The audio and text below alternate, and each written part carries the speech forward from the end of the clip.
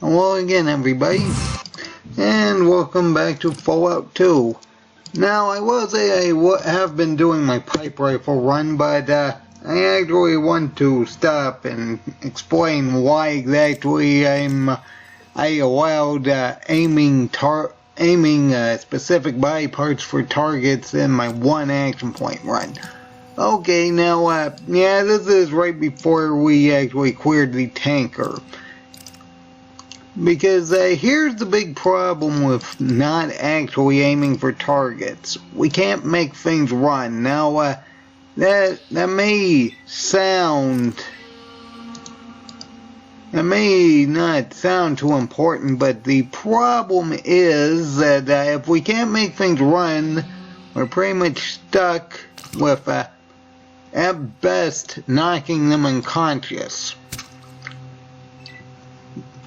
Which is just not a realistic option, because the only way to make them run without actually crippling a limb is to get their health low enough.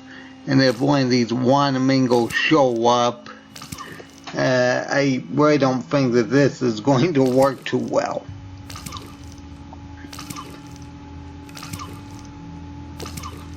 I should mention that floaters do have the range of a spear.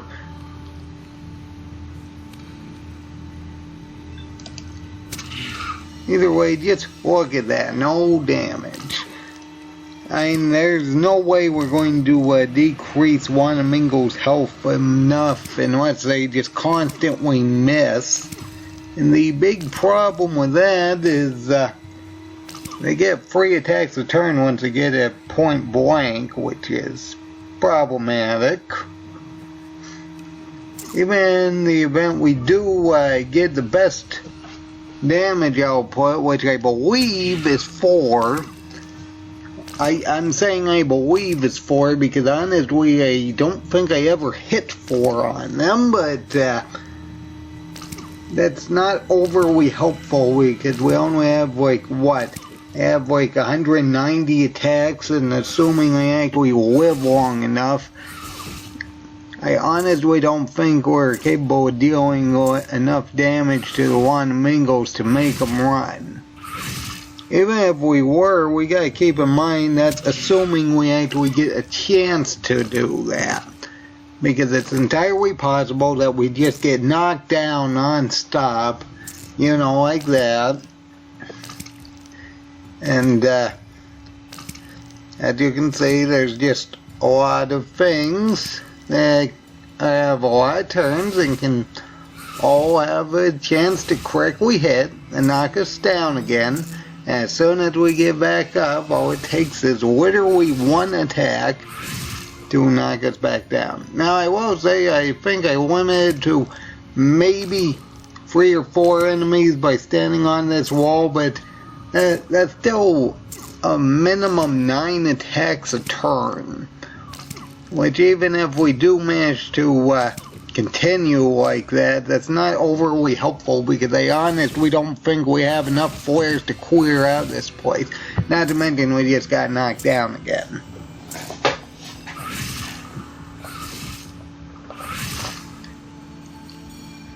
Because unless we get high roll criticals and I lose another turn, I mean, do I really need to explain why? I mean, I just lost 3 turns in a row.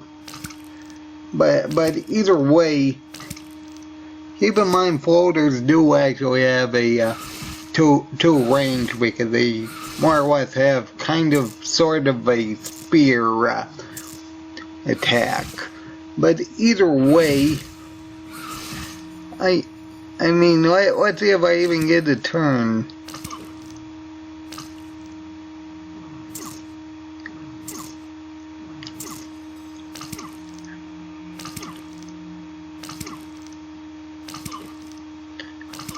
Keep in mind, all it takes is one critical hit to knock us down.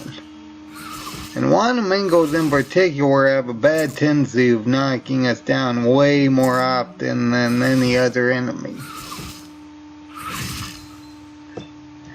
Either way, even if we do manage to stand, we're only going to be able to maybe knock a target unconscious, which is just not realistically feasible, because even if we do make a target unconscious, that still isn't going to help, because there's going to be more targets coming after us than we actually have turns to knock them unconscious. I think it takes about 3 turns for something to get back from getting knocked unconscious, and there's like, what, maybe 9 enemies right there? I mean, you got 2 floaters, 2 centaurs, 2 Wanamingos. Well, that's at least 8 that I see, maybe. No, that's 3 floaters. I think that's a different floater, unless that's a centaur. But either way, then you got another floater over there. And I'm pretty sure more Wanamingos down there. And we already lost another turn, so I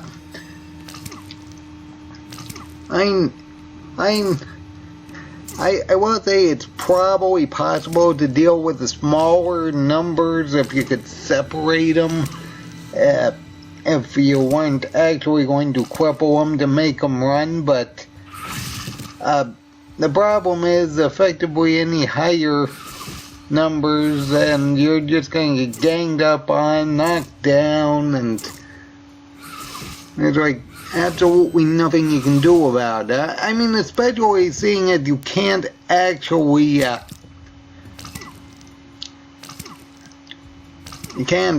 heal, so what you got in your HP pool is it. I mean, you don't have a way to access your inventory, and even if you do make some of them run, that's not overly helpful, because if you can't get even one of them to run and you run out of your attack, you're stuck, because you can't actually use any way to actually get out of here without being out of combat. And if even one of these enemies decides to follow you, there's nothing you can do about it except for reset and try to make it run. Which is exactly why I've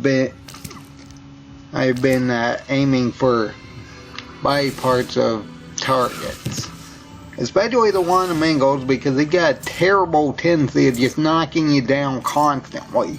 And when it was all my free action point run, I tried clearing out the Wanamingo mines, and it was awful. I mean, I showed up, I fought the first 2 Wanamingos, and they pretty much just bullied me to the ground constantly, and there was nothing I could do about it.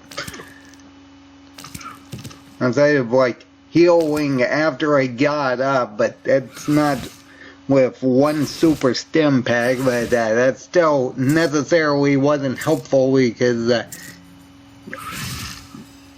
I actually needed a turn to use that super stim pack, which I could very easily just lose more turns trying to heal myself. The point is, this is precisely why I actually did allow to cripple limbs, because if I didn't, I mean, what else am I supposed to say?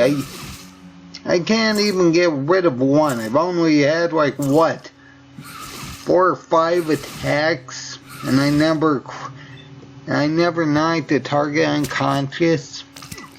I mean, listen, I will say the floaters and centaurs, I might have enough flares to deal with them, but the problem is, unless you get high critical hits, there's no way you're dealing with the Wanamingos without knocking them unconscious, which is not overly helpful, because if even one of them is still up, there's nothing you can do about it, because every time you take a turn, I think it's about 3 turns for unconsciousness to wear off.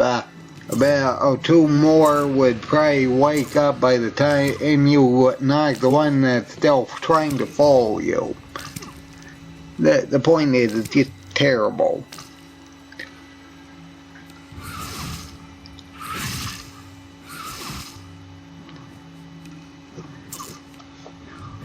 Either way, I just wanted to highlight how absurd it'd be to actually try doing it without making targets run away, because if you couldn't do that, I honestly don't think you'd make it past obviously not this part. Yes, I'm sure it is possible that you could probably get into that doorway, so you might have to deal with two of them at a time, but that's still not overly helpful, because if even one of them's still hostile and you run out of flares, you're stuck. Although I lost another turn, I think. No, I did not.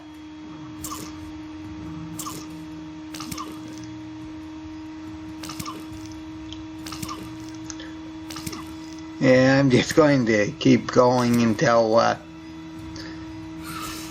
was all my health.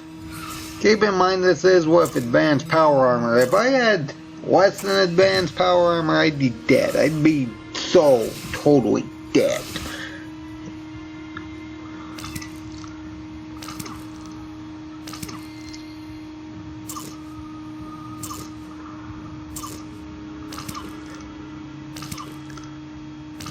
This is precisely why I did get advanced power armor early on, because I honestly don't think I would have the health pool to actually survive not having it, especially early on. I mean, what else am I supposed to say? Even people with low level and mid-level guns in areas like the NCR Slaver camp, those guys were actually giving me a lot of problems too, so if I didn't have advanced power armor, it'd be significantly worse. Either way, I just wanted to do this video to highlight why I'm allowing hitting limbs, because I honestly don't think it's actually possible to get past a tanker without making them run. Anyway, I hope everybody enjoyed it, so everybody have a good day.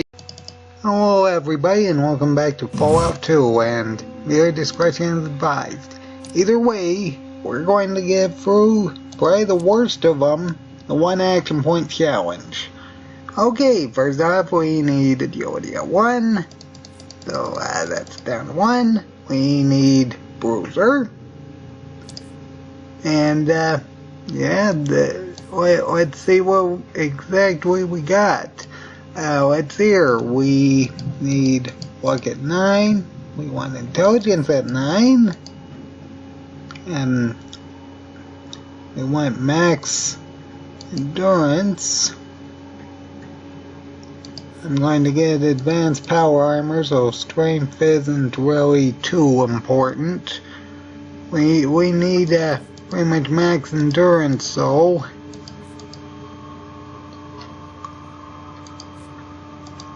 I mean, we can't use companions for these runs anyway, so that isn't actually important. Let's see. I mean, unfortunately, we don't actually have access to anything that could help us outside of, like, more criticals. So, Sniper and Slayer are effectively out because we don't have enough points for perception. Even if we did, I don't think we can actually get it without higher agility anyway. Let's hear. I guess we'll decrease it 1 more point, increase perception, and we're going to take. Let's see here, we're going to, I think we're going to actually need sneak to actually get past the ants in the first one, because in the first few rooms, because we can't use combat, because we can only use a flare for 1 action point, and we do not have access to flares until the second town, which is problematic. Either way, let's just say slow, and let's get started with this terrible thing. We can only use a flare, which is exactly why I did a flare-only run, to highlight how potentially busted the flare was, because Most things were either disabled, crippled, or dead before they even got a chance to move, especially if they needed one of their limbs functioning or they were alive. Either way, I think those are going to be our starting statistics, so let's get this awfulness started. Alright, let's save, and hopefully it does not take too long to actually get we can actually get past these ants, because the first big issue, the hurdle is with one action point we do not actually have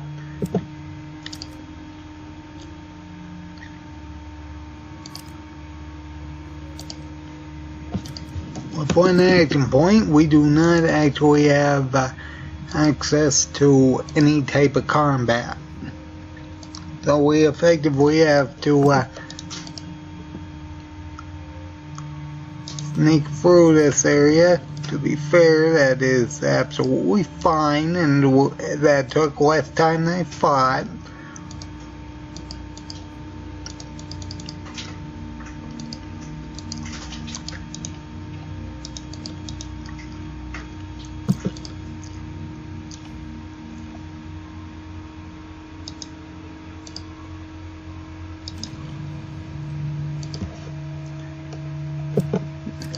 Now, I could go and actually disarm all these traps, but the big problem is I don't know where exactly these ants spawned at, because if they spawn and they just decide to walk into something like that hallway, I can't really get past them.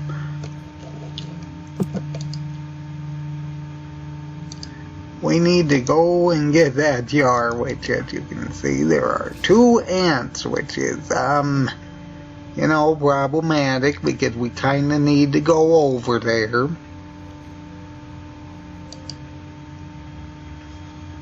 And, we're effectively just stuck waiting until, we can get by them without triggering combat, because, we can't access containers without free action points, which is kind of problematic because we're only allowed to use one.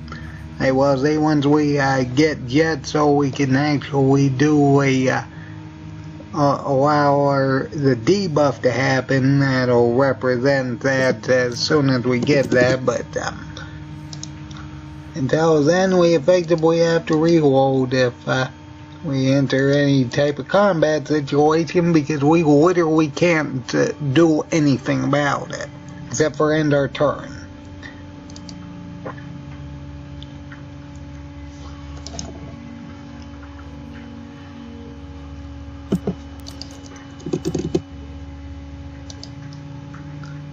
Okay, that one is...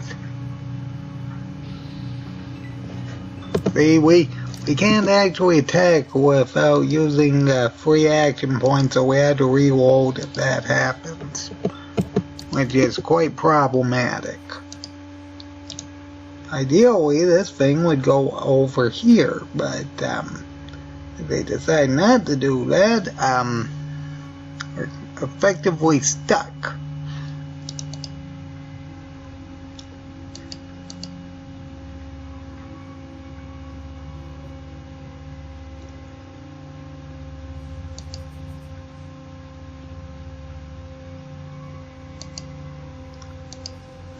Unfortunately, we don't really have any way to bypass this, because we have to get the container to get the explosives.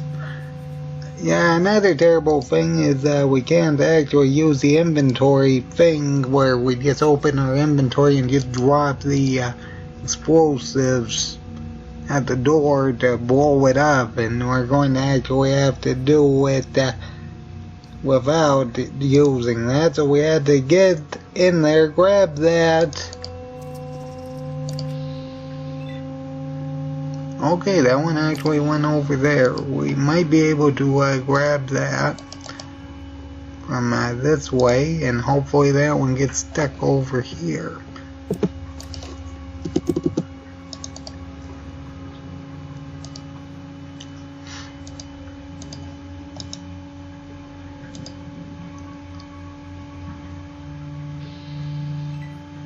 Oh, of course it would move over there. Or is that another one? That's another one.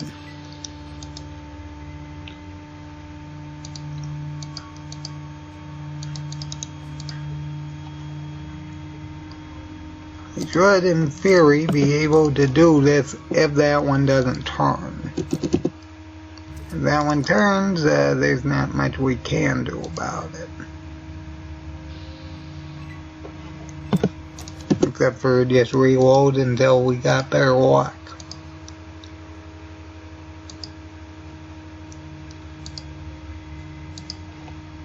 Okay. Actually, that took a lot less time than I thought it would.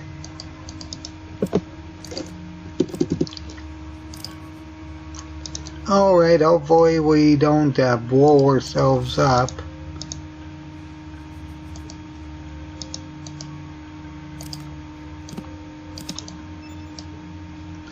Oh my gosh, I'm terrible at that today.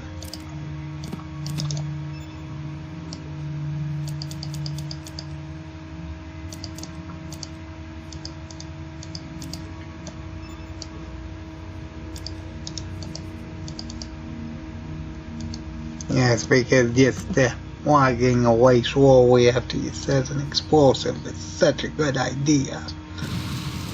Okay, there we go.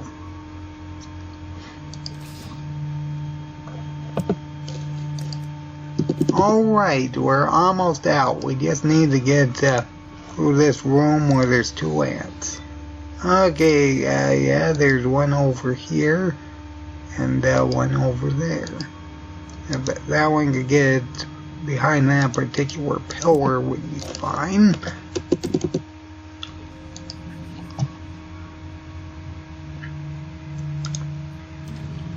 Okay, we just need to make it into the hallway without them entering combat, and we're going to go to preferences and turn running back to always. Alright, then we can use speech to actually bypass this, because we can't actually attack him, because that would take a minimum 3 action points, which we're not allowed to use, which is, you know, kind of a problem. But either way, let's use repair for that and get 100. I did also mention that while we won't be allowed to actually take companions, we will be allowed to get them for the experience gains. Congratulations, chosen one. You have then take this flat find. Anyway, let's just grab what we can, and we're going to avoid certain scenarios, like, you know, fighting those spore plants, because I really don't think that fighting those things is going to really be worth it. I mean, even if we had flares at this point, it's not overly helpful, because I don't think I don't know if we could actually grab them back. Well, we can probably also cut out smoke, because if I tried going through the gecko area, we'd probably get stuck in combat, and there's not much we can do about that either.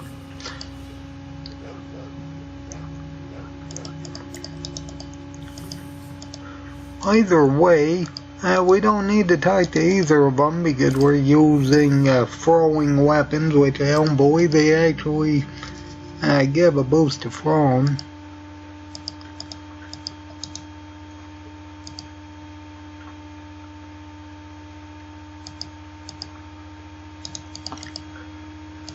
Either way, let's get started with the awfulness that is the 1 action point challenge.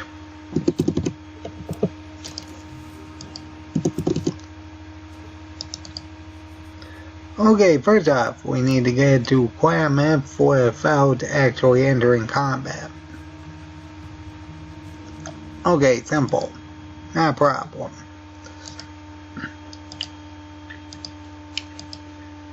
Now, thankfully, we can find some flares in Klamath. Now, Anyone who's seen my flare-only run would know that there aren't too many flares in Klamath, and the salesmen really don't store too many of them, but it's a fine start. Because, you know, it's more than one. Mostly. What's here? If I can actually find the door, there we go.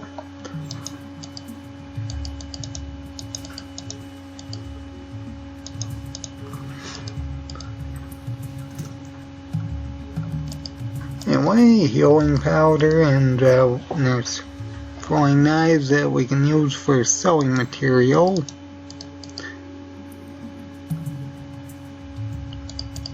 What's here in this room?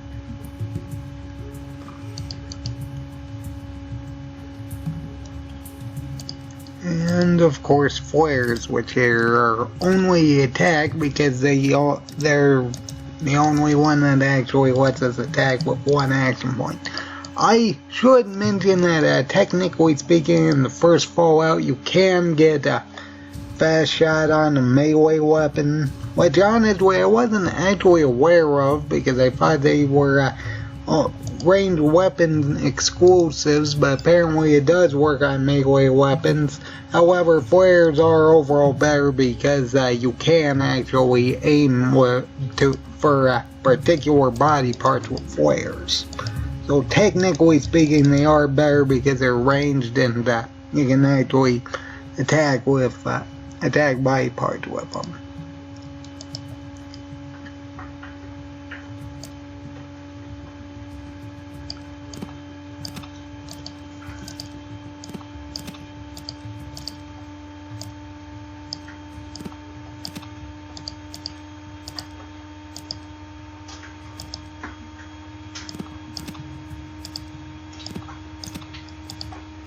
Alright, that should just be enough for releasing Solik.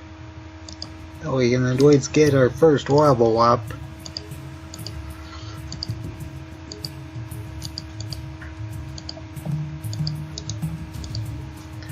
Anyway, we may as well just grab everything out of here because that is really not something we need to deal with. I'm pretty sure I did that in my free action point run where I cleared out the slavers in the den, but I really don't think doing that with this particular one is really going to be realistically feasible, because we're going to first have to get to a place where we can actually have the advantage, which is not going to be overly helpful, because if anything knocks us down, we're pretty much dead. And even advanced power armor isn't overly helpful if you get knocked down.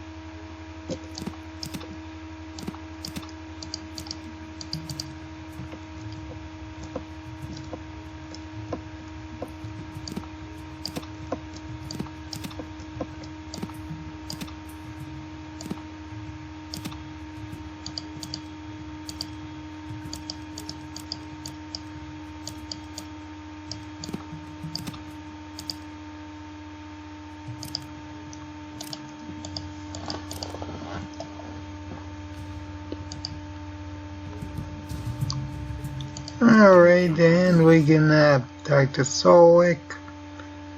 We and I know many things. Travel from great saltwater to home of thy slavers got our sis. We all made up. Yeah, you made.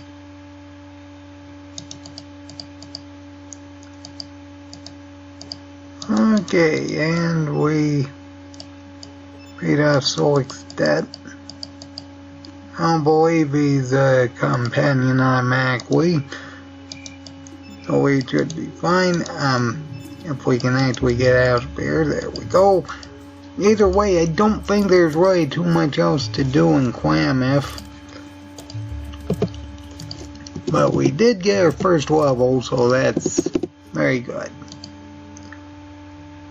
And wait, I don't think Zoic becomes a companion, no. Okay, we're fine then. Anyway, we have to go to the den. And, well, a combat encounter. I mean, I guess I may as well talk to them anyway. I wonder if they actually consider yeah, I guess they do.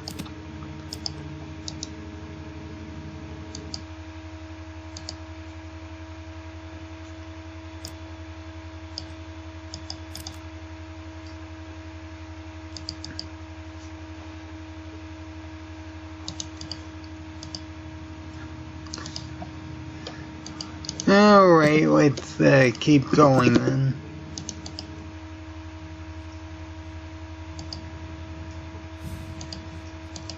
Okay, now there's a lot of things we can actually do here. Let's see, we have over 200, so we can deal with Fred. I think his name's Fred. Let's get the book first. Let's see here, where is it? Is it, I don't see it in the graveyard. Might be in the bathroom.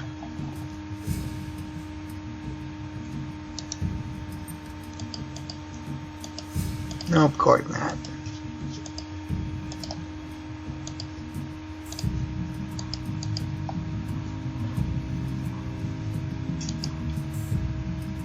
Ah, there it is.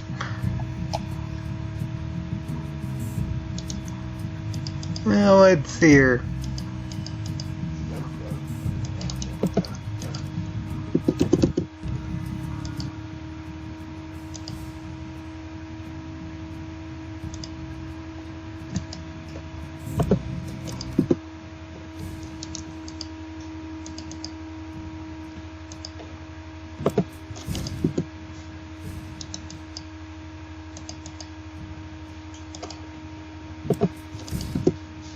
We can actually get in there.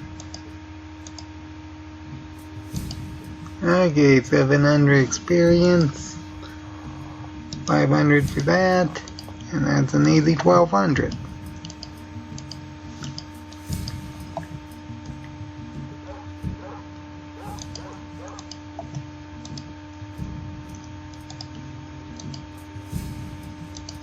Alright, and the ghost is here too. Alright, we can deal with this.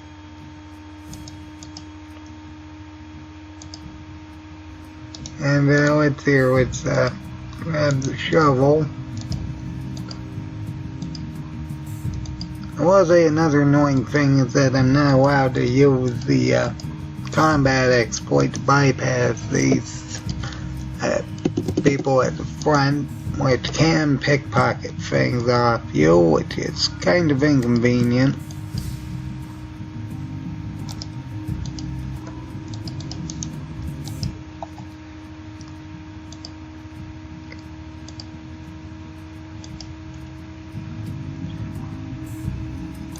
Well, let's see here.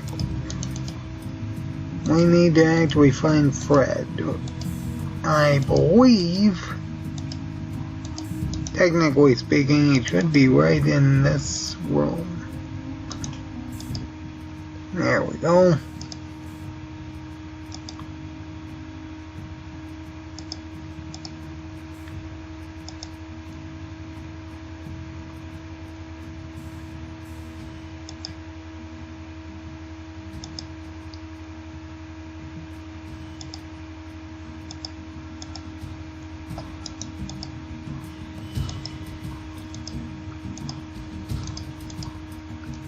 Alright, let's go and talk to Rebecca and get her experience. After this and the book, we should be about ready to level up.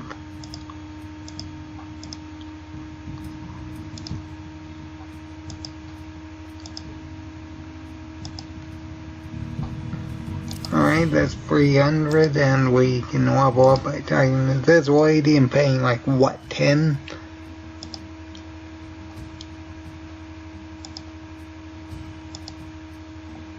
Okay, I guess it was 5. And that's 350. Which is actually more than both of those other ones, come to think of it.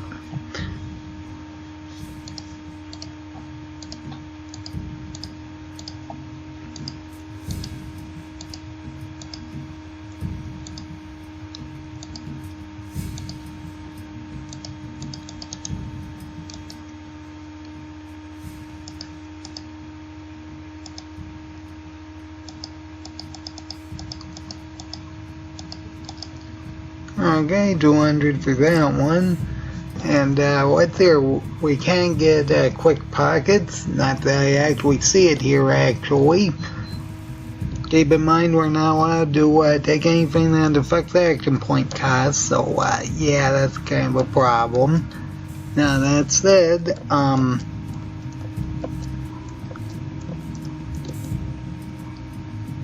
pretty sure in my Fallout, in my free action point runs, I also banned stone walls, so that one's out. That said, I guess we're going with the default toughness.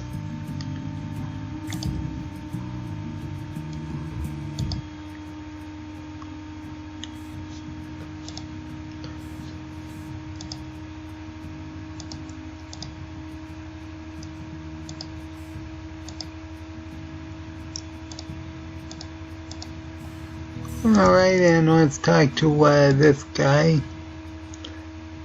Ask him what the story is. And that will actually allow us to deal with the MODOK scenario once we get around to it.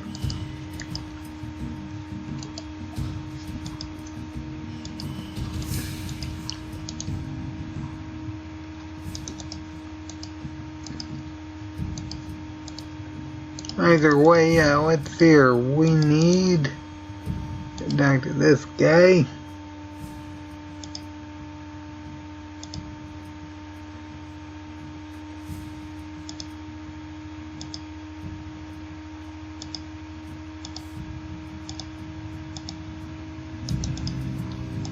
And that's 50 money, I believe, and we get about 600 experience for talking to this lady.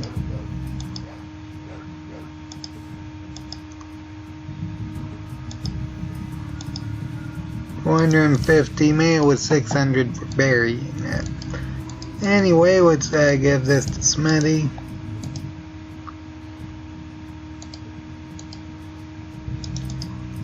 And while we're over here, let's talk to Laura.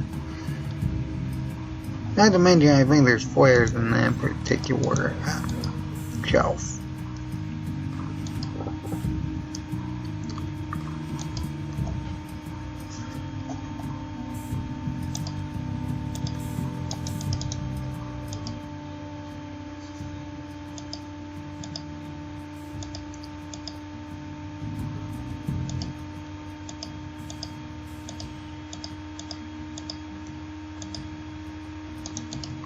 Okay.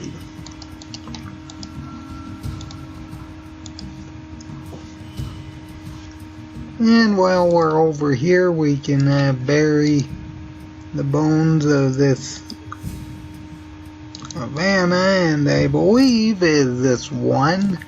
Now let's see here. We need to use that to dig up the grave. We need to access the grave, put that in there. Bury it. 600 experience. There we go. And we need 1,000. Now I seriously doubt I will even bother completing Lara 1 because that involves surviving quite a few people, or like we got. Actually, I don't know if they fix that. I think I am playing the patch version, so those guys might be might actually come out.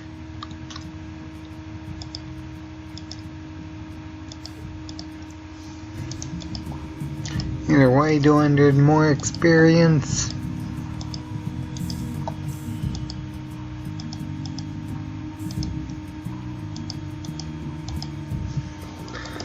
And we'll go over and tell her and get the quest to find a weakness.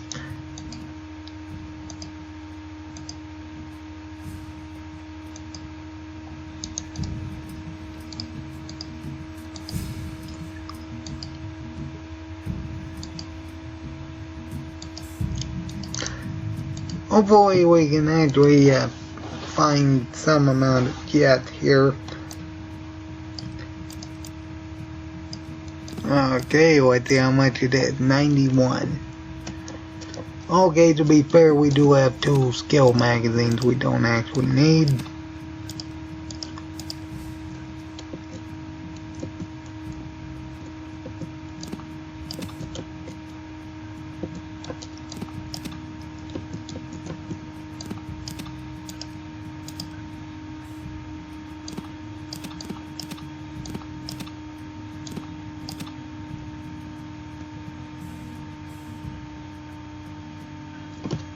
Honestly, I don't think we actually need a crowbar. I don't even remember where that came from.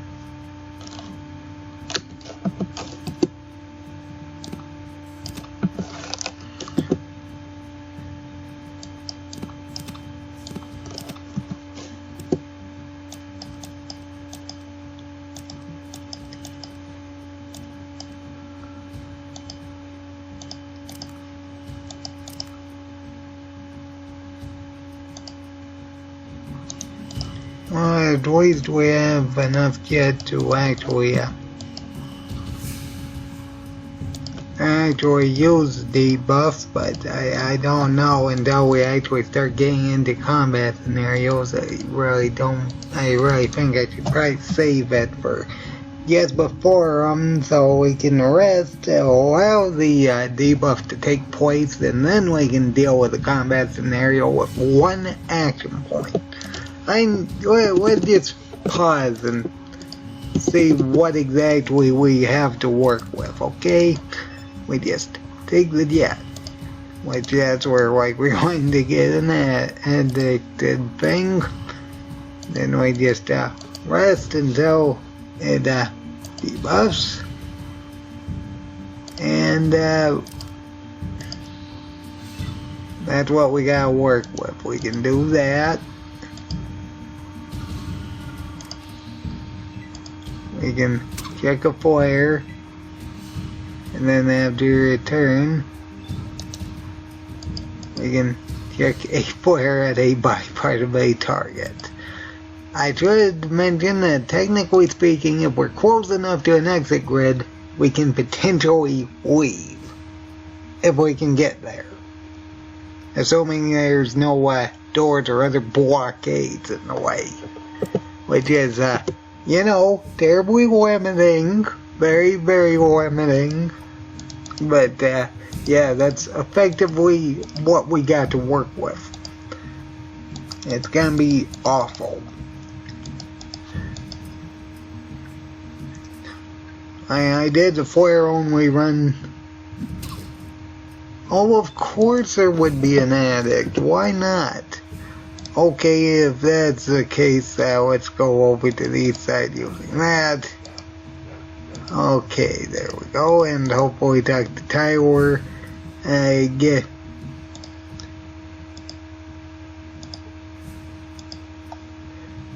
the information, get 200 experience, and we are actually gonna leave because we're pretty much done here.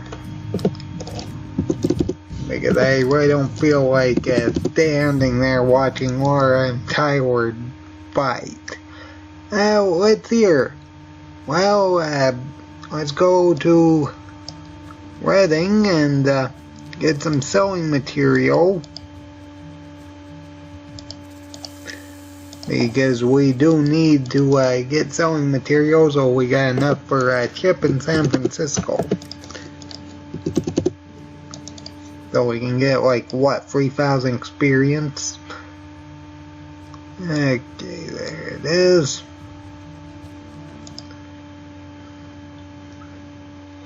Because thankfully there is actually a large amount of selling materials here. Although, technically speaking, we can use the casino for money.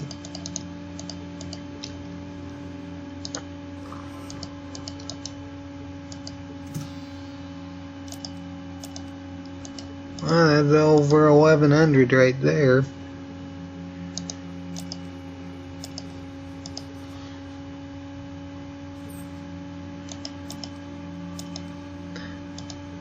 I mean, let's be honest, I'm not going to try getting into any fights until after I get advanced power armor. Which even after I get that, it's not overly helpful if we get knocked down constantly.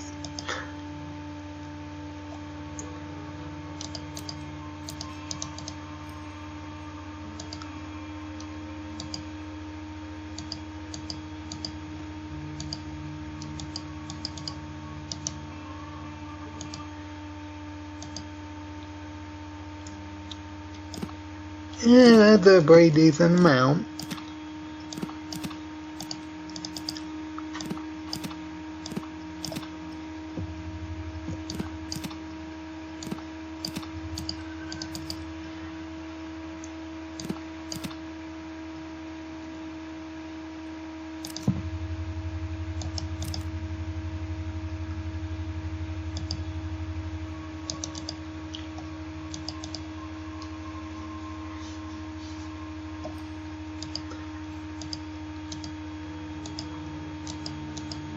Now, ideally, we'll get down around San Francisco and run into a few things fighting Cabologists. Because that's typically the best way to get money in this game.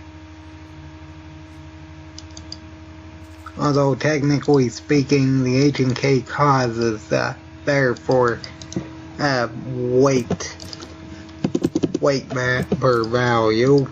Because that's like 4,750 and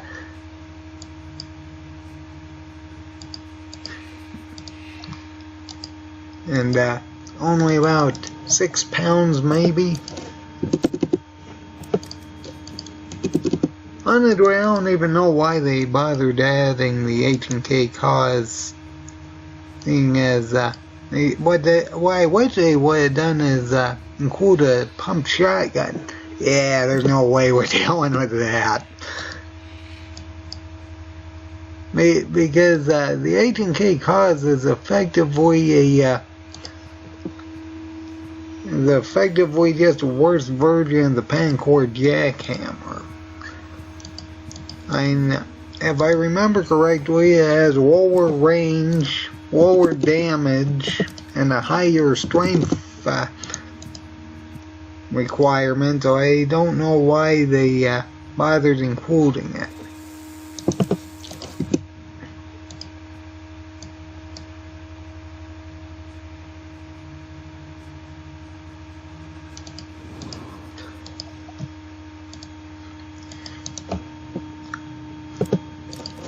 I'm sure they didn't add the pump action shotgun just because they didn't want to just because they didn't really have a rifle animation for it. I mean, all they would have had to do was just do a pumping animation alongside the standard rifle animation, but that's what I wish would have been replacing the H&K cause, because it's effectively just it's just better for weight value, weight per value than anything. Value per weight, I mean. Anyway, if we could actually get an encounter with Cabologists fighting things, that would be ideal, so we can actually collect selling materials, or we can actually get equipment so we can do this run properly. Hopefully this doesn't take too long.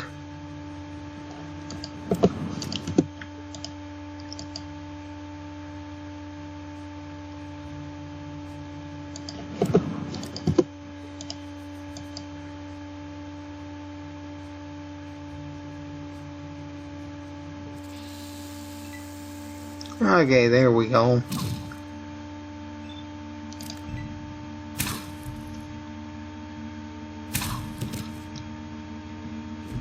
I'm just going to end their turn ad nauseum. Technically speaking, I should mention that technically if I do that, that's actually ending, that's actually breaking the rules because I'm gaining extra armor class, but seeing as I'm not getting shot at, I guess it's fine. While say random encounters aren't really going to be something that's doable because we can't access our inventory to actually use yet to get the debuff, but the main problem is that we can't actually access our inventory to begin with. So I'm considering this fine as long as we don't get hit. Now, to be fair, the likelihood we're going to get hit when everything's pointed that way is really low. Either way, there we go, we have some amount of selling material. Or, maybe I shouldn't do that. Yeah, let's not do that. That's it, we effectively had to reload every time we run into anything.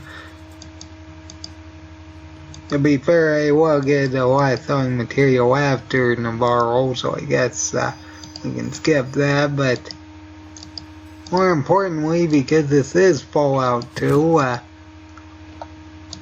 we can technically speaking swipe a bunch of weapons out from the tanker and the she area if necessary for money purposes.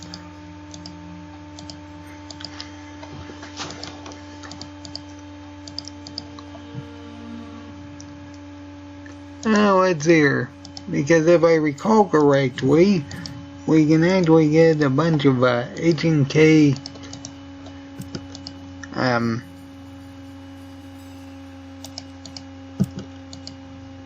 submachine guns, whatever they are. No, maybe that's just a tanker. I know these guys have Gauss rifles, but maybe that is just a tanker. I always thought that some of the she guards had some too, but oh well. Oh well, that's fine. We won't be grabbing anything from random encounters this time. I think I did that in the last video, in the last free action point challenge. So, regardless, we need to get the scan.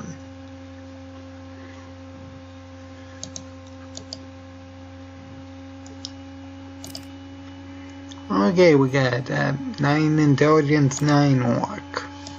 Well, after that, we should have 10.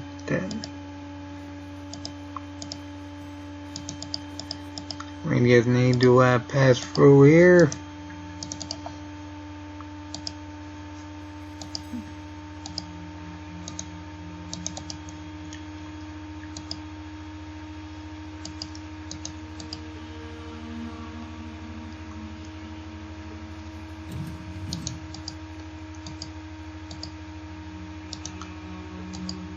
Now that's another thing I should mention. Technically speaking, we can also move one space whenever we have one action point per turn, which is like useful for luring enemies closer from corners and such, but that's not, which might be helpful. But probably the most useless thing we can do is effectively end our turn immediately, because that just gives us one more armor class, which increases our evasion slightly. And by slightly, I mean it's effectively non-existent for most targets. Especially seeing as we can use that one action point to potentially disable a target.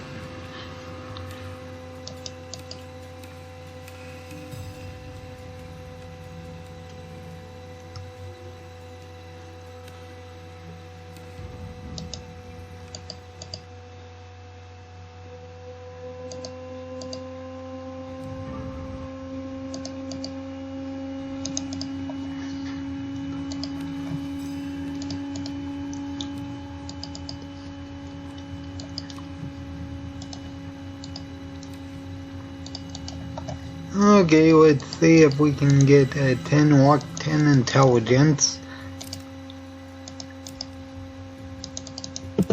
I gave myself 9 intelligence because getting into the Sierra Army Depot is pretty much not going to be realistically feasible with all the turrets there, because there's like, what, 7 or 8 turrets right outside.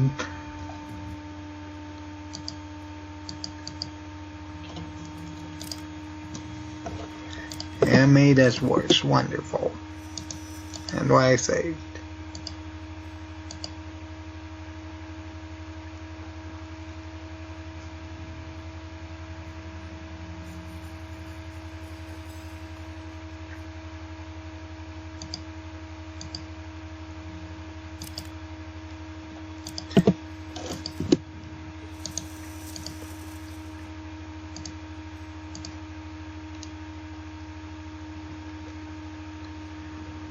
Virgin that it's so random.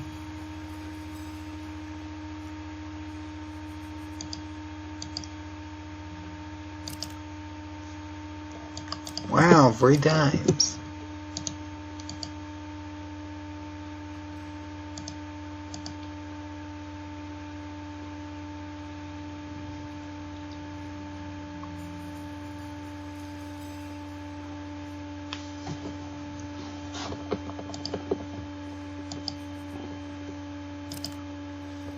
Okay, there we go, 10-10.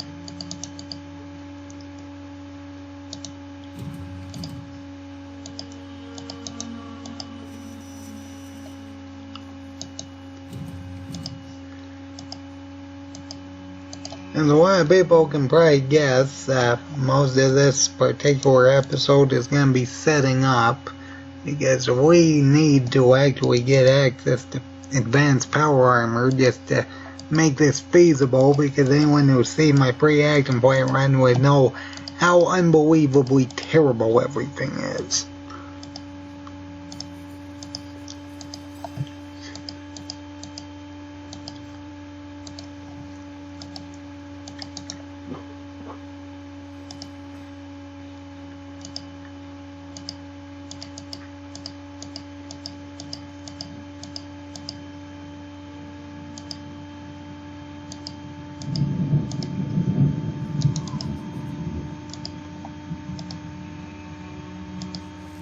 Alrighty then, and with that we got access to Navarro.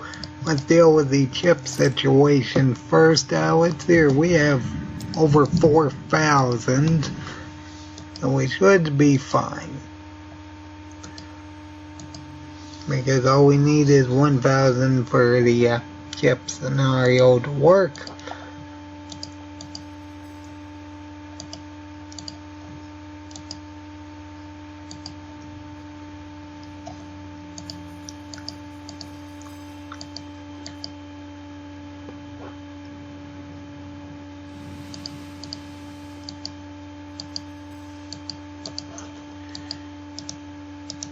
Now let's see here. I should mention that technically speaking, probably the only one I can think of that actually has access to that advanced assault rifle I was talking about is, I think it was this one actually. Unfortunately, you need to take her out to get it, but either way, most of these other people actually do have their weapons on them, including Gauss rifles and these things. So technically, if we need money, we can take them, but either way, let's hack to Chip and deal with that. Because that's an easy, I think, 3,000 experience.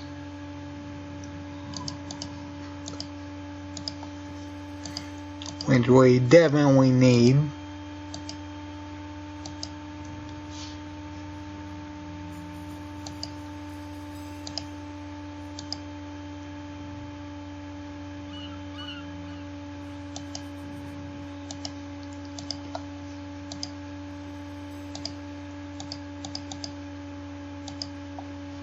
Alright. Alright, we have to talk to the store owner.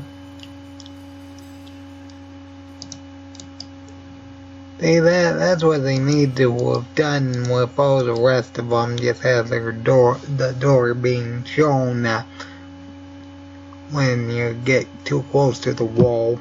Either way, what's your information?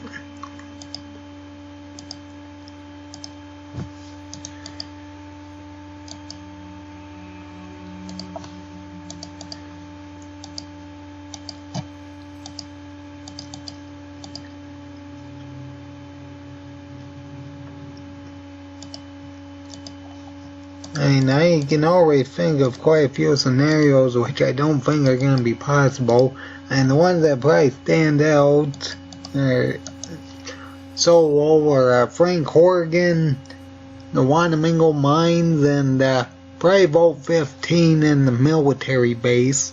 And we needed super stim packs to get rid of them.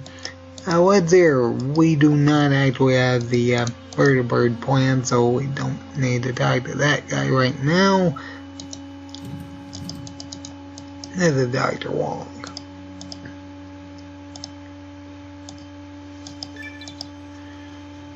And that's 2,000 experience. And we get another level.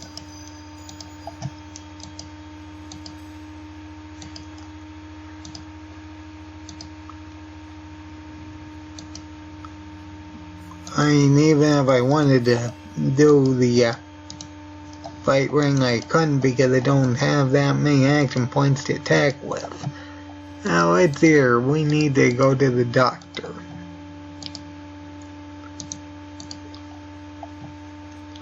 I should mention that this doctor won't talk to you if you did accept to become a herbologist.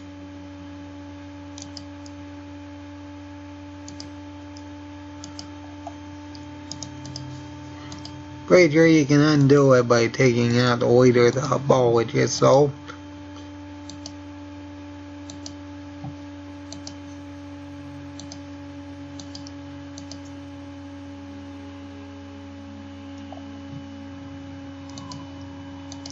I should mention that this particular thing with Chip does have a time limit, so I would highly recommend dealing with it before leaving.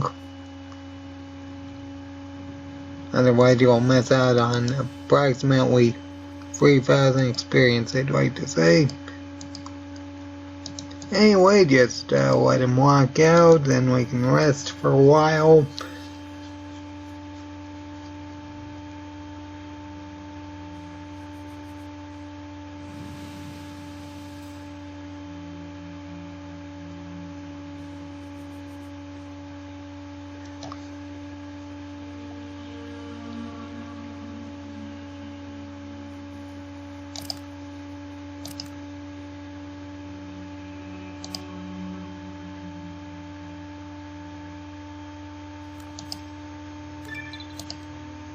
And we get 3,000 more experience. Okay, and that is level 5. Alright, let's start increasing throwing because that's our main attack. And now let's increase sneak. Just in case we need to avoid combat for certain areas, and I guess we can increase speech a bit.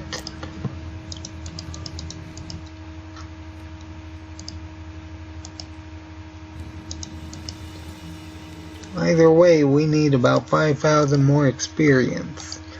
And we can get a lot more by going to Navarro and getting the vertebrate plans. Oh, that's our next stop.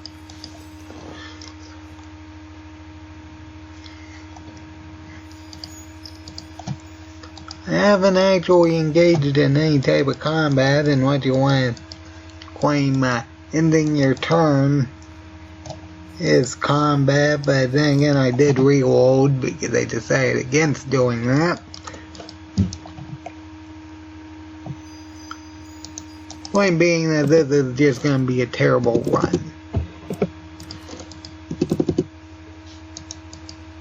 Even more so than our free action point run, because we don't actually have an infinite attack we can actually use. I should also mention that if we run out of flares and an enemy decides to get stuck next to the exit, well, there's not much we can do about that.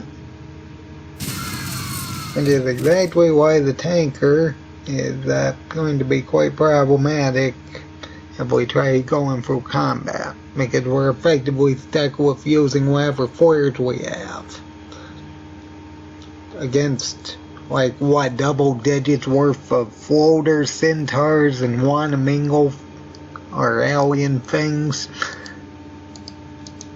And really, our best strategy is where we to cripple their whim. I should mention that, technically speaking, I could have gotten fast shot, but the big problem with including fast shot is we wouldn't be able to cripple whims, so we'd be effectively relying on knocking things unconscious. And honestly, I don't think we would actually have enough time to knock everything unconscious before some of the things we did knock unconscious got back up, so we'd effectively get stuck in a loop of us knocking them down and them getting back up before we can really do much. Okay, let's make our way to Navarro, which is gonna be awful.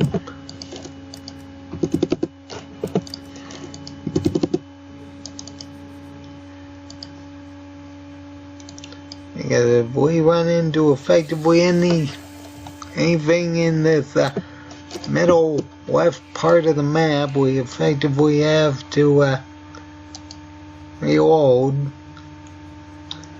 because there's no way we're actually going to successfully win against any of them. You know, at least with my free action point challenge, we could potentially take out a few of them. Of course, if they knock us down at all, we effectively lose by default. And dead. Yep, that's what I thought. And that's why we are stopping and saving every other few squares we make it. Because likelihood we're going to actually live in the encounter here is pretty much terribly low. Especially when we don't have armor, but if they got a pulse pistol out, that's not overly helpful. We might be able to survive 2 plasma pistol blasts, but pulse pistol is just not happening.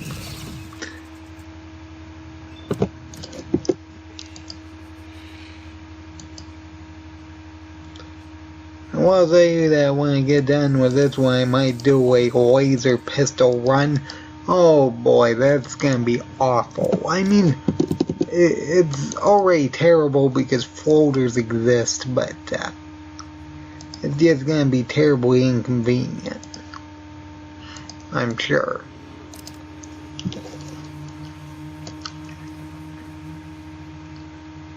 We're probably going to have to use speech, because I don't think I actually brought enough flares to take this guy out properly.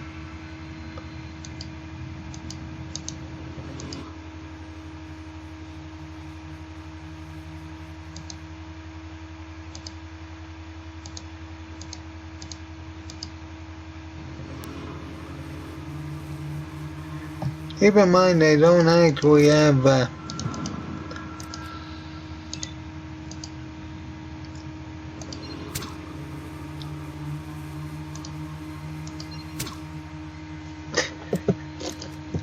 oh boy, I already broke my own rules. Let's see here.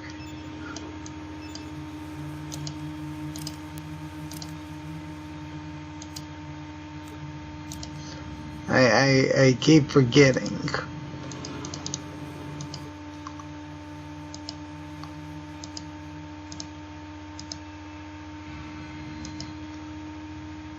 Yeah, after my fire only run, I just kind of defaulted back to, okay, just chuck a bunch of things at everything.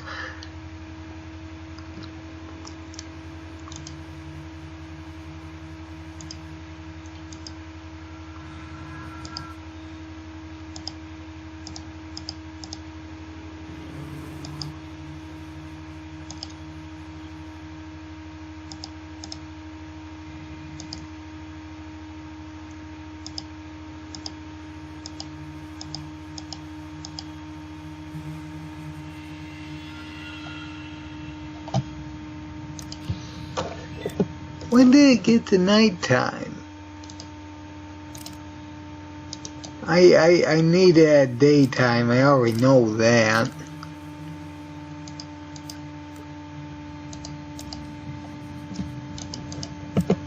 Because we need to make sure we don't accidentally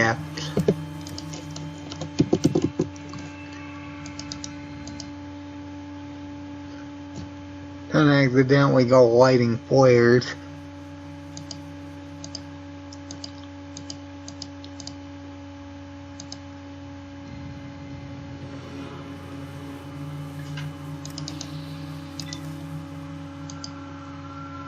Oh, are you serious? What's here?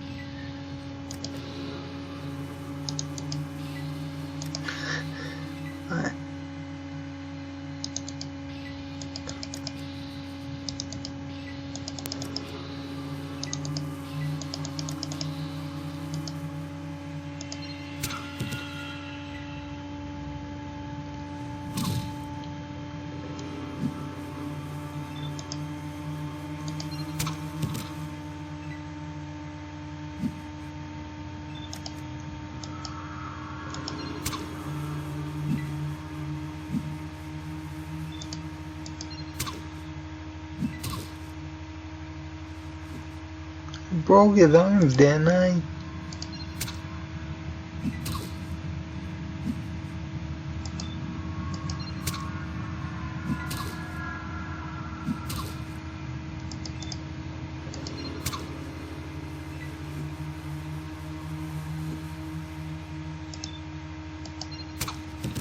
Okay, we need to knock him unconscious so we can actually grab our flares back. Oh my gosh. Terrible. Absolutely awful.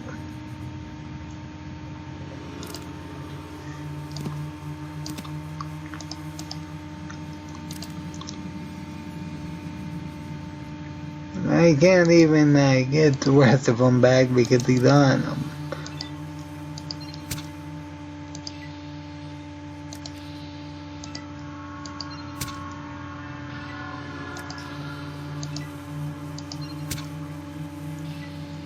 And now I wait because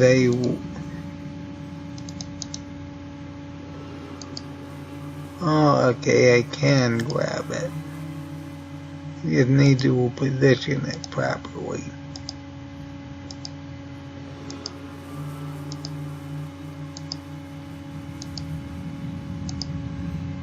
Okay, good thing I did that before he actually woke up from being unconscious.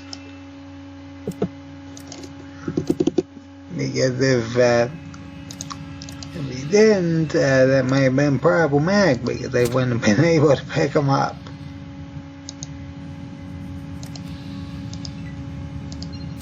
You're fighting some guy that literally throws flares. I better stand point blank and just grab my flares while I'm trying to fight him.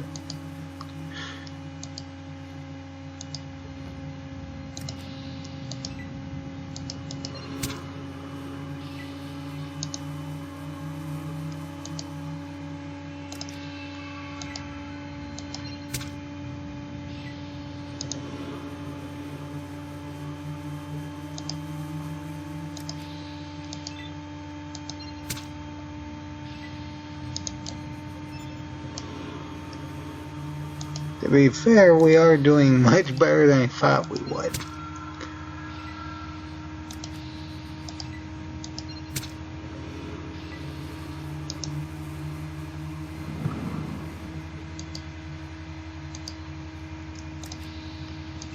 If we didn't knock him unconscious, we wouldn't be able to win. I'll tell you that right now.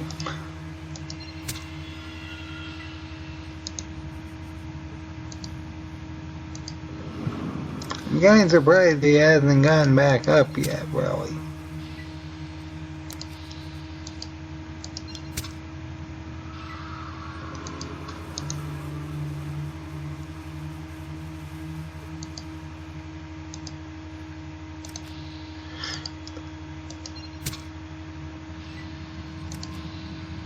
Again, I think I keep stun walking him.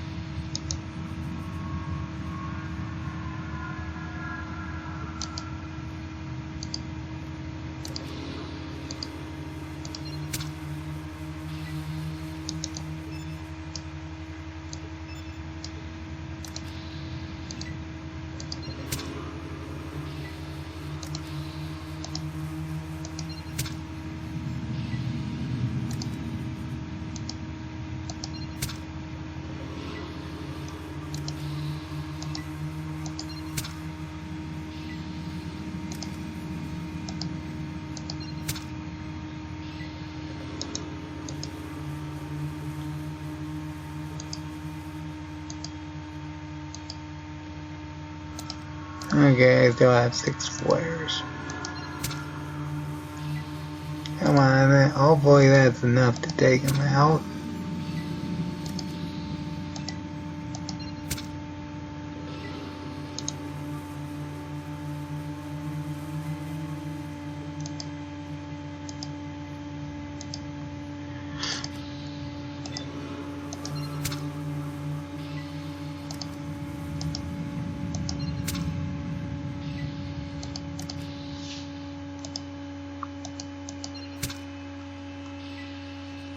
Okay, that went much smoother than I thought it would.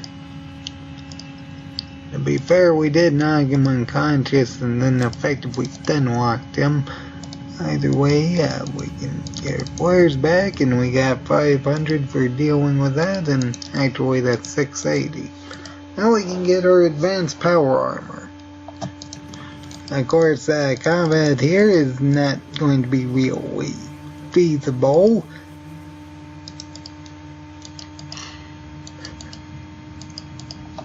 Hopefully we can use the same strategy against the doctor so we can fix K9. I only have about 8 flares, but it seemed to work relatively okay.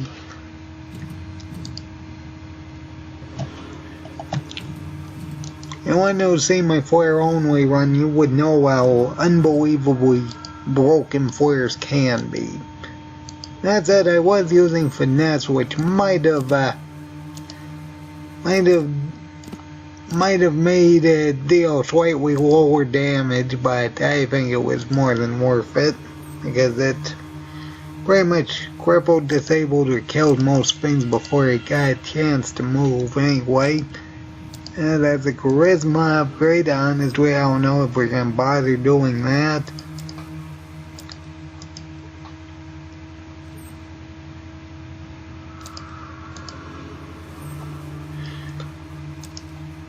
Let's hear that's a plasma rifle, and we have 19 more weight we can carry. Okay, hopefully we can actually disable and take out this guy as well. That said, I think there might actually be flares upstairs, so I'm going to do that first. What's there? We need to talk to the cook anyway, so we can get the vertebrate plans.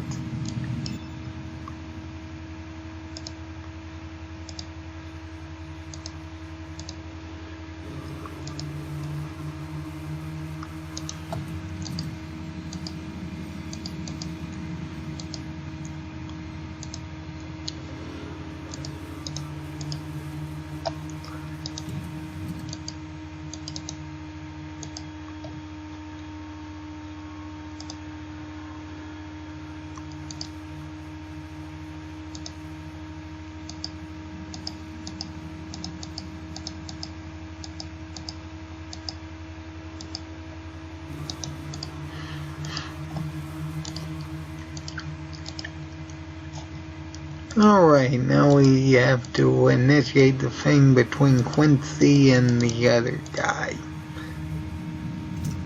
That said, what's the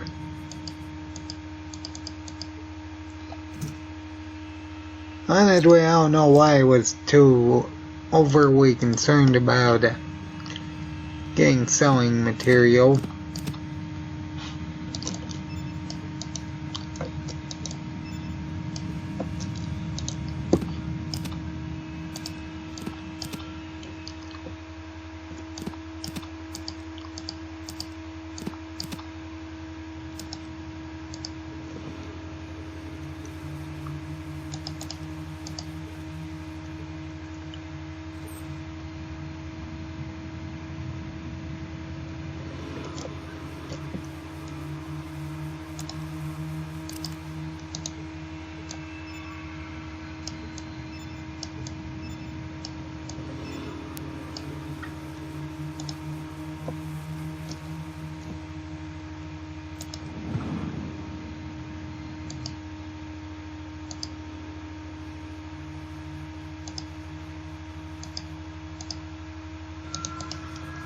Okay, so we gotta go back and talk to Raul.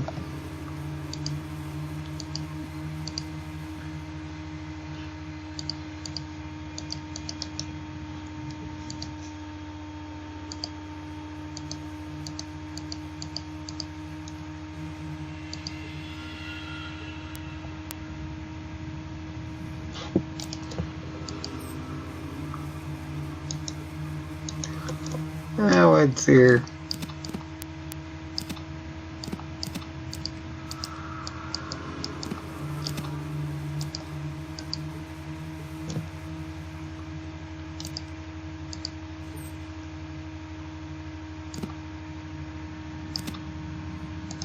And I really don't need any of that. Extended lockpick set. Honestly, I don't even know if, I might do some of the things for New Reno in this particular series.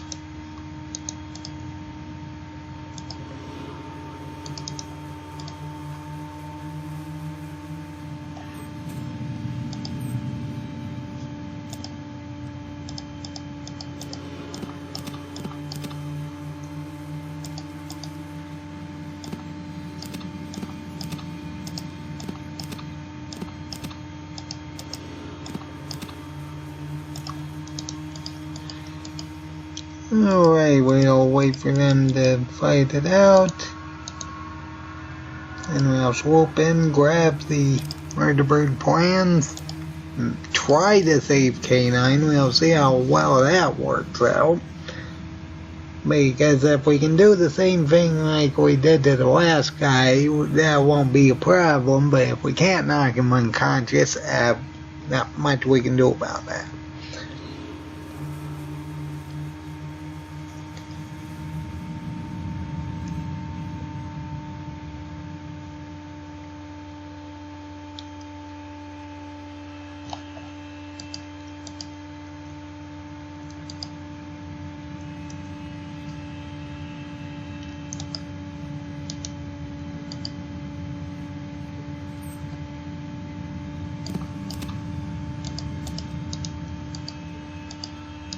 Okay, and that is free 500.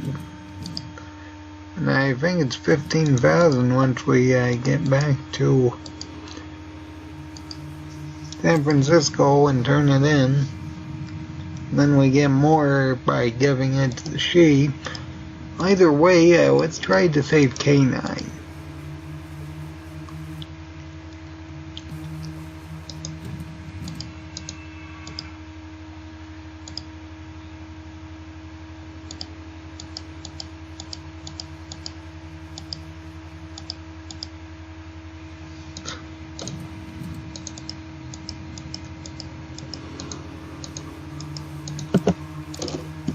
Alright, let's save.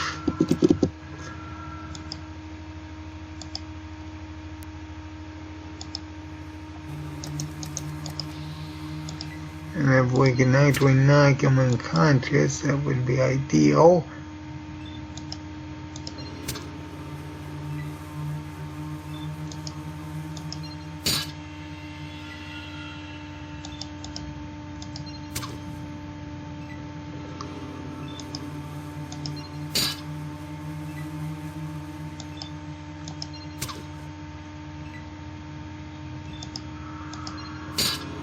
Unless he's just gonna run back and forth like that.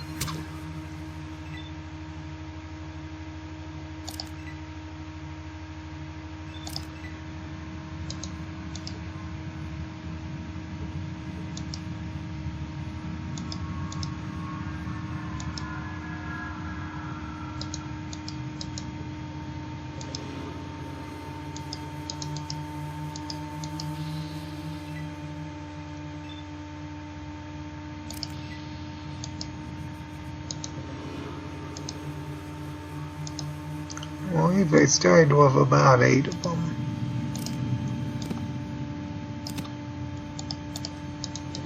If he just runs back and forth like that, it won't be a problem.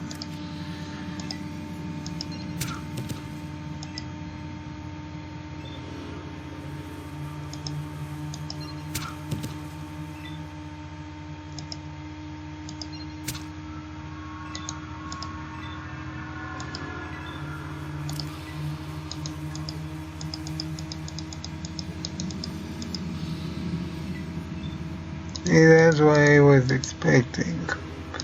More importantly, I was trying to check whether or not I could actually get my flares back from the surgical table. It doesn't look like it.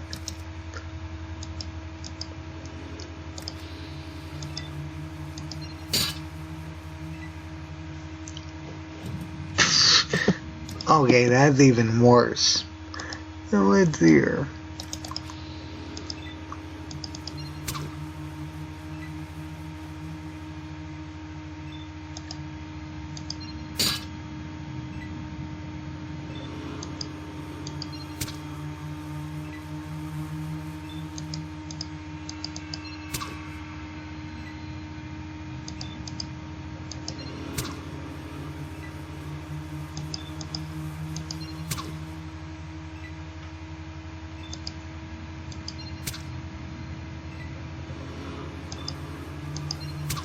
On the plus side, at least I can't just accidentally hit attack an enemy with a weapon I didn't mean to attack them with, like my fire only run, but okay, we can't let him get to that side of the room.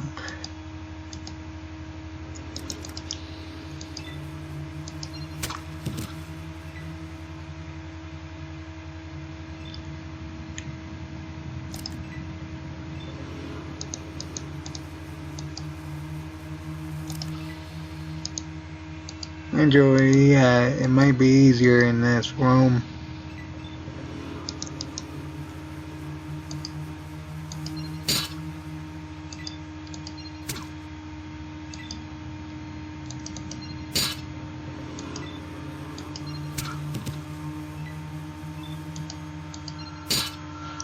I was saying it probably would be easier to do in that room, but the problem is I can't collect my flares back in combat.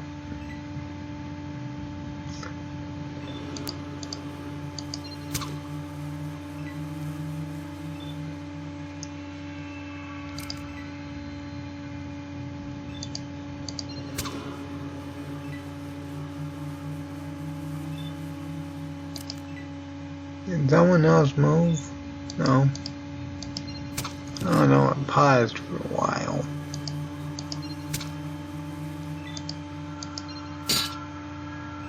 Oh, are you serious?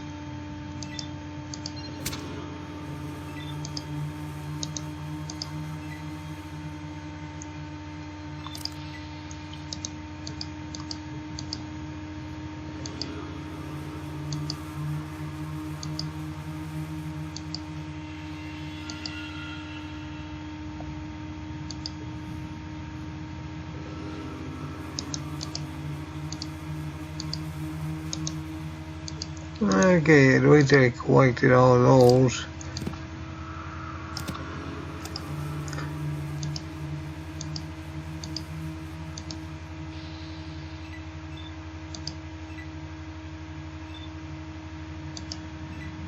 Oh, are you serious?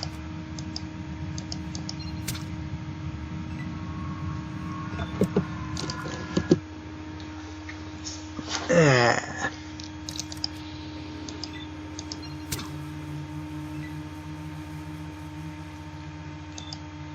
Yeah, just have them run back and forth like that.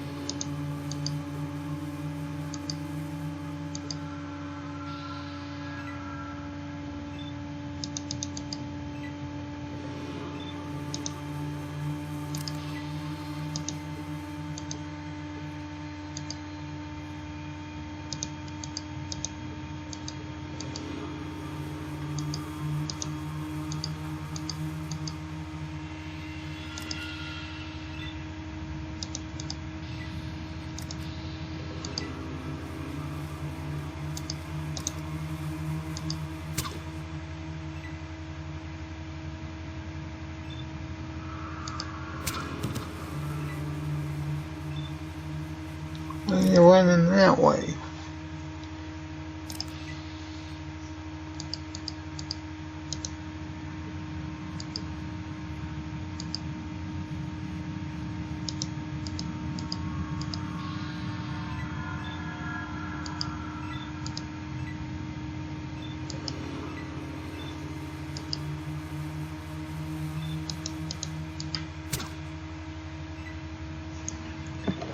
Wow, it's really slippery.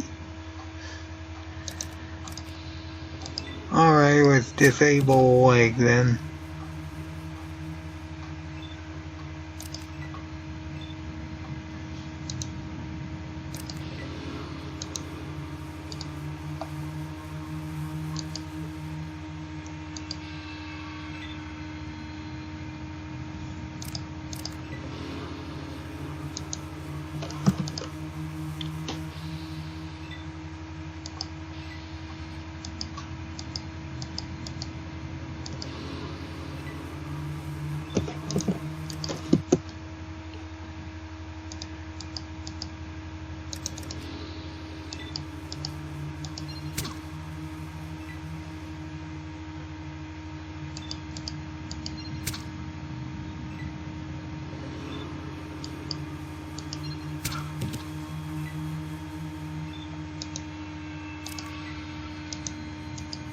Okay, at least he's...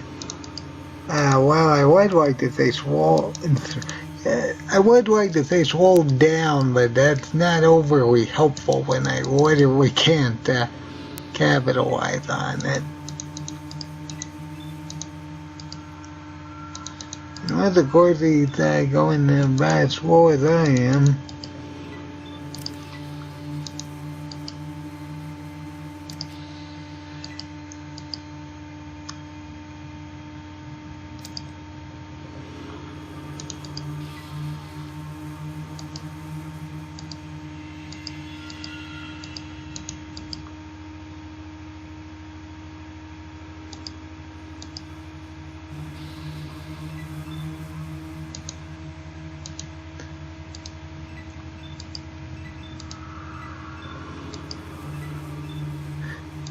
Oh my.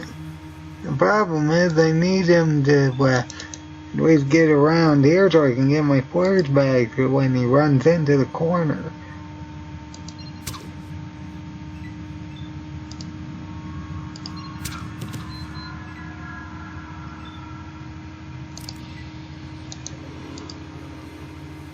Oh boy, this is going to be a terribly slow process.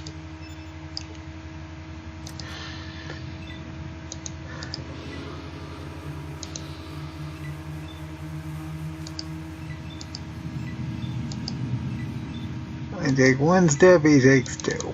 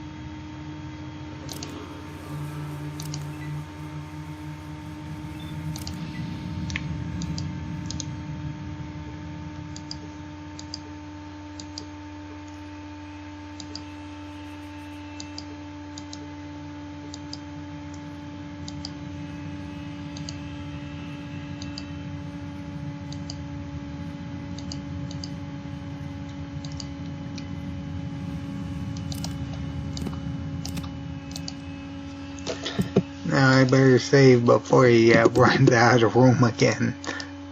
That would be... See, I knew I would flub it. Now let's see what's that. Step...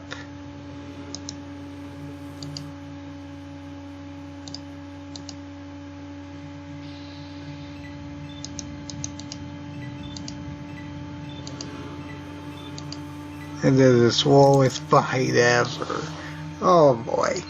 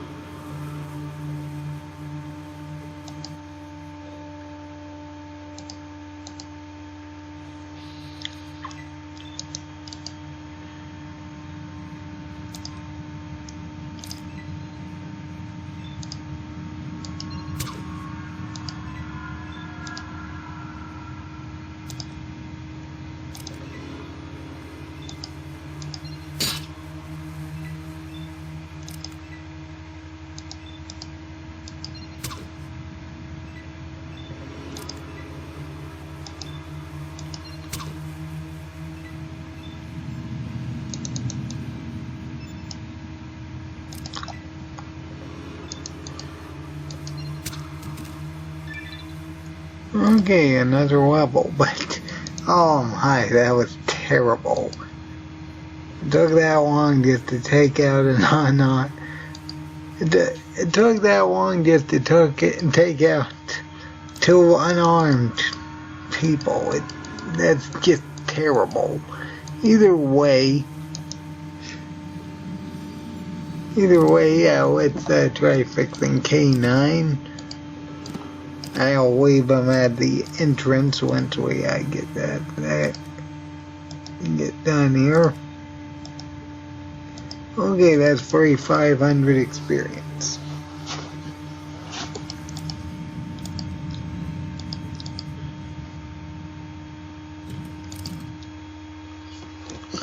And we can't even get better criticals because that's literally not an option. Let's see here. More criticals is probably our best option.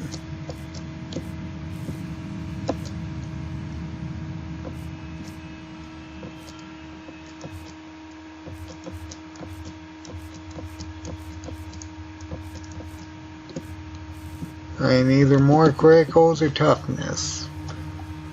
What level am I? 6. Yeah, I guess we're going with toughness then. Get that more resistance is what we definitely need.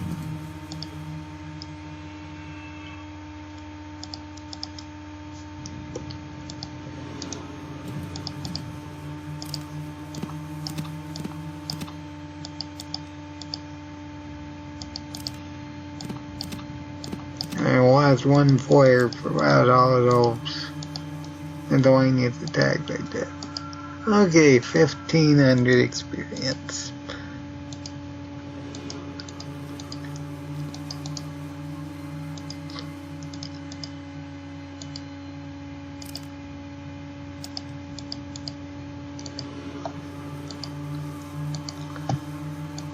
I could get the fob now if I increase speech, but oh well. Let's hear.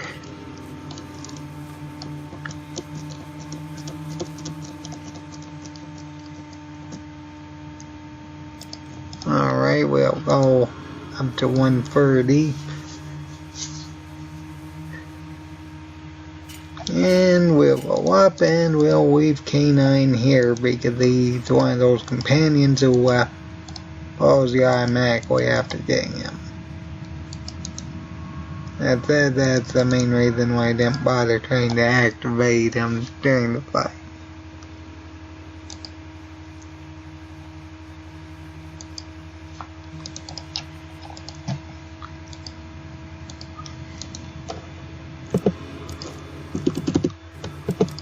Okay, and we are going back to San Francisco.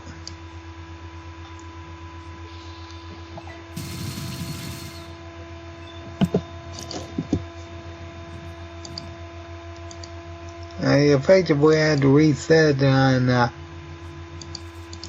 all random encounters because that by the time I probably get one, my action points will be back up to 2. Keep in mind it's 2 specifically because of the addiction.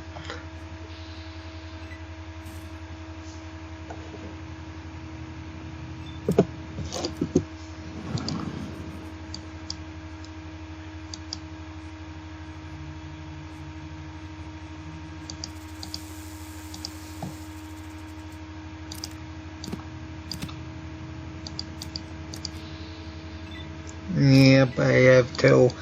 Which keep in mind that's the main reason why we're effectively avoiding random encounters. Not only can we not deal with them, but we can't actually get to one action point technically without actually using the jet, so that's kind of problematic.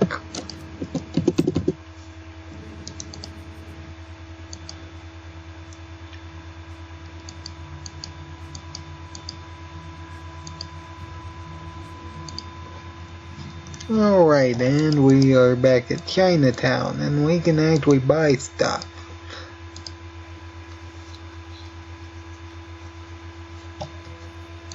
Or get some money. Let's see here.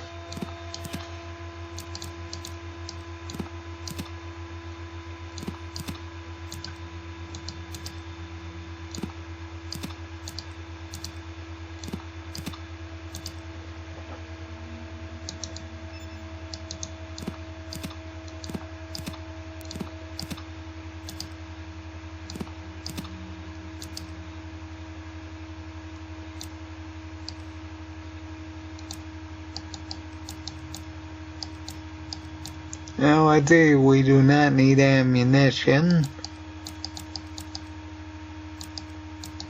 Now I got explosives. I guess we can take some healing powder. Some stim packs. Oh my, that's like May 800 for stim packs.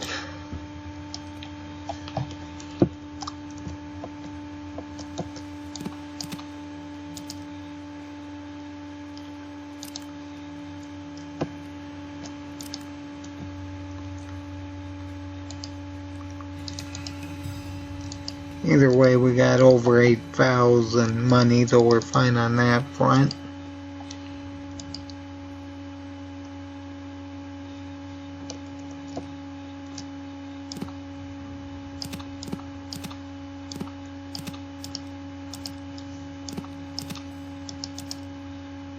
$480.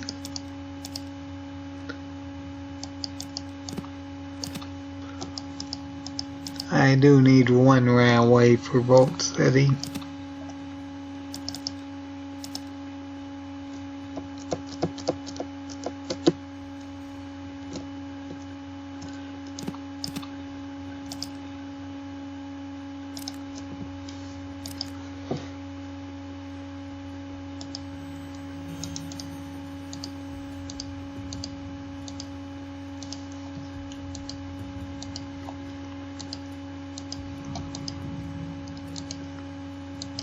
Anyway, let's go get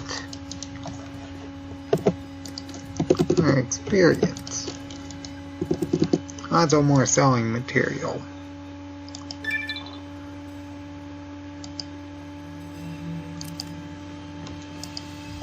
Okay, so we're back up to 93 and we have another perk we can take. As for what exactly we're taking, well, it's either between more criticals or toughness again.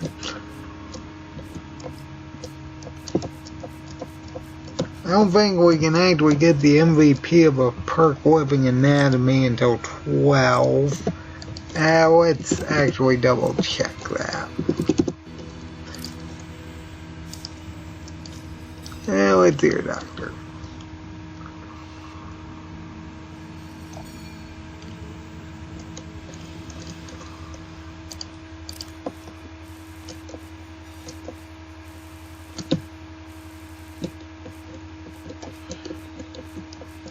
No, it doesn't really look like it.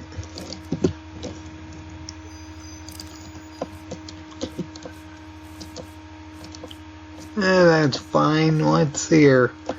I guess we'll take more criticals this time. Let's see here. We need about 4,300 more experience, which I think we're about going to get as soon as we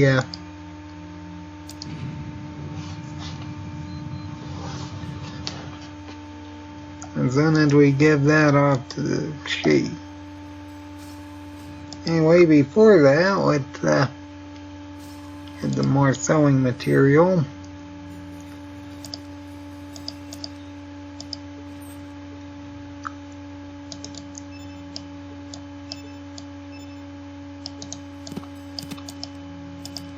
Not to mention more stim packs, which we're up to 17. Yeah, that's going to be helpful when we're not in combat. That's not overly helpful when we are in combat, though.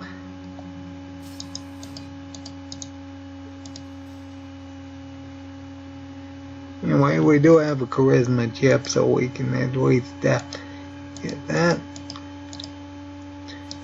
And if I remember correctly, that should also reset the shops in the area, so we can actually use that sewing material.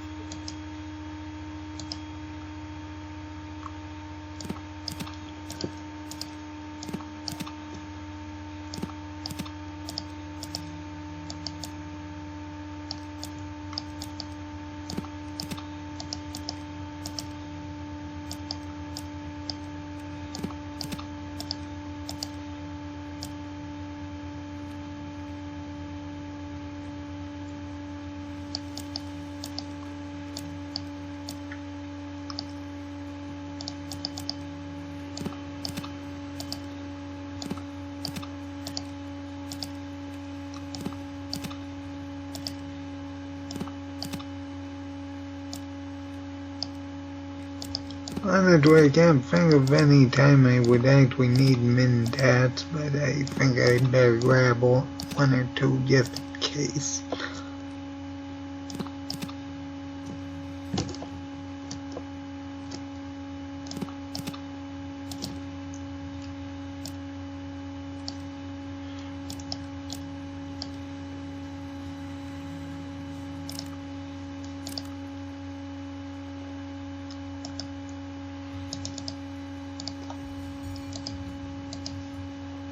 Alright, and we will leave the power armor here just in case we actually need it to get the hardened power armor to get fuel that way, just in case we can't deal with the Hubologists. I mean, there's no way we're dealing with the Shi, especially with them having Gauss rifles and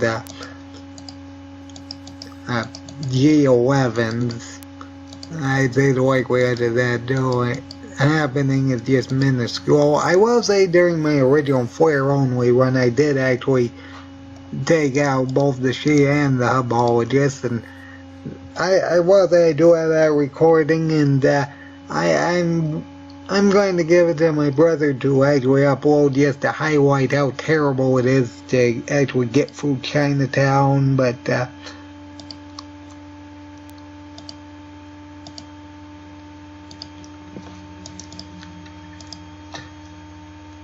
either way, let's just say it was awful. It was very slow. I mean, it wasn't really that bad.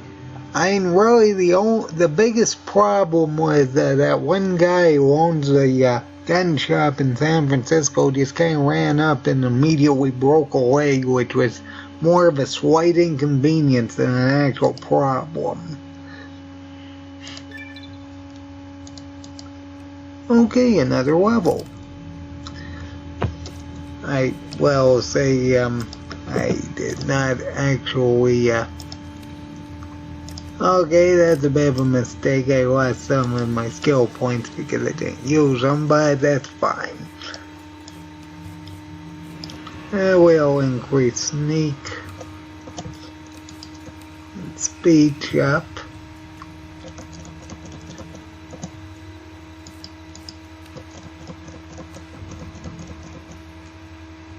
And we'll leave that much for a while. Okay, 5,000 experience. And we have 104 health.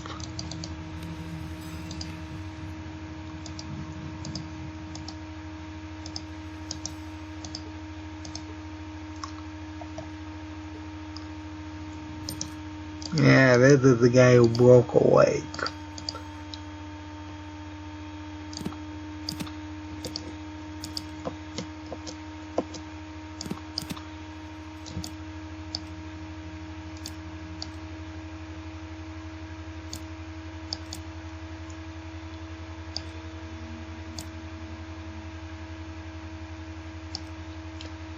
I think that's what I'll do. What's here?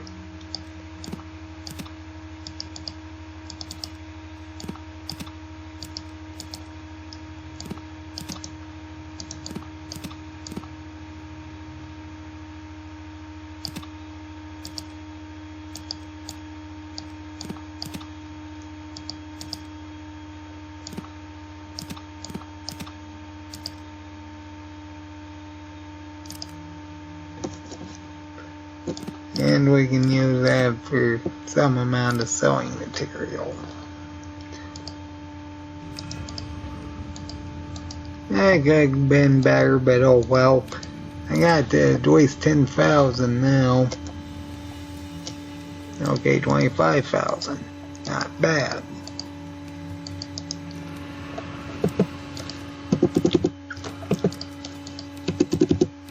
Alright, let's go over to Reno and get the jet cure out of the way.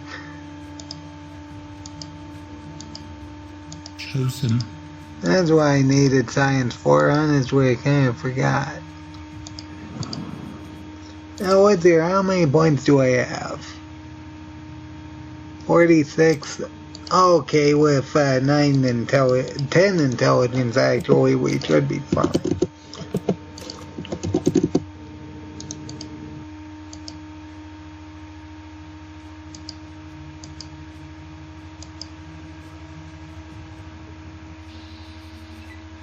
Yeah, there's an encounter we can't really deal with.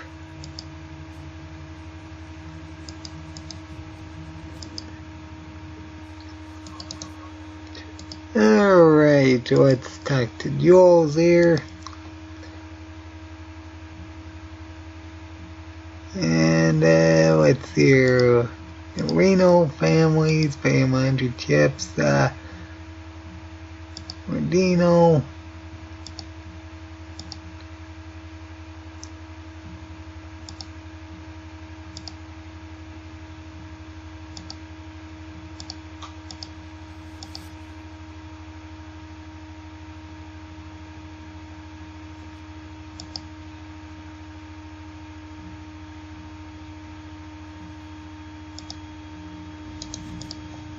And what's here that should let us see the stables out here. Yep. Okay, before we go galvanting off to do that, let's go over and deal with this. Because we need to do quite a few things actually. And first off, let's get the rights out of the way.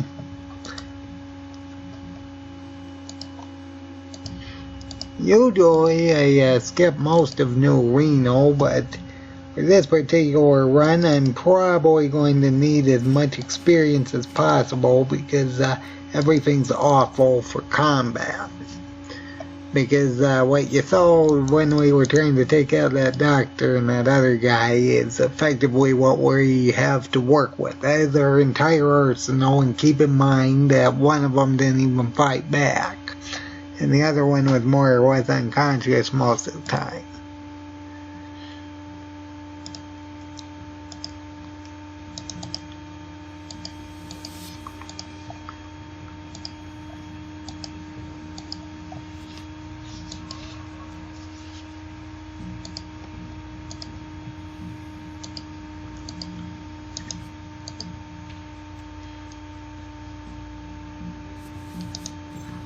Alright, let's talk to Keith Wright.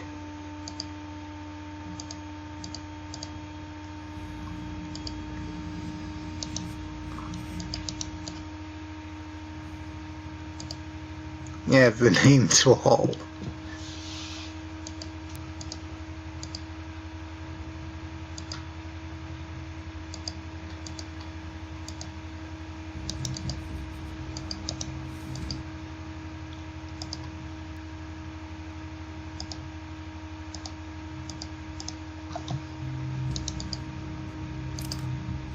I know my perception is high enough. I may need those stim packs actually. Oh, okay. I think that's supposed to be a perception check.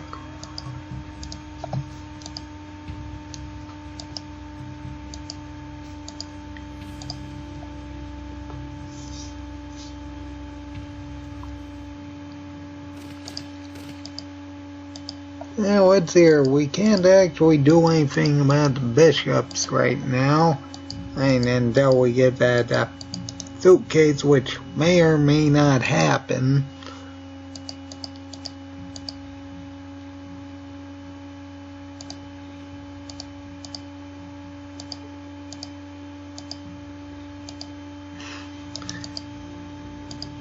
Alright, 500. And before we actually continue, let's go to the Salvatore's bar and grab a laser pistol.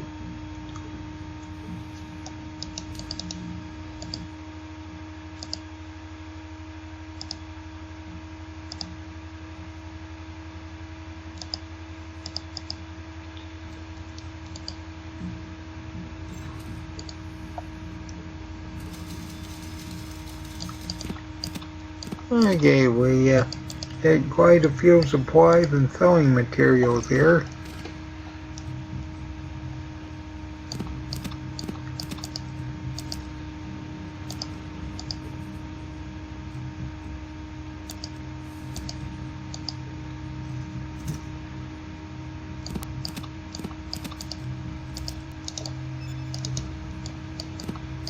Yeah, this is exactly where we're gonna get our laser pistol at, I'm sure.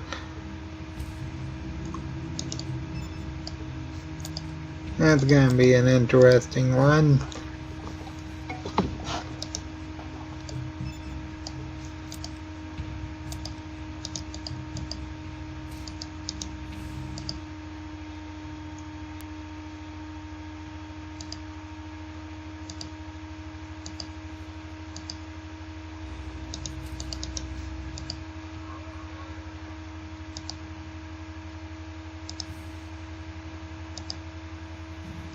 Alright.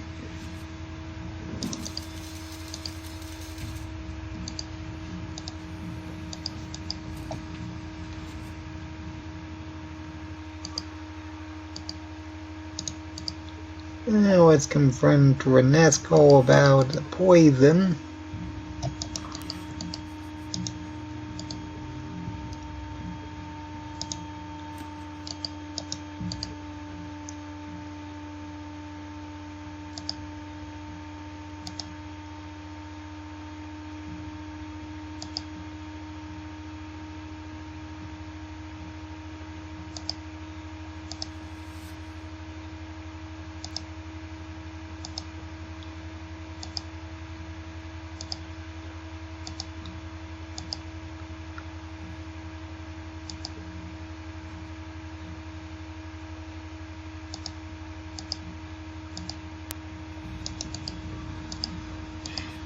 Okay, that's another 1,000 experience.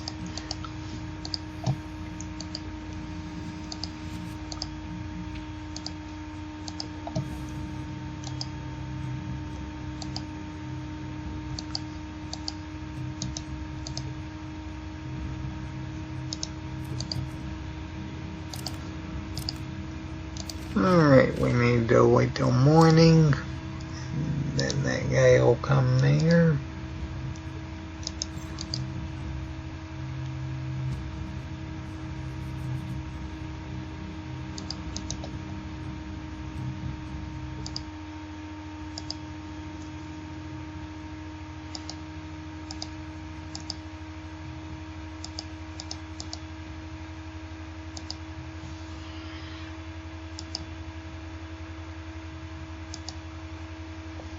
Now what's here?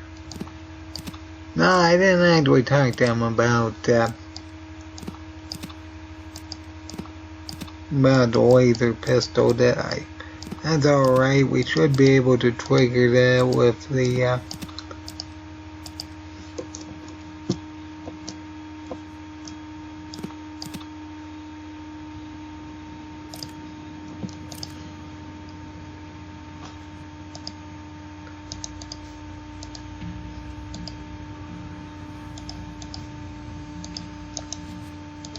should be able to trigger that if this guy's awake. Yes, he is.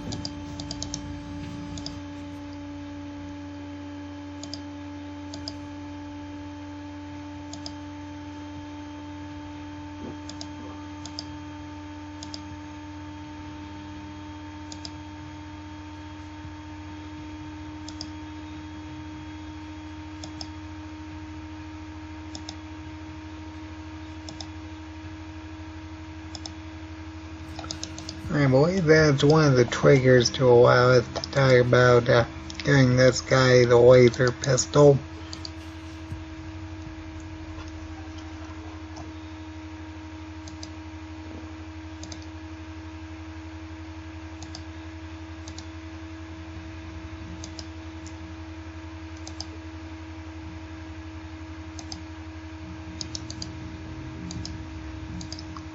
Okay, 500 more.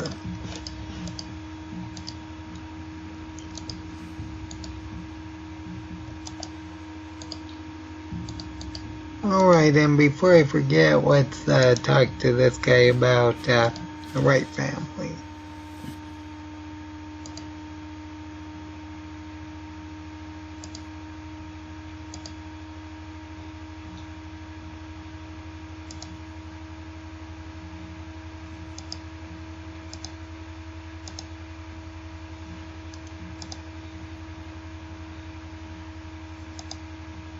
And that should be a trigger to actually get the destroy the still one for the rights. Now let's turn in that quest first, and then we'll talk to Mrs. Wright.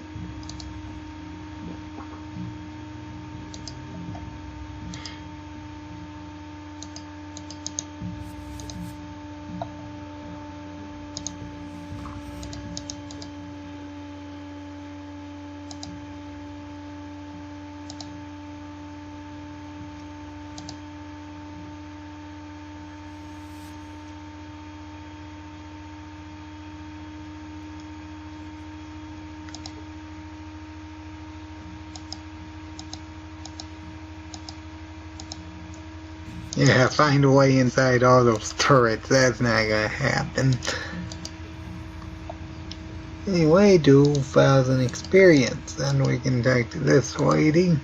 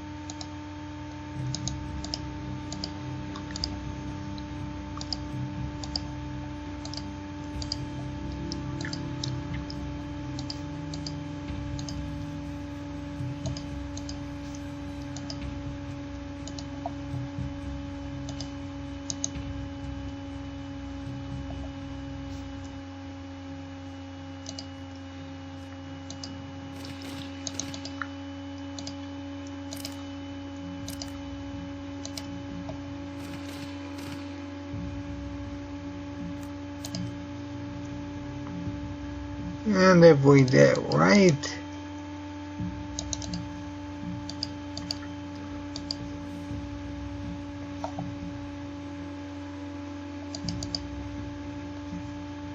yeah, there she comes.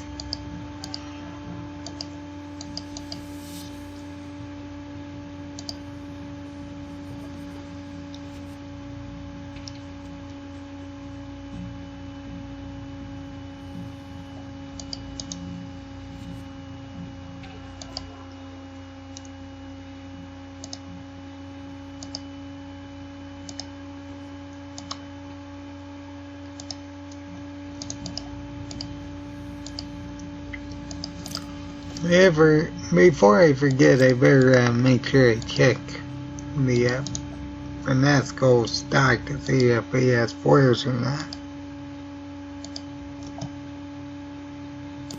Actually, he does. That's good.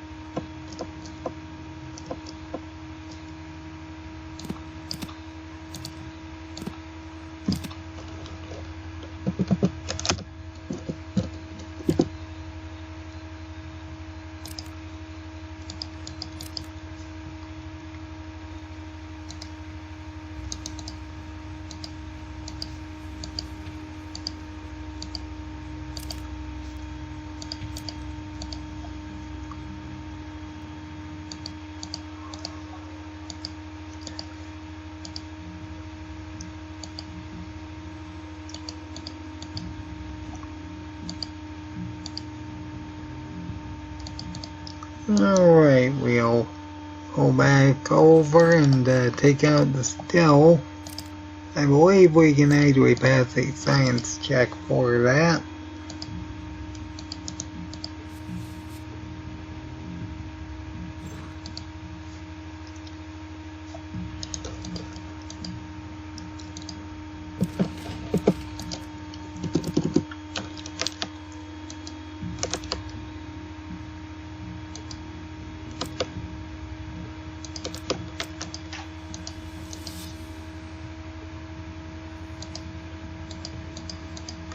I think all we had to do is one of them.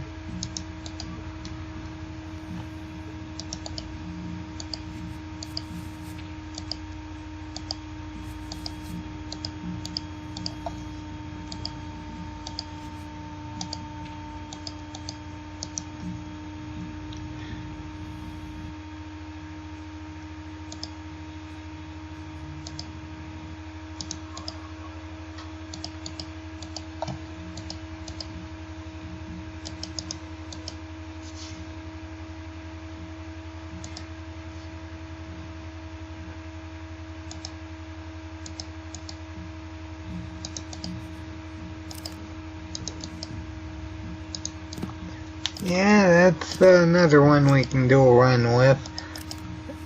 Reaction points to use.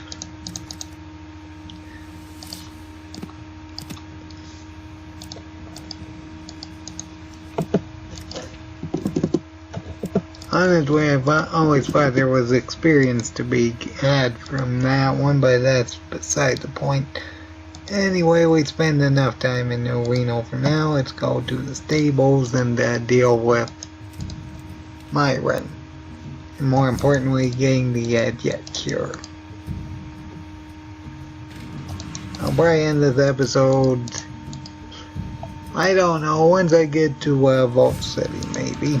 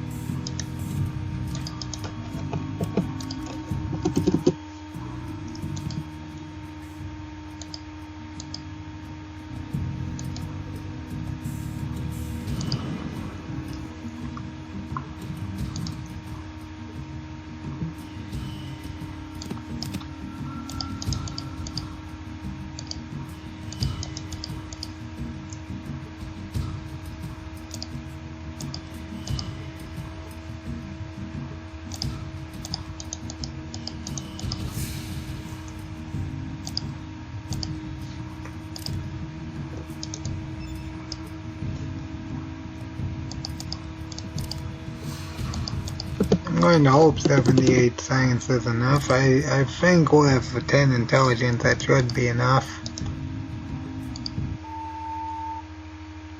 So? Well, that's so. Why? Because I could. You wouldn't understand. It's way above. Yeah, I've forgotten more about pharmaceutical research than you'll ever know. Oh, how quaint. A cure. Nice try, no cure, right? You'd have bet. Okay, we got 2,000 experience for talking to Myron, so that's fine.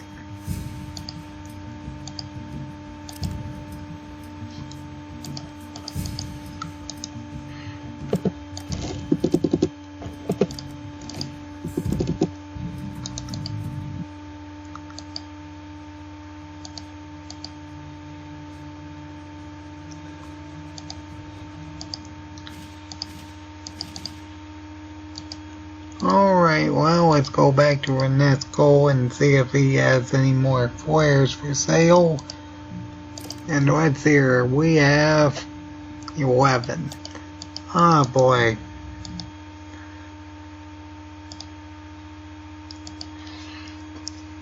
Anyone who's seen my flare only run, you know how terribly slow getting flares is.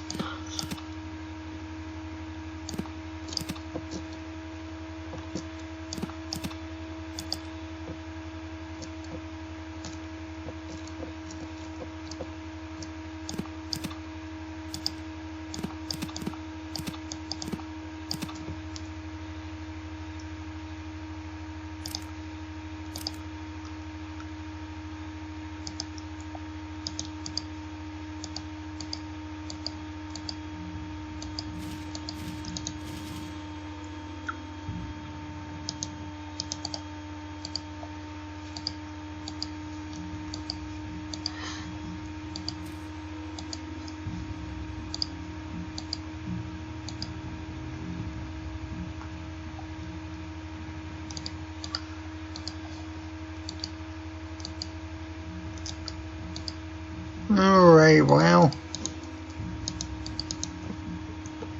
Actually, I probably could have done that to get to the stables.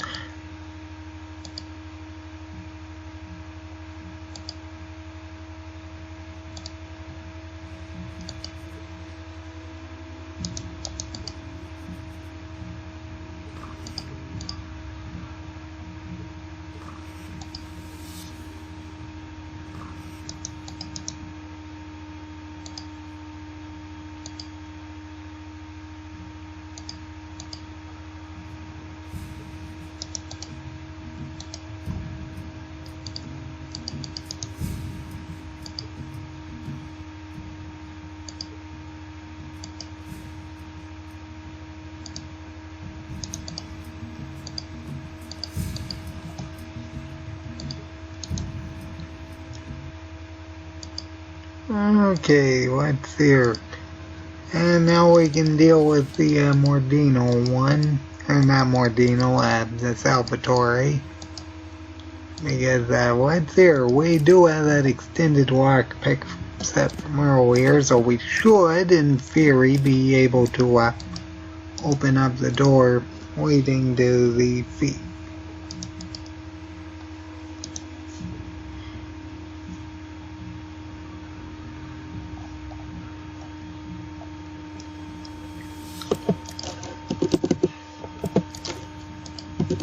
Hopefully that doesn't take too long. Okay, actually that's the first try.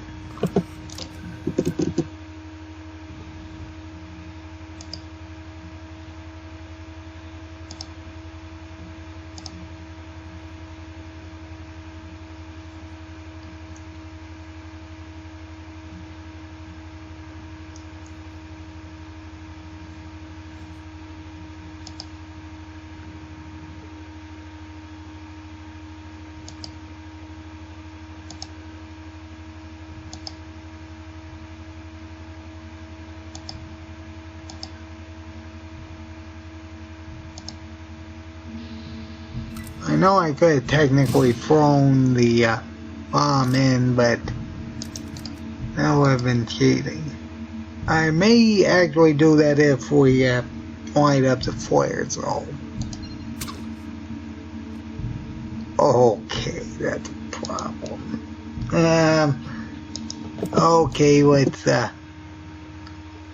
okay, we're going to drop the bomb in.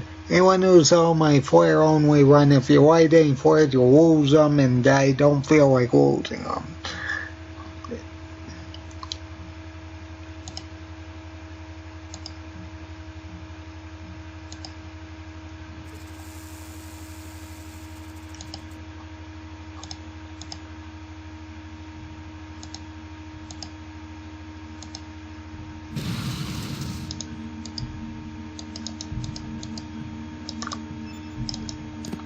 I could have technically fought him if I had more flares. I only had like, what, 14? Keep in mind that it does not count the one in the active item slot. Either way,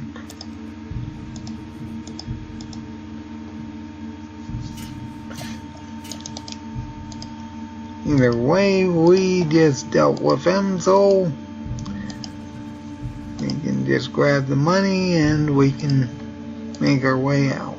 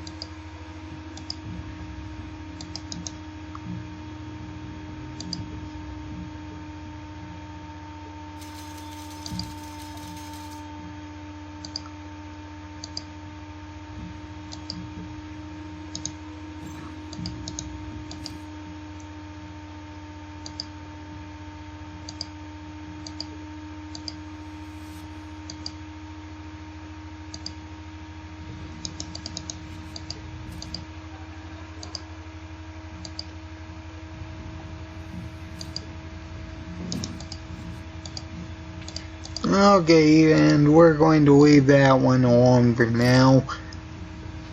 We may come back to New Reno after we get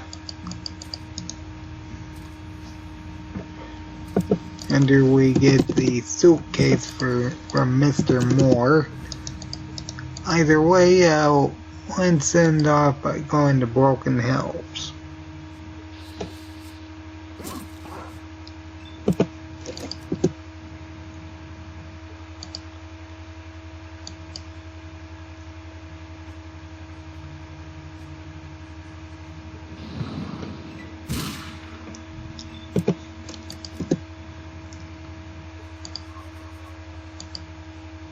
If we can actually get there.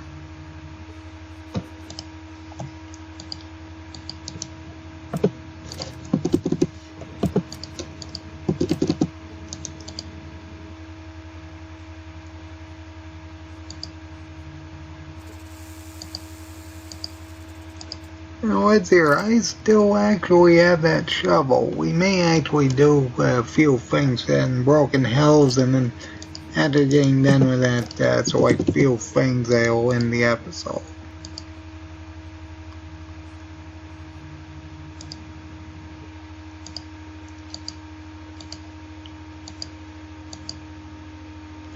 I mean, right out of the bat, I know that we're not going to be able to deal with the underground to get the node. I mean, technically I could do it, but I'd be lighting flares all the way trying to deal with all the ants. I already know that because of the first recording I did in my flare only run.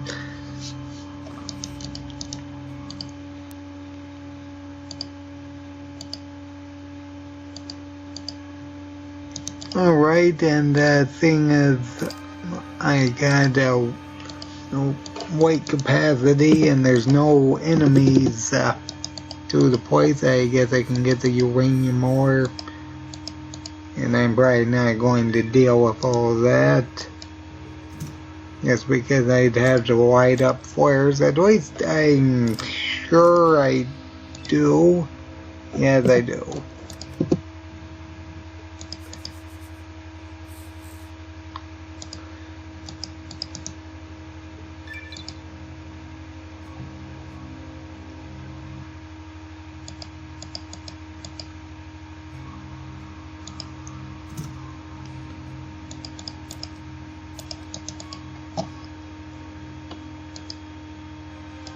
So I'm probably gonna leave this thing alone.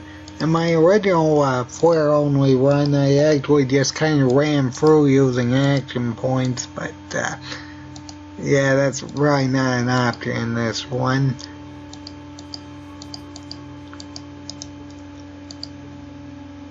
Anyway, let's talk to this guy.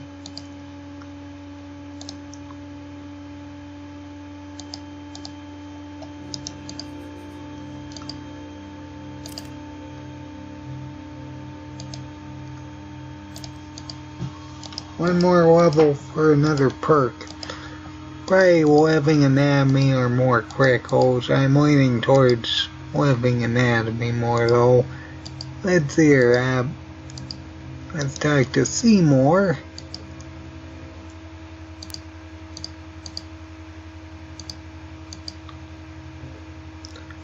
And that's another 1,000.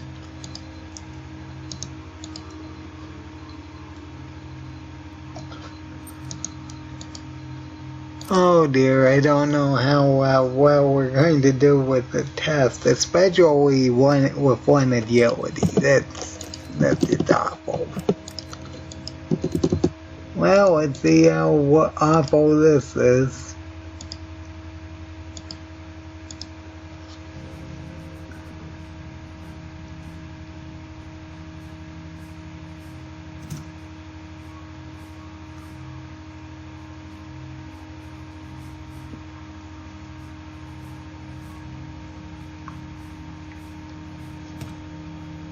Well, it's in the name.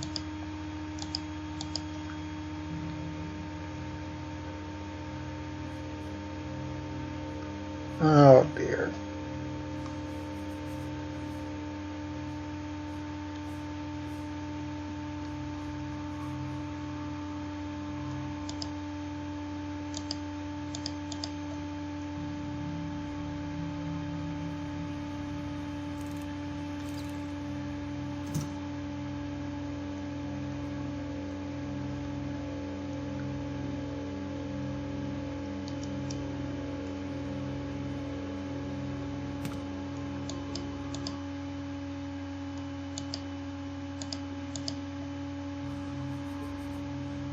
Okay, there we go.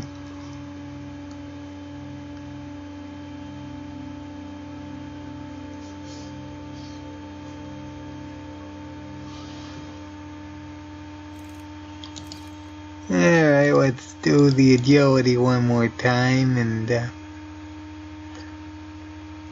let's just finish up with the intelligence one. After making sure it's daytime though, because I don't feel like losing any flares.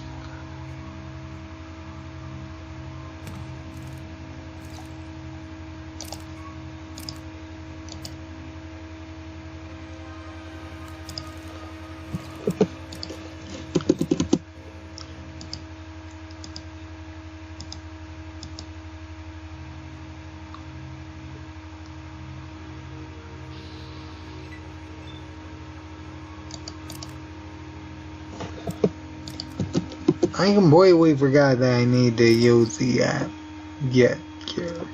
The jet. To get back down to 1.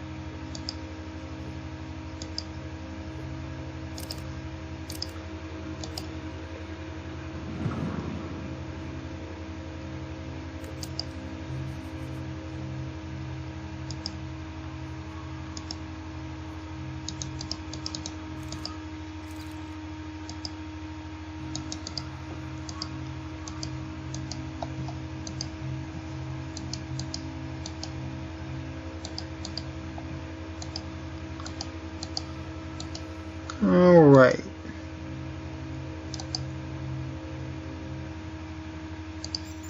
Well, we got some easy experience out of it. And we should get more experience by convincing this guy to actually give that other guy more power. Let's see here. Actually, I think we can just walk over and use science to fix the thing. Okay. And that's about an experience. And before we end this episode, let's go to the uranium plant and give them the ore.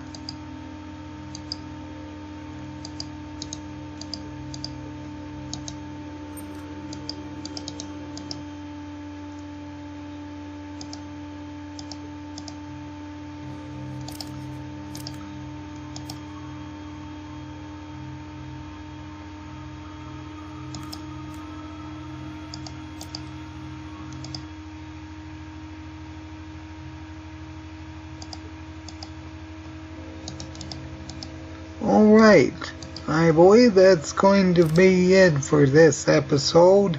That being said, I hope everybody enjoyed it. We're getting pretty close to level 12. I don't think it's going too bad so far. Then again, the only things we've really fought are one-on-one fights, which as soon as we get into scenarios where there's more targets, that's going to be significantly more problematic. That being said, I hope everybody enjoyed it, so I'm going to hope everybody has a good day. Hello again, everybody, and welcome back to Fallout 2. Viewer discretion is advised, and this is a 1 action point challenge. Anyway, anyone who's seen my flare only run would know what we have to do. Actually, I spent more time getting flares than I actually did in combat, I'd say.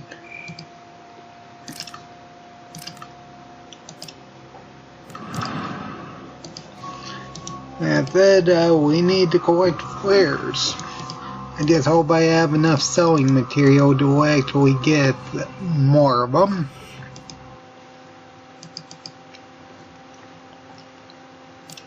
And Broken Hills is typically the best place to get them, because this one sells them, and the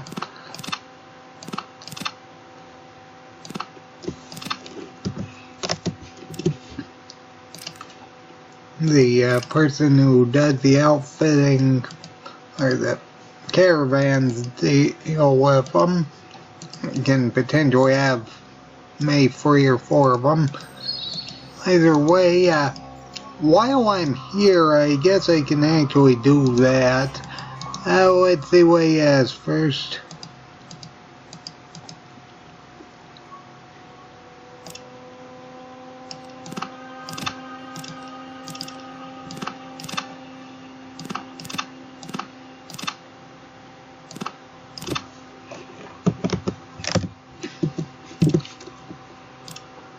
And we are going to have 23 flares. Please note that it does not include one interactive item slot. Either way, while I'm here, I guess I can get 500 experience and look for a job. And just kind of do this about 5 times. I believe it was 5. And we get 500 experience, I believe. So that, which I think increases our speech by about 5. But more importantly, we got I think it was 100 caps every time we go through their money, whatever you want to call them. Although I will say, I think it did actually skip a day per time. I also forgot to turn my fan off. Be a moment.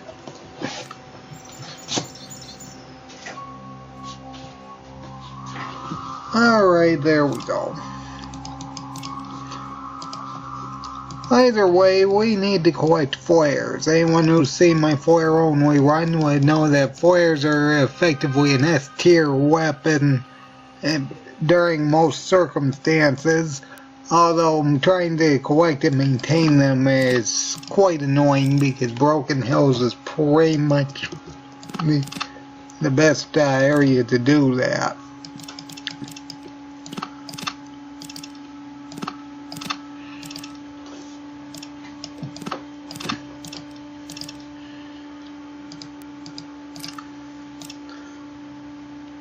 Now let's see here.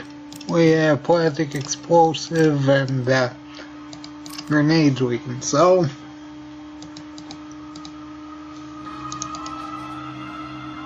I wanted at least I'd say at least 50 of them before starting to do anything really important. I mean, it's going to be unbelievably terrible, especially seeing as we can't actually pick them up while we're fighting. That's going to be a rather large annoyance.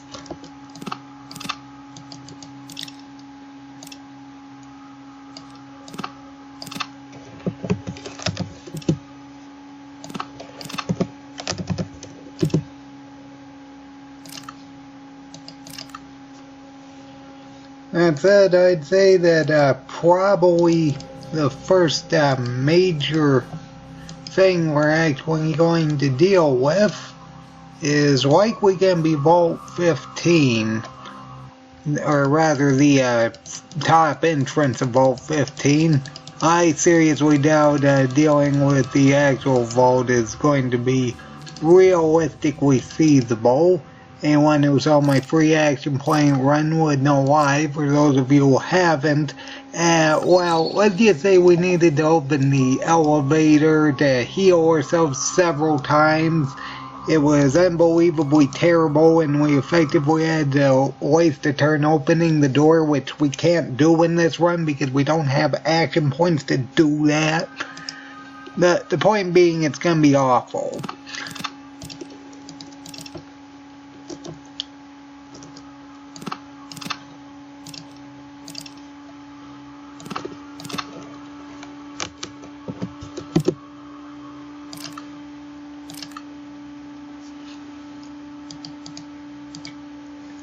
Thankfully, we do have a lot of selling material. I will say I was debating about whether or not I should allow just going around San Francisco and such,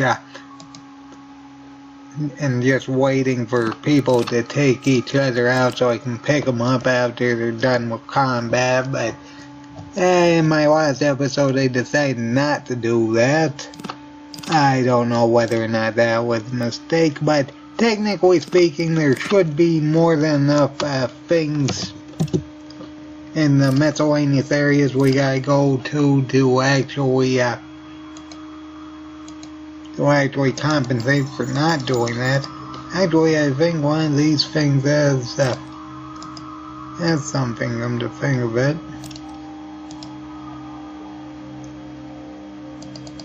Or may not.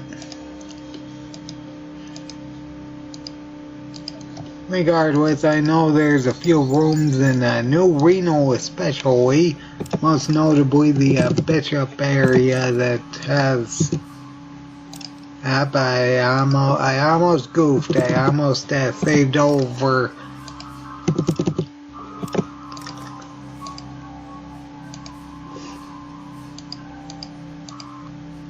I almost saved over my previous save. That would have been a problem if the game crashed.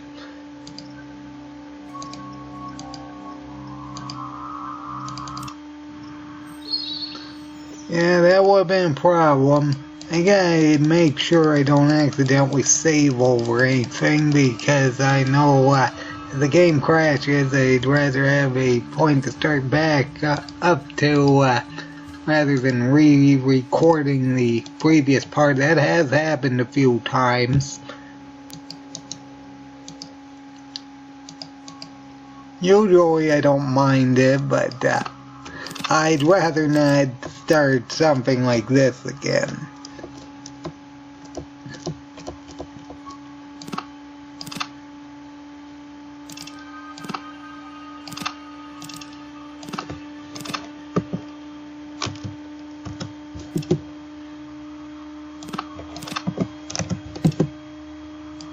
Wow, I'm just 10 off today.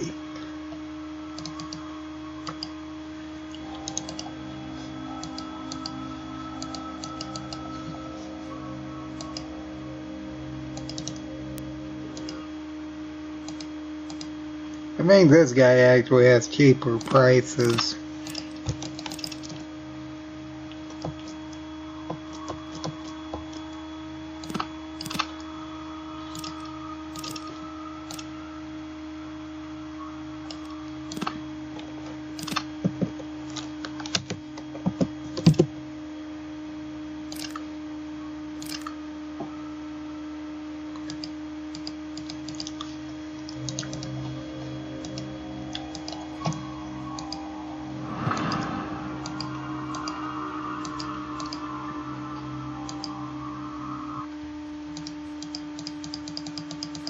Oh, there, 13. Yeah, I'm not exaggerating when I say I took more time doing this to get foyers than I did in combat in my foyer-only run. Seriously, they're unbelievably broken if you can maintain them, but the fact that this is effectively the best place to do that means you're going to get inconveniently, you're gonna have to inconveniently go back to really restock them. Quite inconvenient. Either way, I don't know why I got that.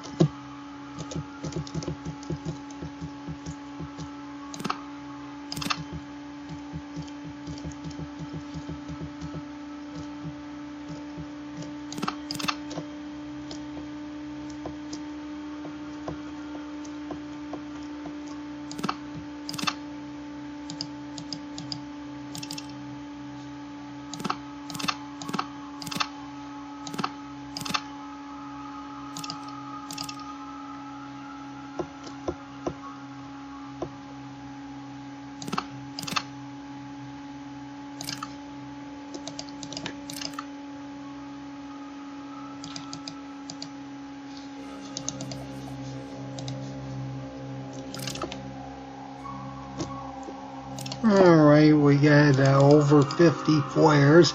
Now just get what this guy has and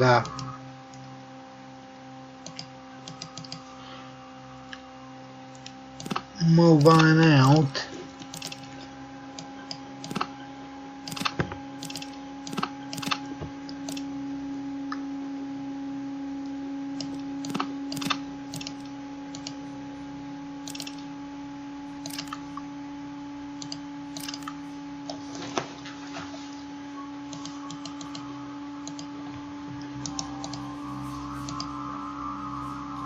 Don't worry, I know we'll be back. We got 61 flares.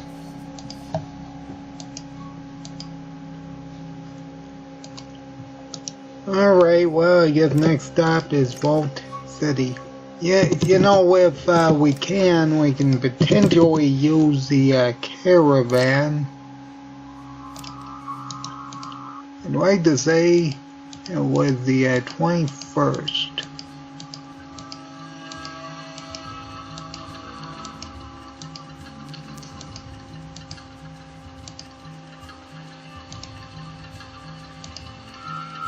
Either Vault City or Gecko. Either or. And I guess this will be the last time, seeing as we're gonna be here anyway.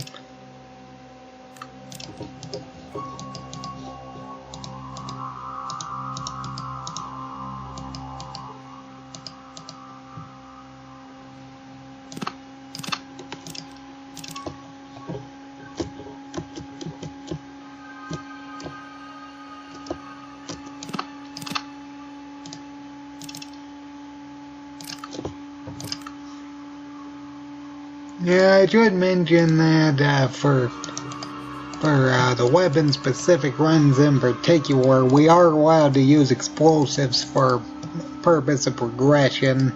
That way we don't get locked behind quests that require something to get blown up.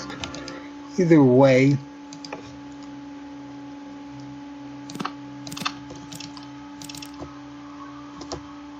I have grenade.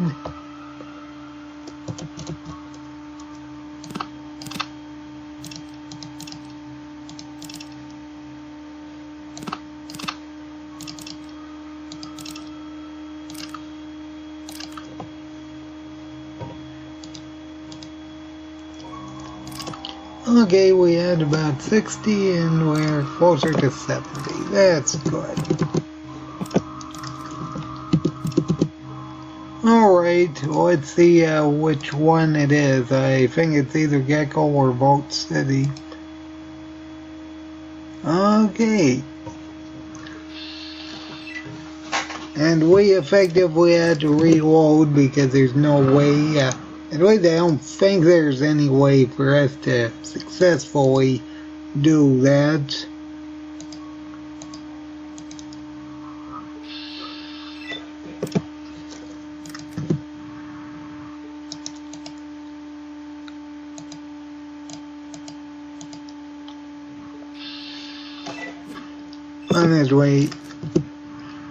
Honestly, that's probably gonna be even worse to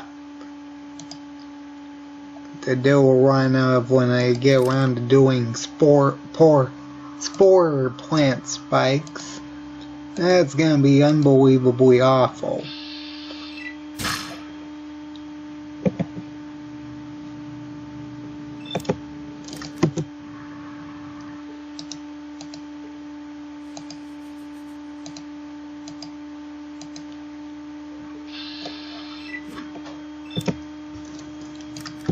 Honestly, the way this is going, I'd probably better luck just still walking there.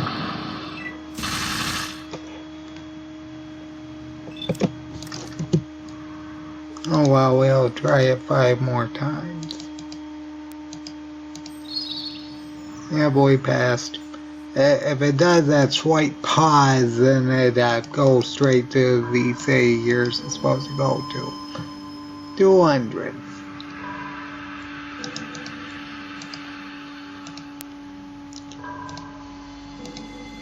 Alright, let's see about puking Charlie. Let's hear.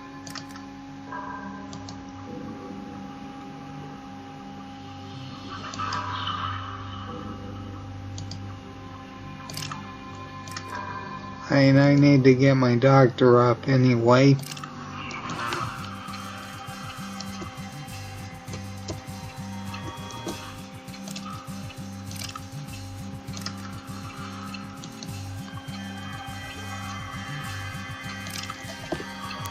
And we got and away right here.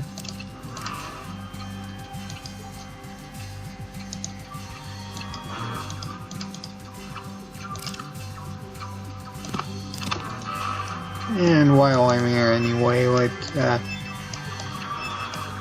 all those, get our repair up, and may as well go and fix the old auto dock.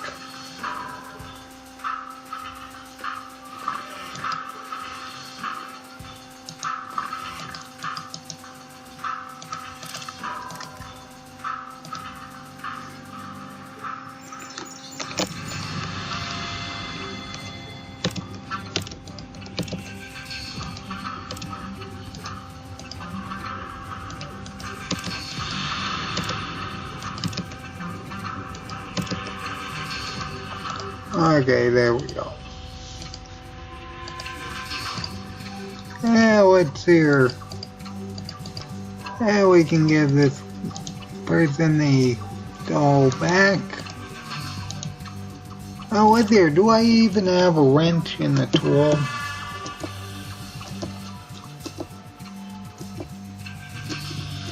No, I don't. Yeah, you know, with some Mentats, I may actually be able to pass the test. How many do I have? Two? Okay. I may be able to pass the citizenship test.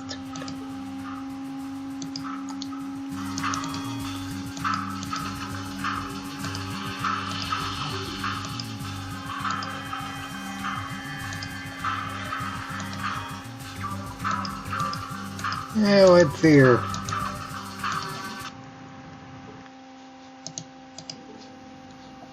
And let's speed up this process by just walking in here, taking off our armor, speaking them, and they should just give us the pass.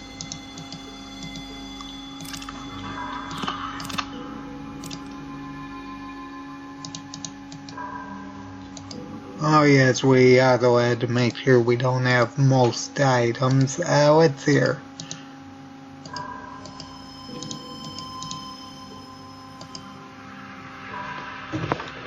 Let's see, what can't we have?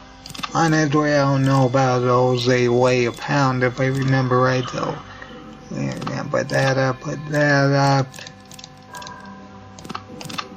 We definitely can't have more than one yet.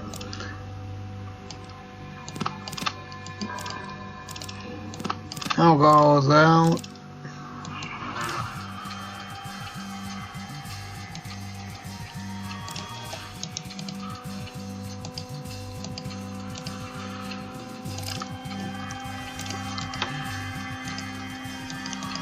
Alright, I'm just gonna bypass the guards by using the drop trick.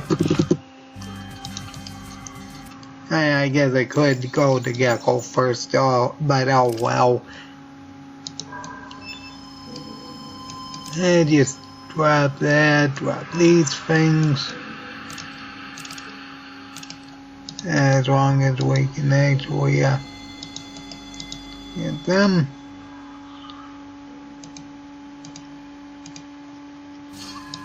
Okay, we can pass through the door and grab everything before it closes, and we're good.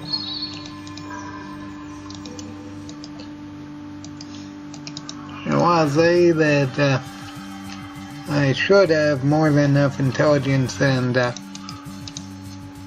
walk. I think it's perception. You need a high stat and to deal with the test early.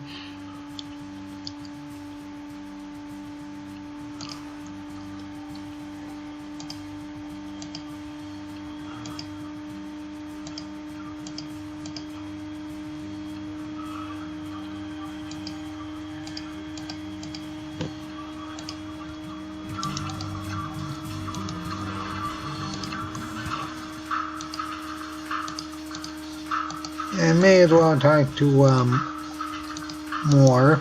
Hopefully we can actually get the suitcase this time.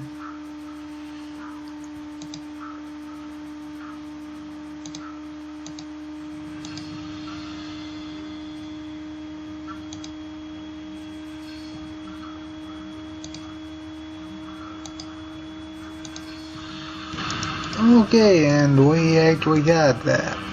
So we can deal with that. Let's see if we can't pass the test.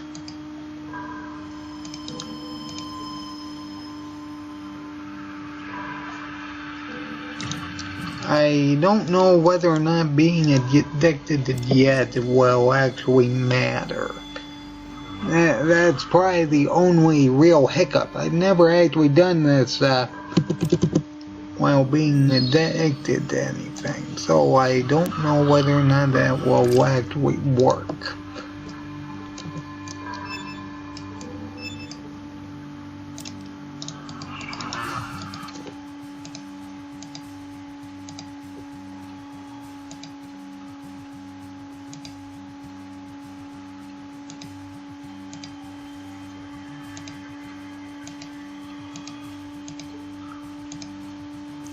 Okay, 10,000 experience.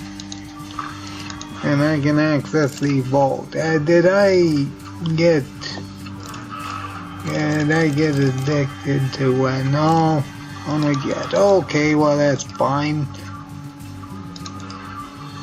I don't actually have anything to talk to him about right now. That said, with this done, we can actually access the vault.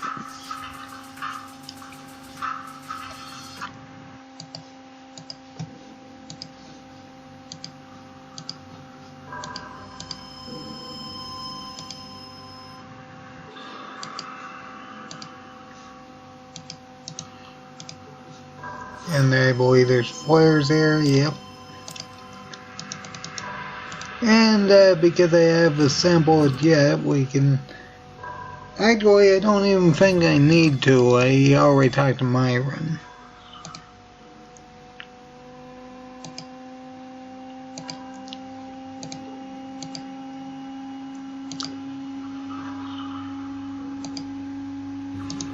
Okay, 2,000 experience. And we're getting really close to another level, and more importantly, another perk. Alright, level 3.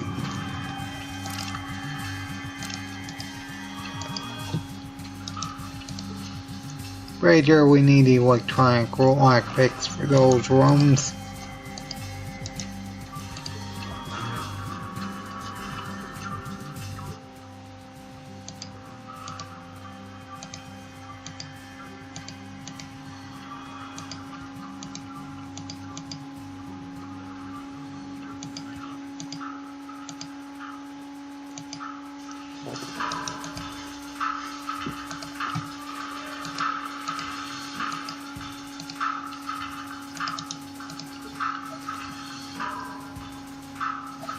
To be fair, I can't actually think of any other time we would actually need Mentats.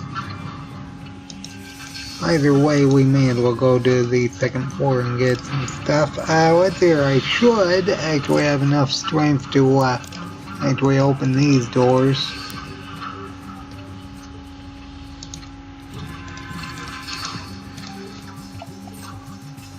I think you need at least either 6 and a crowbar or 7 and up,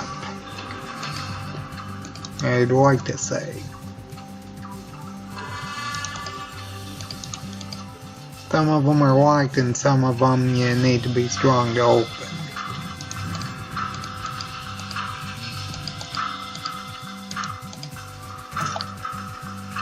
I've said that wait till you have some extra sewing material.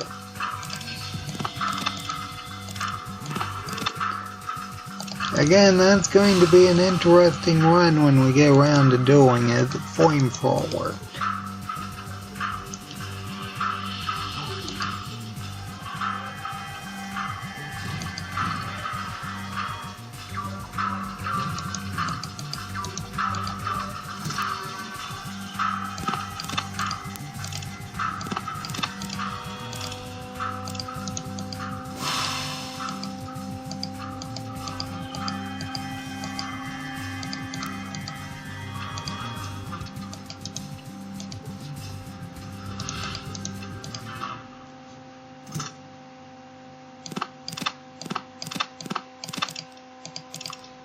Oh, let's see here. What else can we do in Vault City?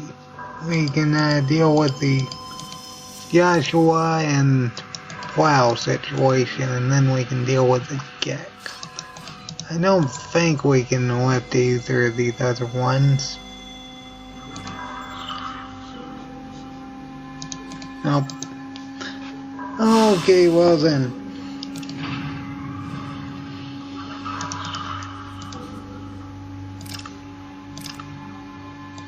Let's rest until morning and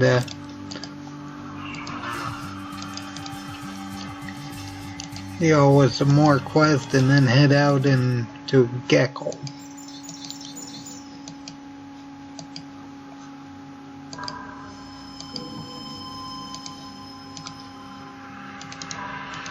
This one should have flares, one of these two.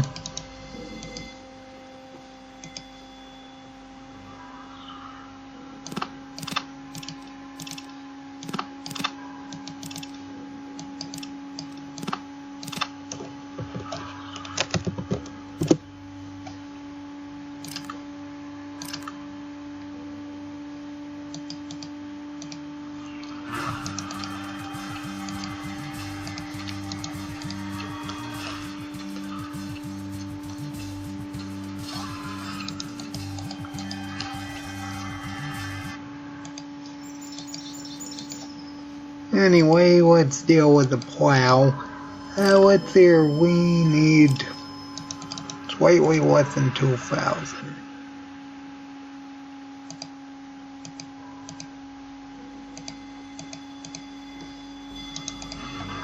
I will say I've never actually understood this particular quest because the guy gives you a 44 Magnum, a 44 Desert Eagle that actually sells for 800, so I don't know why he doesn't take that.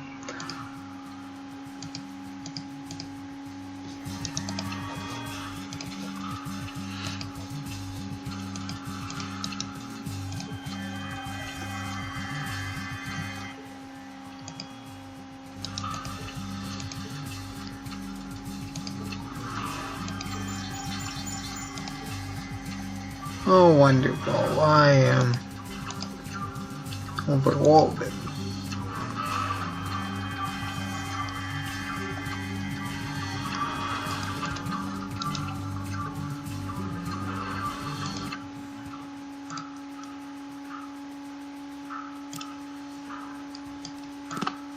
Okay, he's got a flare.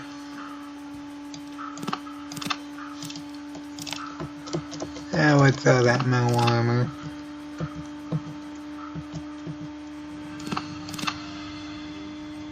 Actually, that's just right.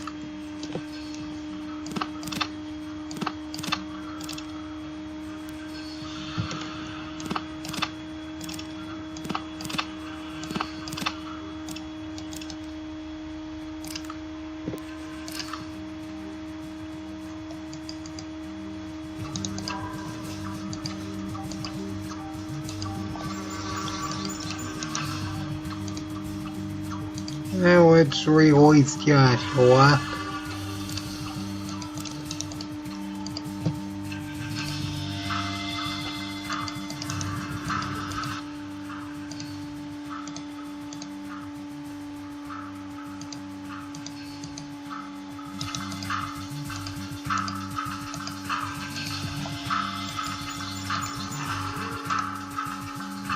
Either way, we do have the jet antidote. So we can hand that off to Redding. Quite a few things we can do. That said, I'm thinking that we're probably going to deal with this in the Gecko situation, go to Modek, deal with the ghost farm, and trying to clear out the garden if I can actually find all those rats. Let's see here. Joshua was actually over there. Alright.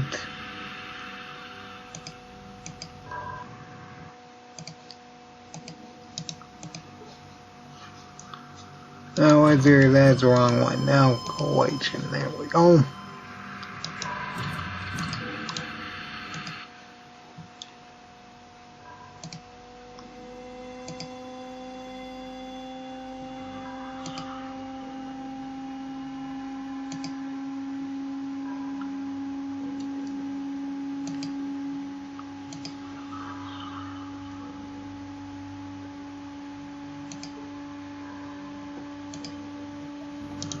Okay, there we go, 500 experience.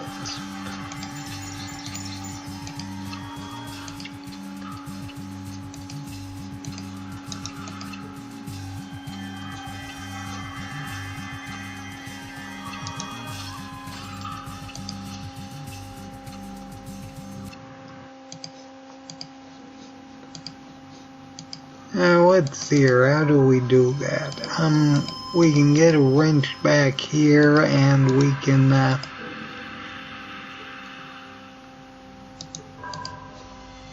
get a tool set, a tool in the one of the what do you call them?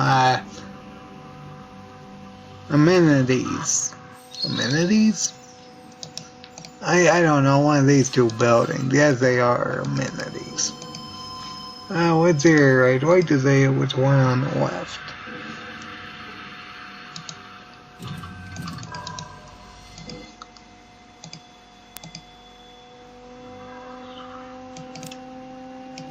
No, may not.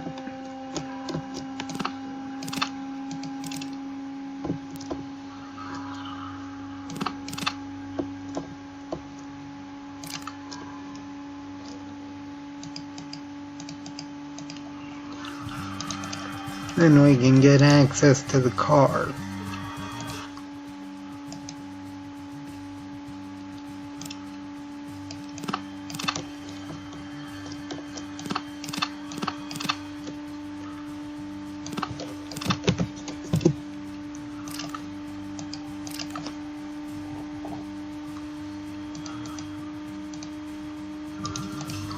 Alright, we can hand it off to the maintenance center.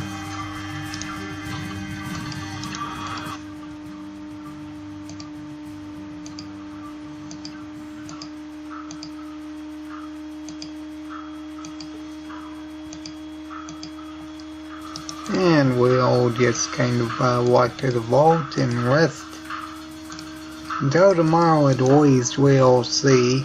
It really depends on when that debuff hits us.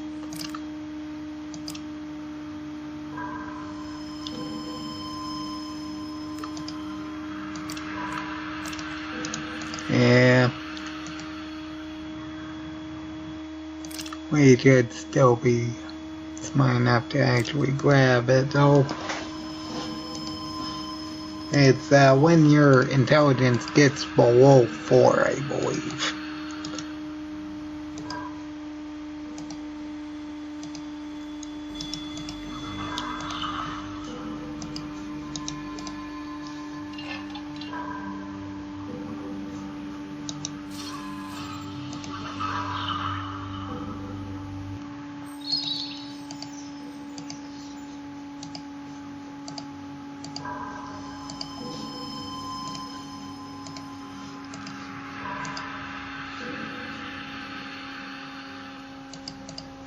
Alright, let's deal with Gecko then. And just wait until the debuff passes.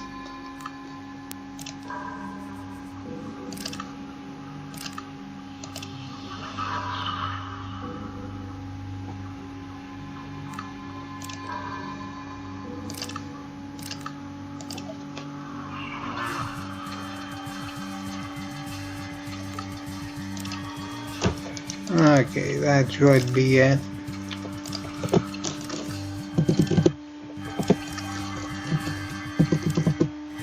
I haven't actually done that particular way to deal with the test in a while.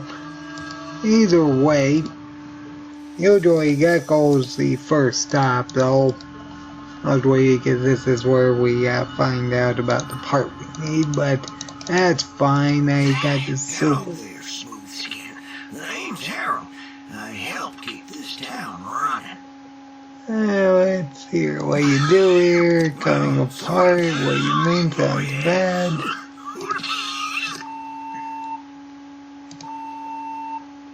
Well, it'd only help us if they shoot ghouls on sight. Okay, there we go, and we got that particular quest.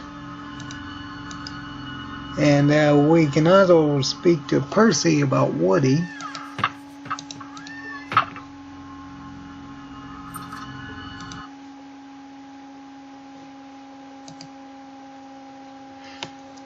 Now let's see if we can, no, not really much I really need.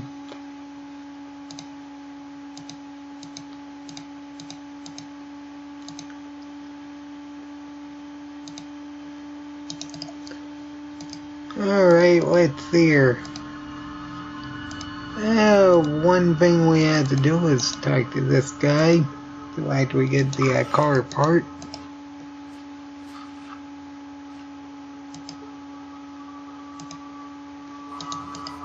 $150, and we can speak to this guy over here to get the economic data disc.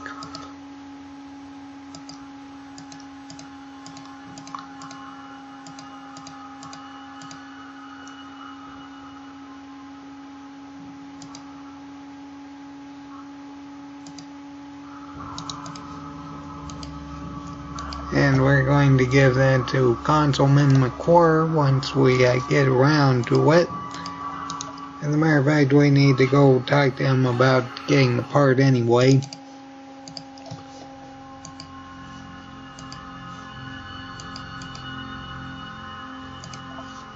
And I believe that's about it for Gecko, actually.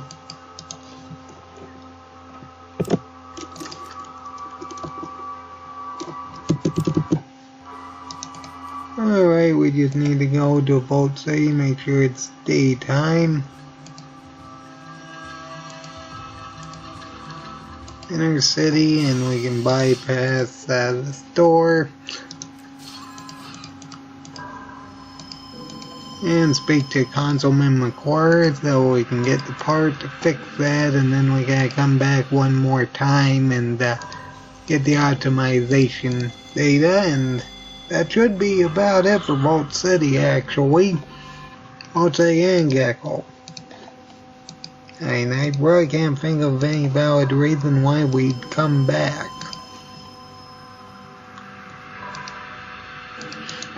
Now let's see here.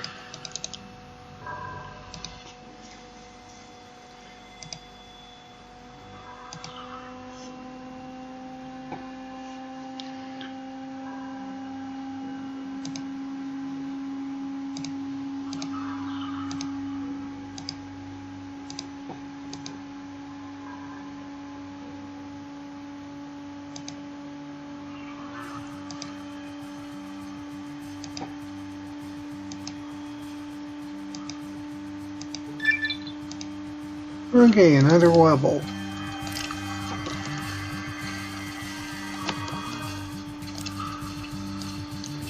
Now let's get our doctor up so we can at least get a living anatomy. That said, I'm probably going to get our criticals. I was a life giver would probably also be a fairly helpful one for this run, seeing as we're going to be taking a lot of damage.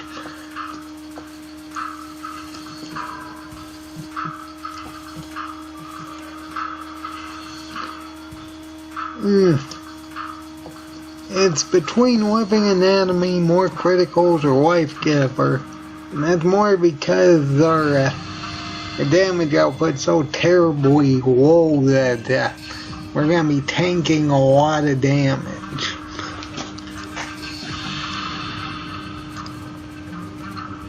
I guess we're going to take more criticals.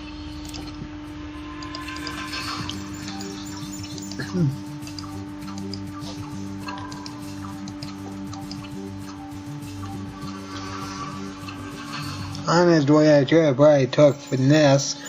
But the problem with taking finesse is that it decreases your damage output. I wasn't overly concerned about that in my flare only run because flares at a terribly low base damage anyway, so my main strategy was effectively to rely on flat damage increases from things like living anatomy.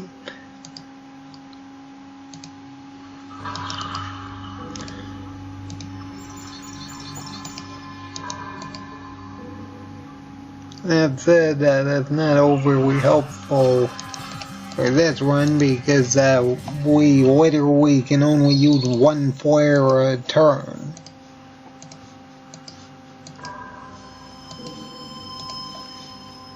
If we can knock a target unconscious, that is ideal if it's like one-on-one, but if it's not one-on-one, that's not overly helpful because by the time we get done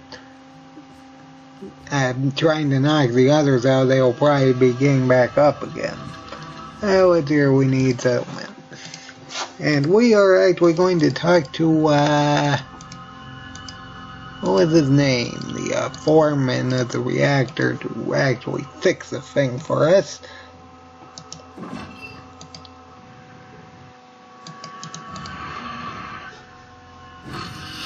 Now let's hear, we need the yellow key card first. Let's hear, I think it's one of those two rooms.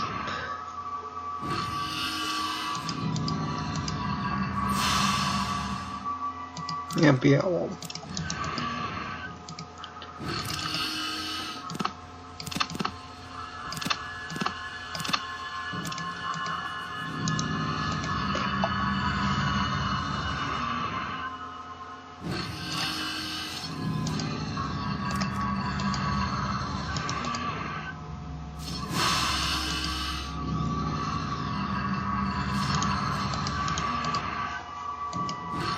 I better get the red one anyway.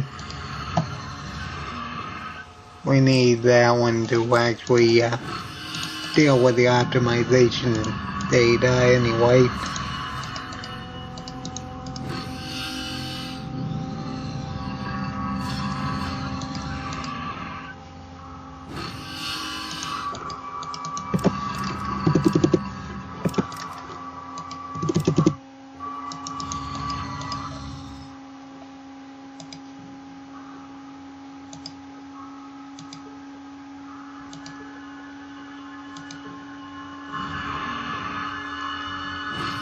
Okay.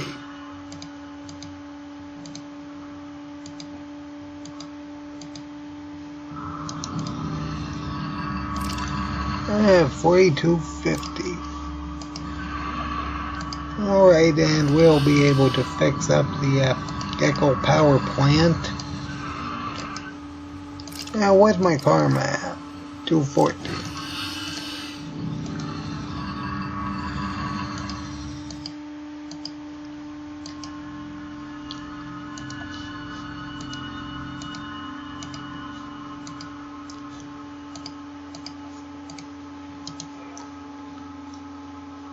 Alright, we need to get the optimization. Let's go over to Vault City so we can deal with that. Of course I missed, why not?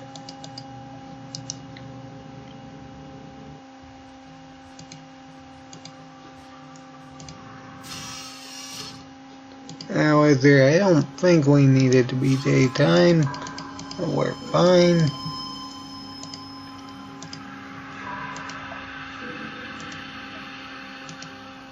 Yeah, we can also deal with the Bishop quest once we get around back to New Reno.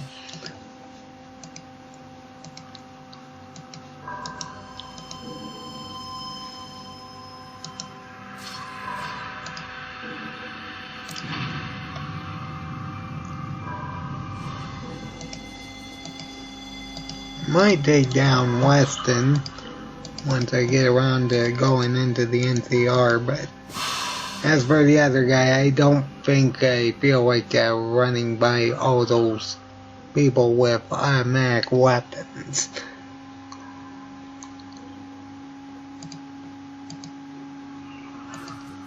Not to mention the game crashes pretty terribly when it comes to combat in the city of NCR. The outskirts is fine where the bazaar's at, but usually it crashes if I try going into combat in the city.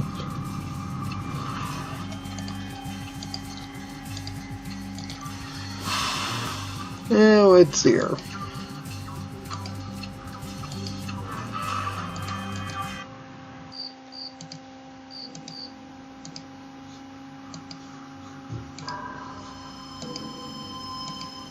Well, we got the optimization procedure done, so we have to go back to Gecko and put that in.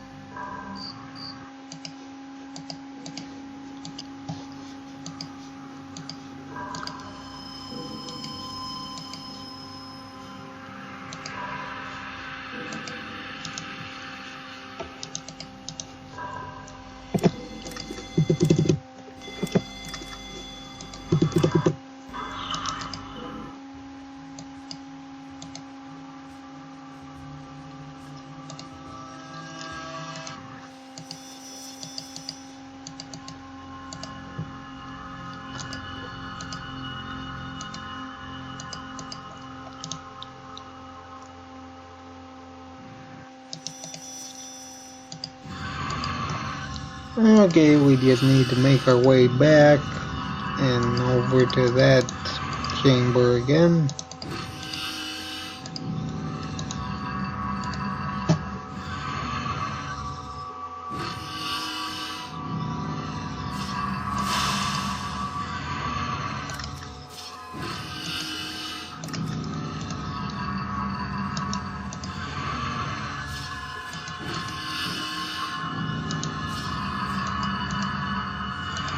Alright, and we can use this disc on that machine and 2500. Quick, simple, easy. Problem solved. And that's like 6,750 points in total for fixing the thing and optimizing it. Oh, not bad at all. We still need 5,200. I know where we can get a bit over half that once we get to Modic, or Modoc, however you want to pronounce it.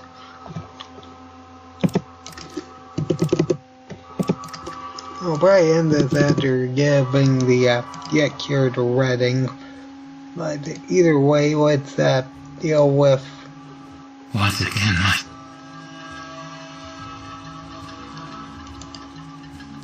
Let's deal with Modoc, which should be just to the left of Vault City, I believe.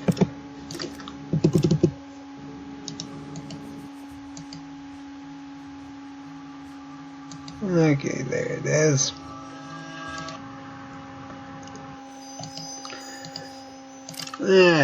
I will say the one good thing.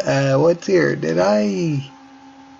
I got rid of plastic explosives. Oh, well, that's fine. We can get dynamite here.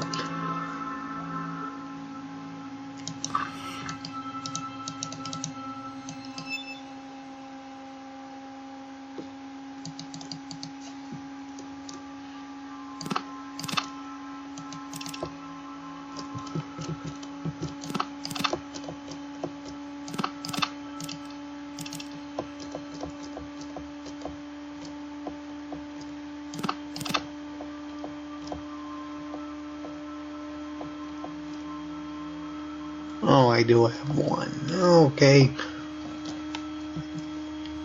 Well, I guess I guess we can deal with this without taking one.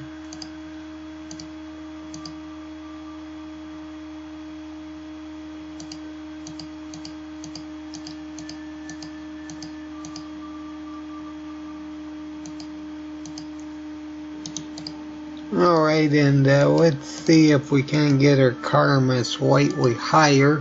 I think the main reason why I couldn't get that other kidnapped child quest to activate was because my karma was too low.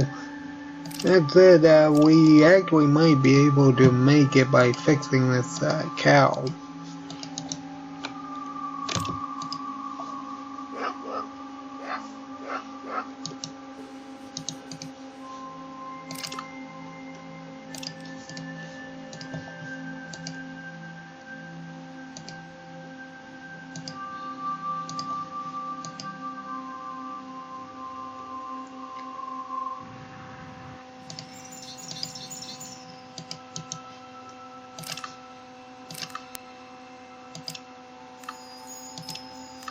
Alright, that should be enough time, and we can actually help this guy with his pest problem. Keep in mind that rats are actually the only thing that we can realistically take out with insta-kill criticals.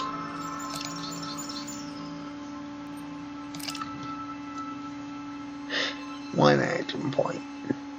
Although having significantly lower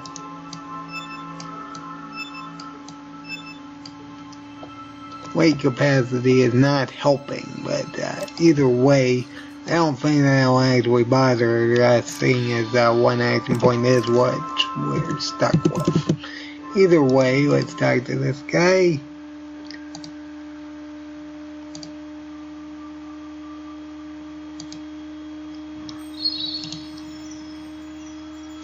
Uh-oh.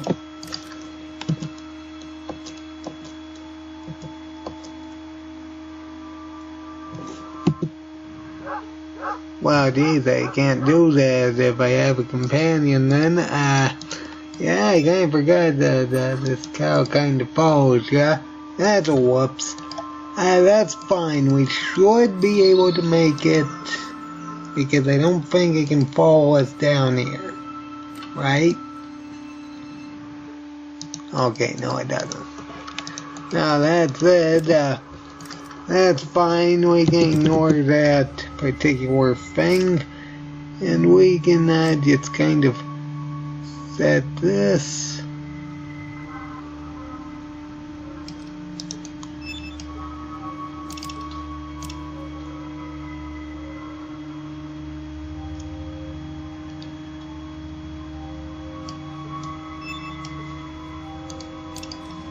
Around here, make our way out, hopefully.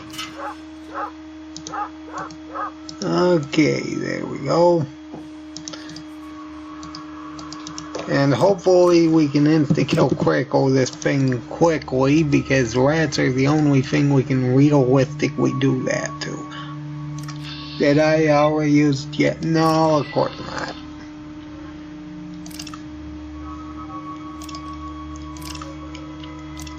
I have to make sure I have only one action point.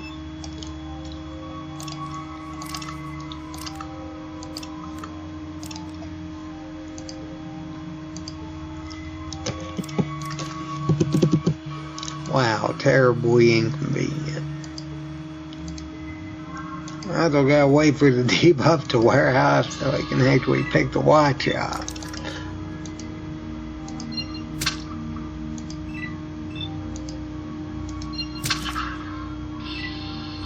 Okay, one shot. That's not actually too bad. That said, I can't actually reuse those flares because they're wet. At least I think they are.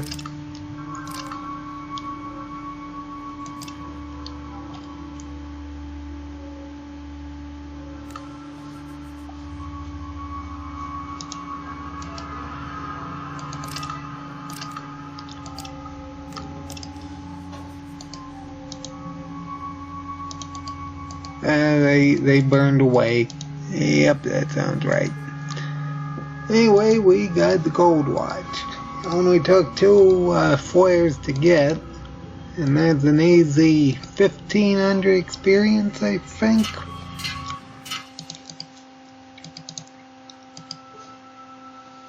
Did the cow stop following us?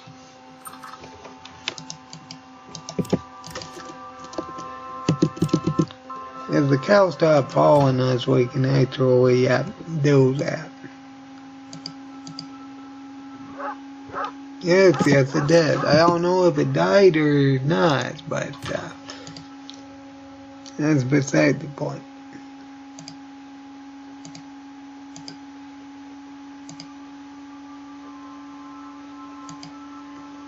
I don't know if we can actually do his garden if we give him the watch first.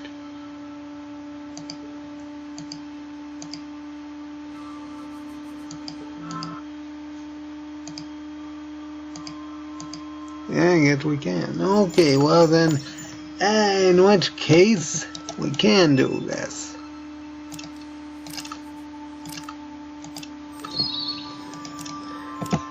As awful as it's going to be.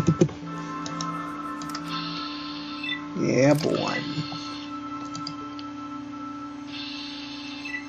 Yeah, that's another thing I don't think I mentioned. We're pretty much stuck.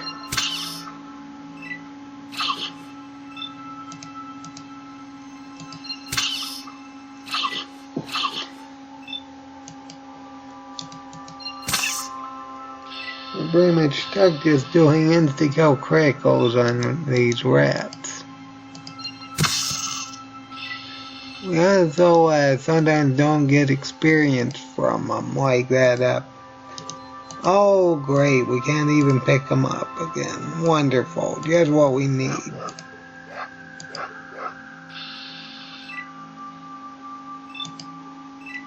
Alright, only have one action point. How could this get worse? Oh no, don't go knocking me down.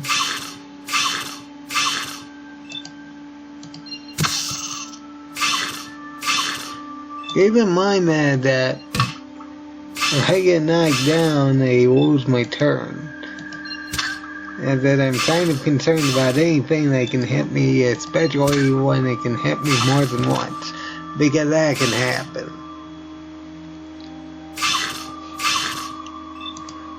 And keep in mind we can effectively get stun locked at any time.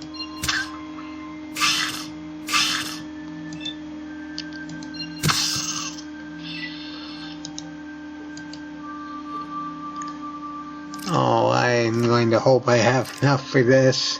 Let's see here. We have over 60. Yeah, that's not too bad. I guess I may as well read some.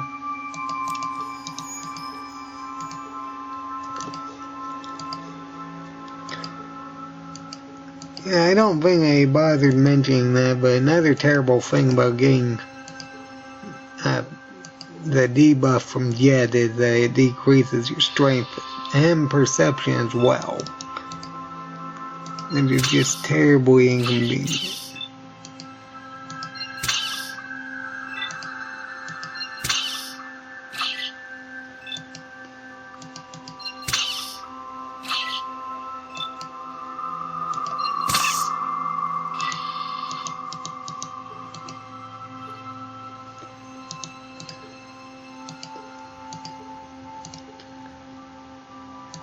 I'd rather bring them out of the corn stock so I can actually get my flares back. Anyone who saw my flare only run, you know how unbelievably awful it was to try recollecting flares. And that if we can drag them out of the corn stocks, that'd be ideal.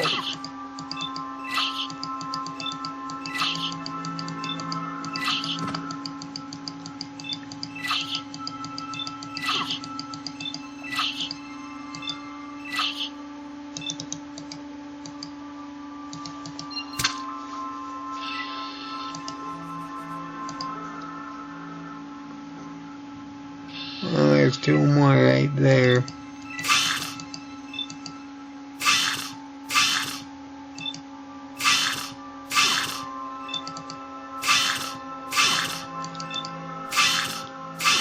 Pleasure flares can get stuck on cabbages too.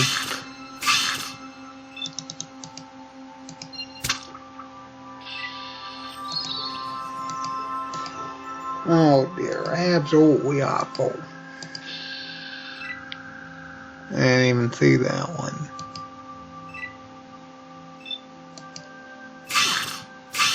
Well, that stretch should be fine, hopefully.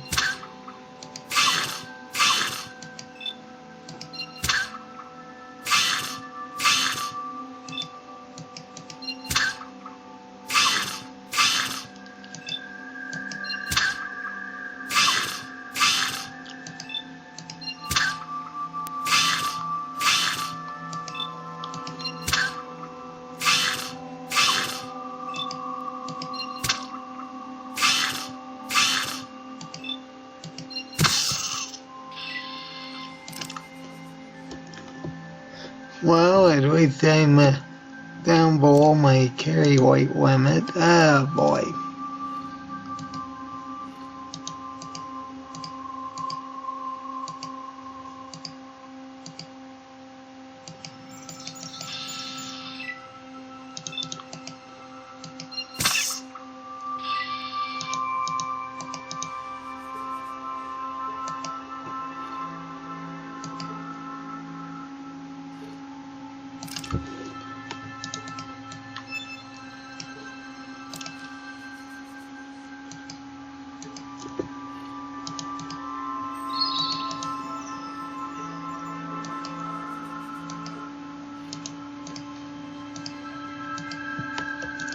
Alright. And there should be that one right there. Of course, it's in the corn stalks.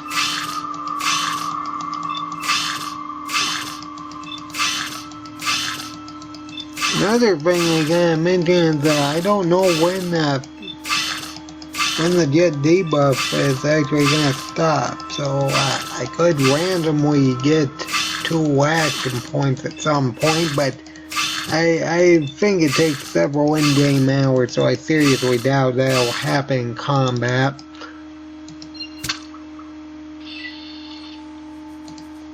There's all of them.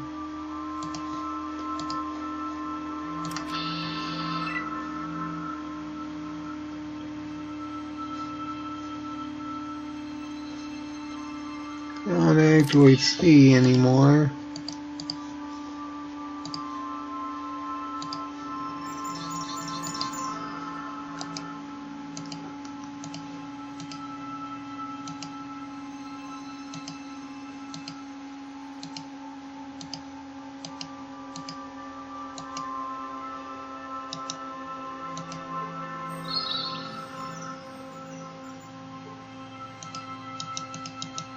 As if I'm not getting messages or...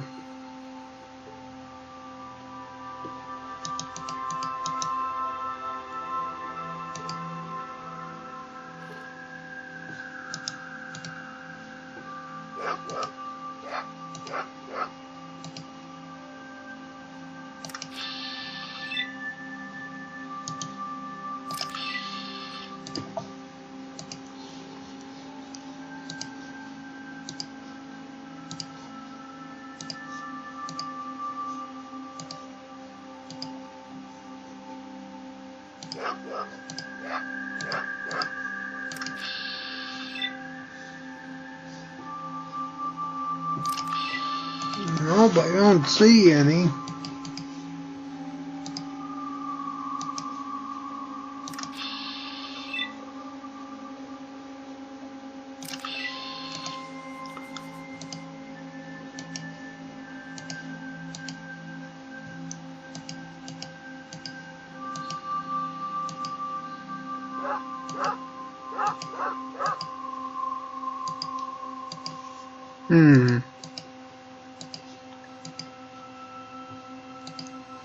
I don't know, I should have gotten the message by now.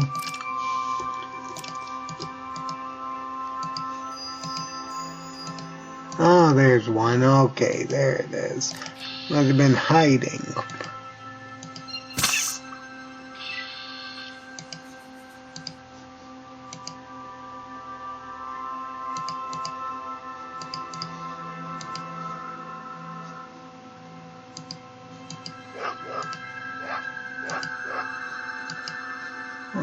was one. Fortunately, I can't seem to find any others.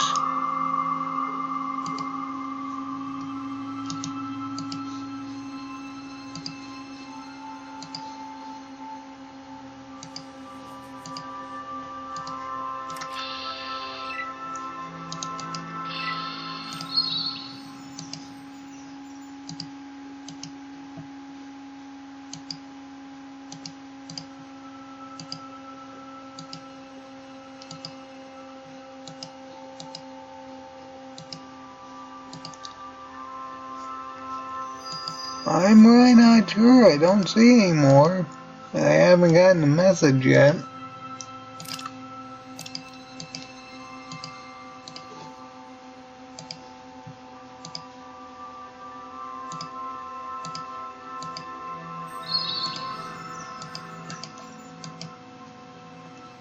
And I'd rather make sure that I complete this quest before resting, so I don't just waste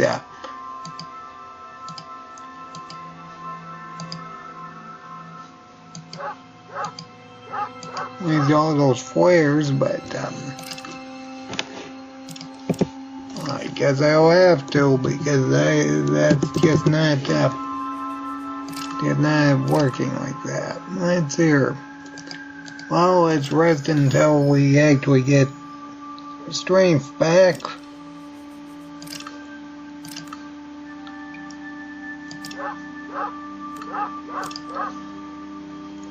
And we had to pick up our flares.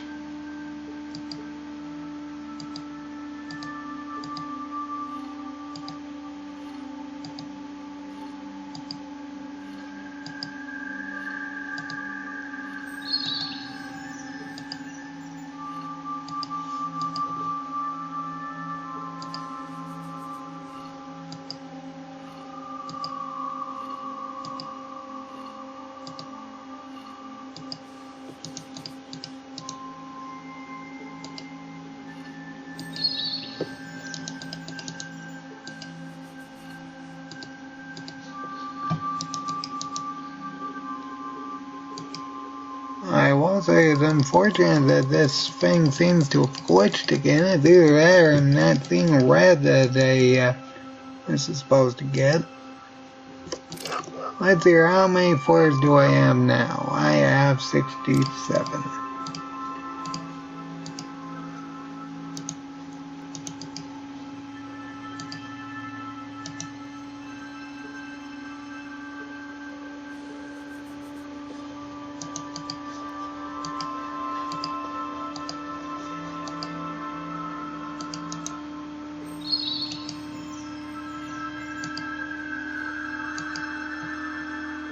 I think I got almost all my flares back.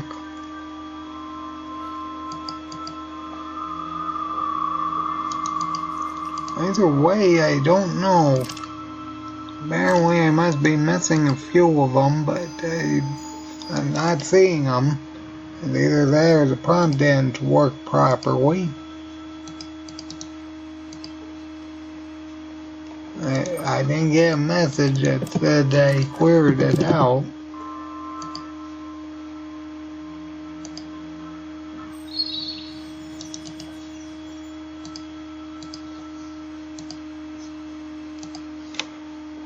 I don't know. I'm going to make the assumption that one of them must be lost in the woods because I just can't find it. Oh well, not that that's overly important.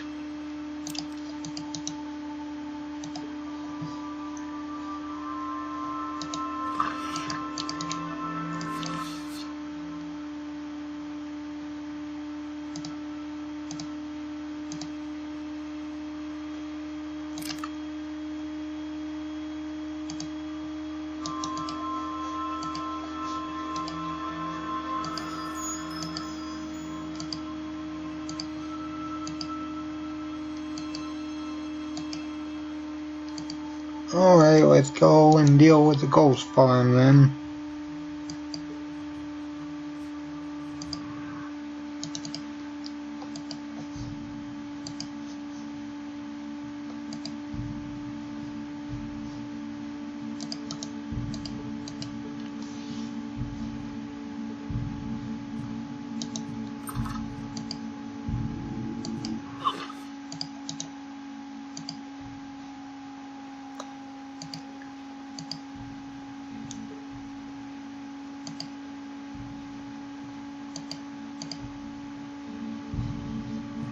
Okay, well,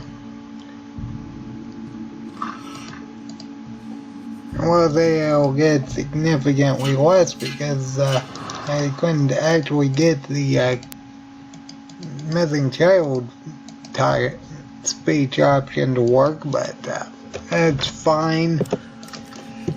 We can get more experience from freeing Woody in the den, and that should give us our next level up. I'll say it's quite inconvenient though. Either way,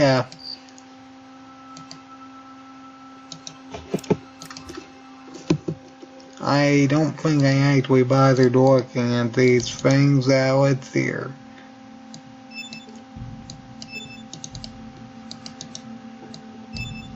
Okay, yep. I'm pretty sure you actually had to look at them to actually get that option to work. And we took to, what was his name? Carl in the den? And we can tell him about him being in the den, and we can send him back too.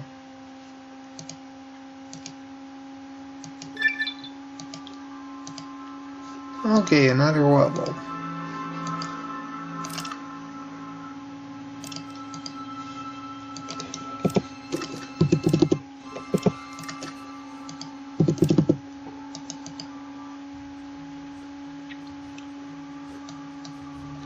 Alright, let's go to the den and deal with some optional quests there. I think last time I did something like this, I probably took down Messenger, but I don't know. For this run, I may not actually be able to do that. Honestly, I don't think I have enough flares to realistically do that unless I just start incapacitating them constantly.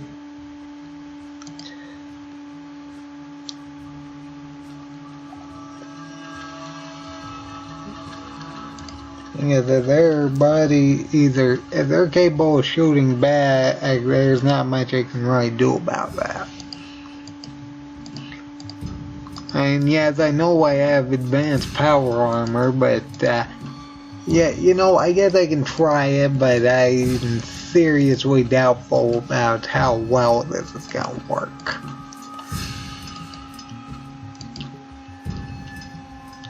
Either way, let's free Woody first.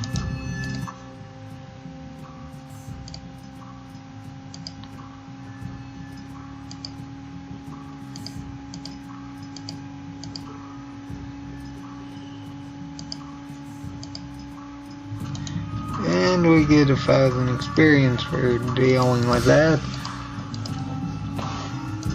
And we can talk to Carl and tell him to go back to MODOK.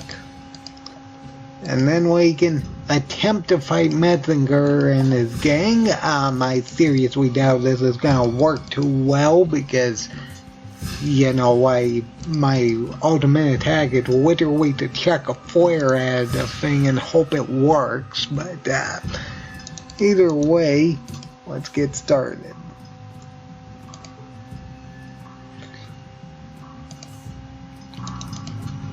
Okay, 500 experience for that.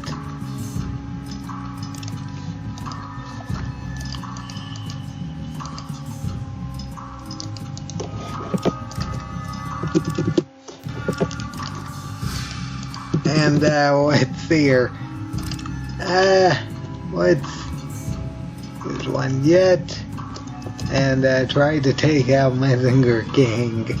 Okay, this is not going to work too well, I already know that, but what's in our only advantage is the fact that we have advanced power armor. Now that sounds great. Yeah, that sounds great, but we gotta keep in mind that all of these things will be firing. I mean, I guess I could use a locked door trick, but I have advanced power armor. It shouldn't be too bad, right? as you can already tell, I don't have too high of hopes for this. Keep in mind I don't have better critical, so insta-killing is really not an option. You know what, they were using rifles, and I just aim for an arm and hope that they didn't knock me down when they went to melee, but with Draper making a target unconscious. Oh, no damage. Wonderful.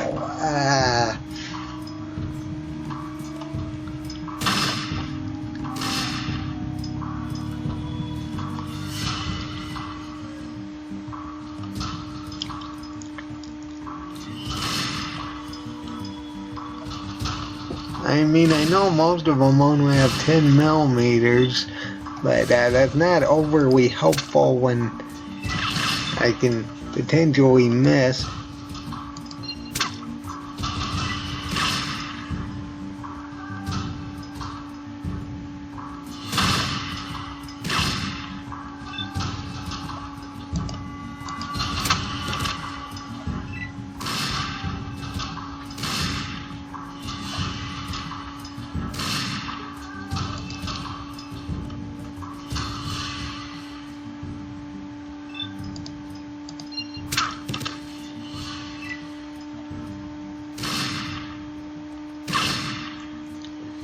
Keep in mind that all one of them needs to do is knock me down, and I lose my turn.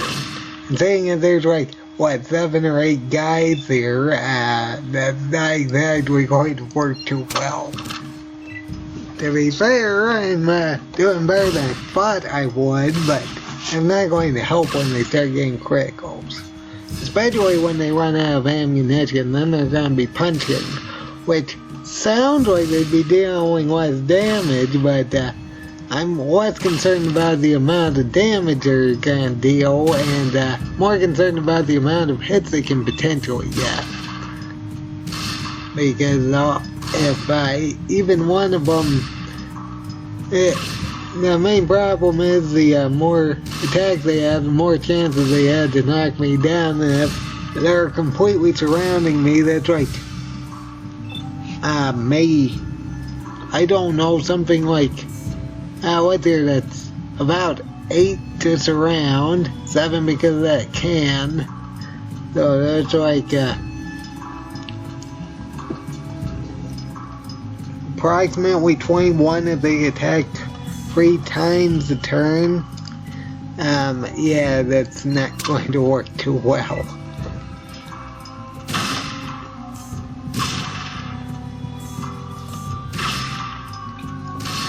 I think they're dealing more damage to themselves because they're shooting each other.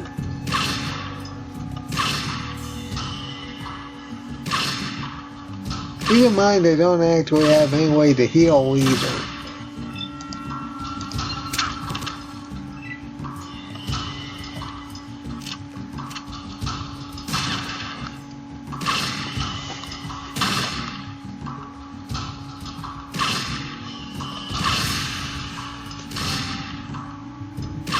Keep in mind that I also can't use Cycle for this playthrough, because that would give me extra agility.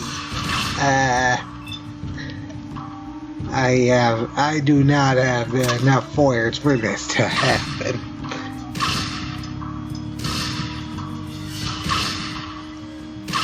I mean, even if I had maximum, I don't think I'd be doing that.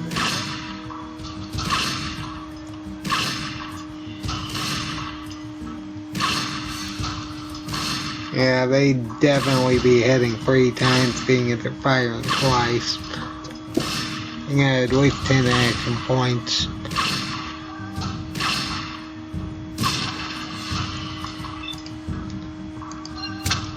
I will say that one of the aspects in Fallout Tactics I will say should have been in the original games is the way shotguns work. Because in Fallout Tactics it actually does have spread, which makes them much better against crowds.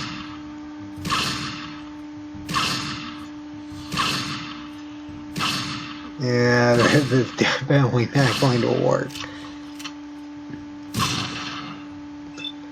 I could technically continue this, but let's be honest, I do not have enough flares to make that work, even if I tried to stand there and tank all that damage. To be fair, I was doing better than I thought I would, but that's not overly helpful when I literally can't take them down. Because I don't have enough flares to do that. I only have like, what, 67, 70. Either way, let's go to Reading and end off the episode on a high note by, I guess, completing all the other objectives for the sheriff and seeing about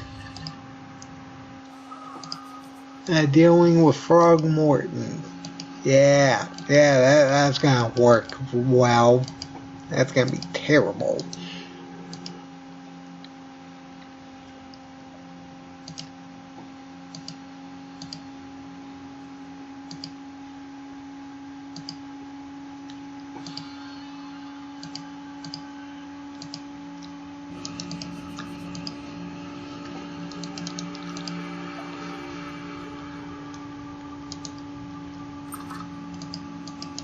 Alright, let's talk to this lady.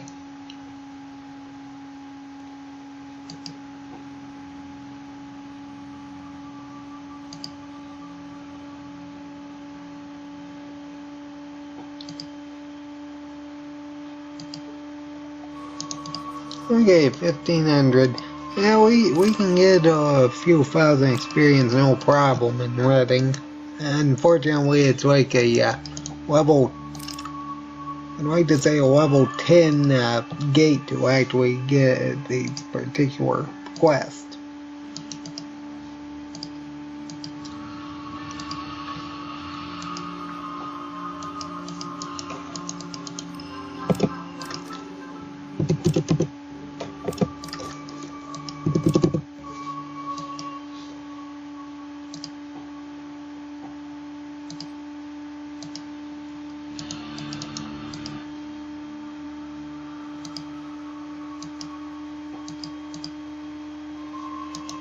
Well, we'll see if doing that will actually work. I don't know, I might have to send them to prison.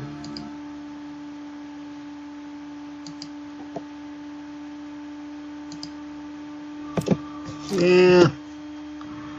Looks like we will then.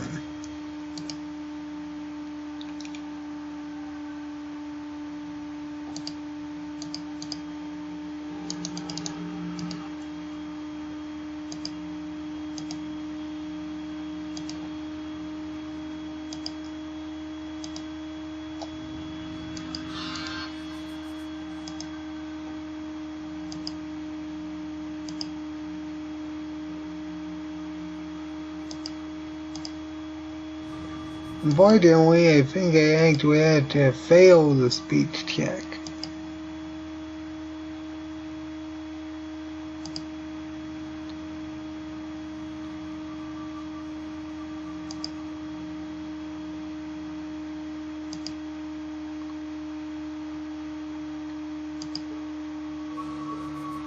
Okay, we get 1500 experience.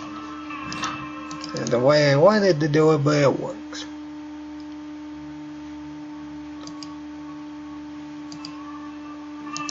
Alright, and we can very easily just go to the exit grid and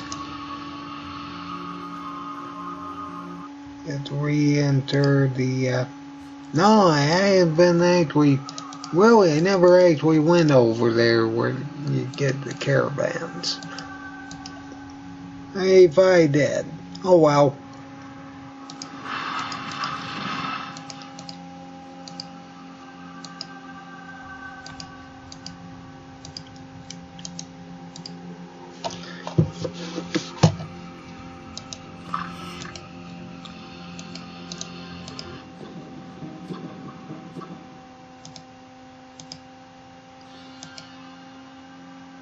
Yeah, I can take care of myself. Yeah, just throwing a flare. Yep, that sounds right. Yeah, 1250.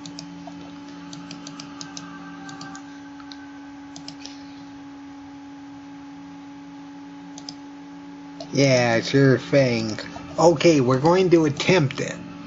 I know it's not right sugarcoating it, seeing as I couldn't take out anyone in Messinger's gang, even one of them. I seriously doubt this is going to work well, but to be fair, they're more spread out.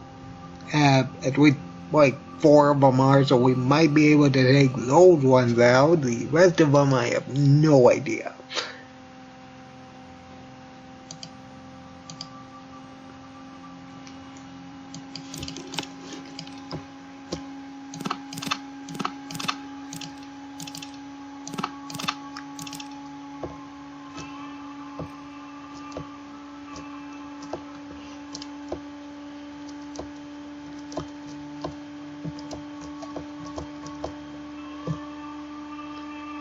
I don't even have enough one to buy one stim pack. Oh boy.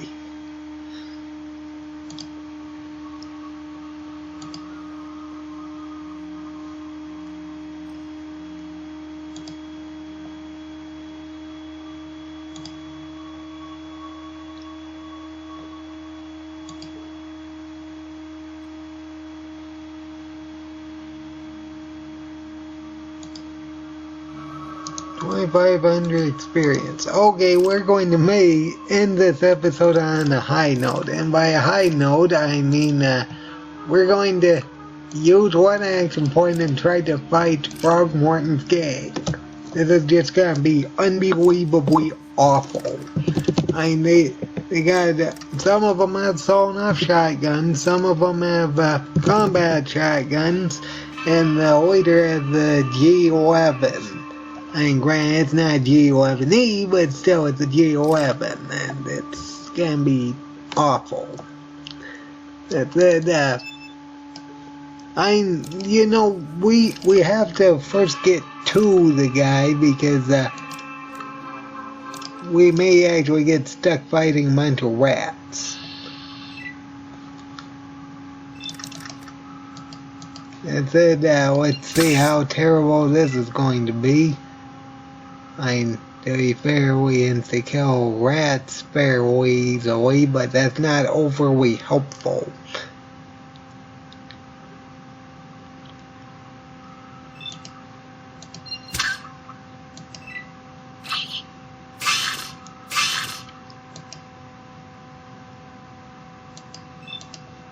As long as we don't get stun right, we're fine.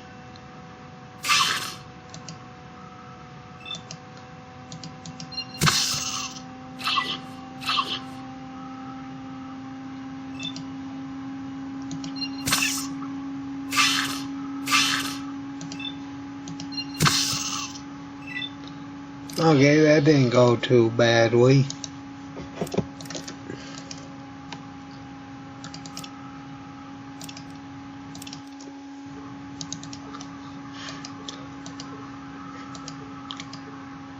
That said, let's open this door and see how well we do. This is gonna be awful. Oh, are you serious? I didn't even open the door.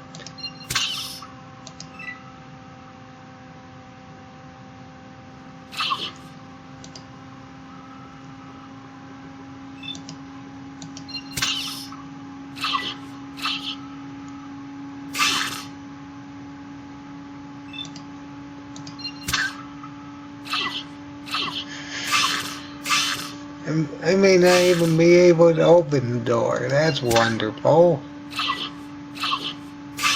Keep in mind that if I run out of flares, I'm out of attacks.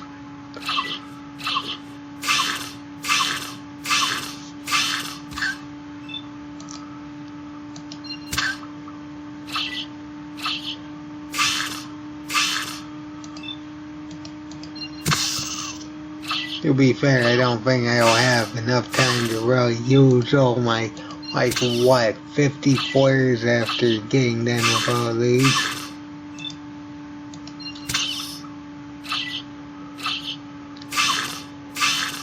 I'm glad I saved before coming to this particular area.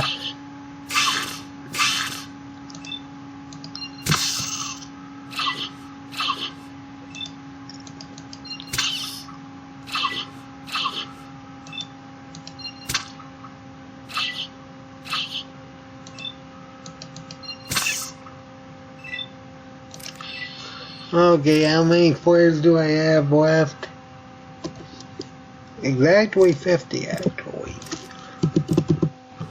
I'm going to reload that one at the end, I'm sure. I said, let's attempt this. And there's like 5 guys right there. To be fair, we can at least disable one of their arms. And potentially make some of them incapable of firing their weapon. Is effectively the... Or not. Oh yeah, that one probably has a sawn-off shotgun.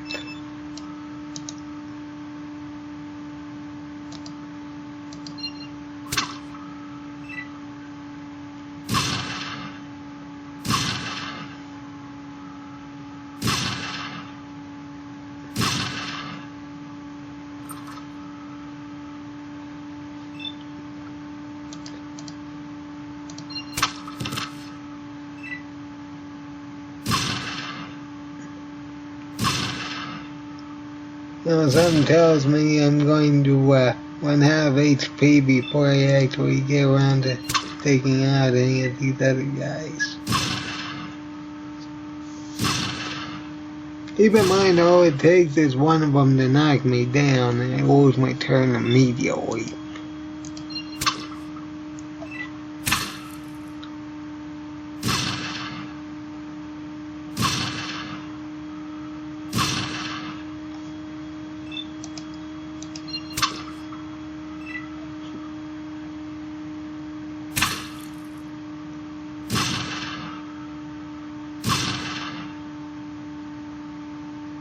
Also, critical hits also matter.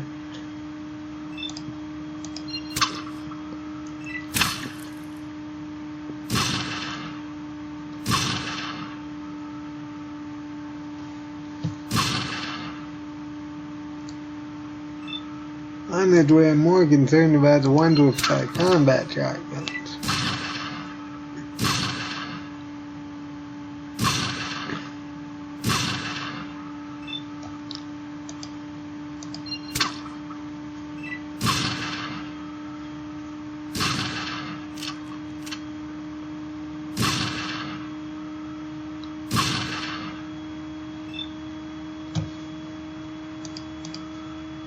Yeah, I definitely don't have enough flares to do this.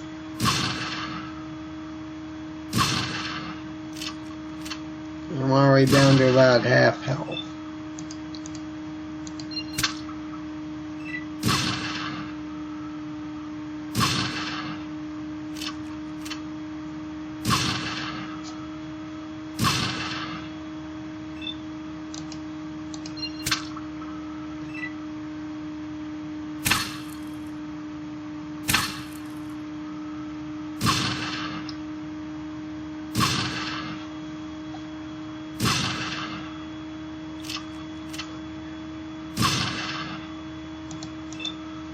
Listen, this isn't going as terribly as I thought it would.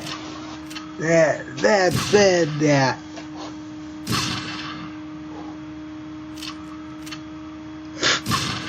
one of them just crippled an arm. Wonderful. Well, this ain't gonna work.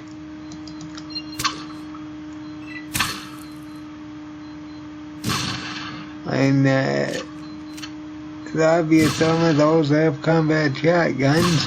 Honestly, I expected them to be dealing slightly more damage, but, yeah, honestly, I'm more, I'd rather know about how many more flares I had. The point being that even if I could do it, I A, don't have any way to heal, B, there's way too many of them for me to take down, and C, well, I don't have enough flares to actually win a fight against them.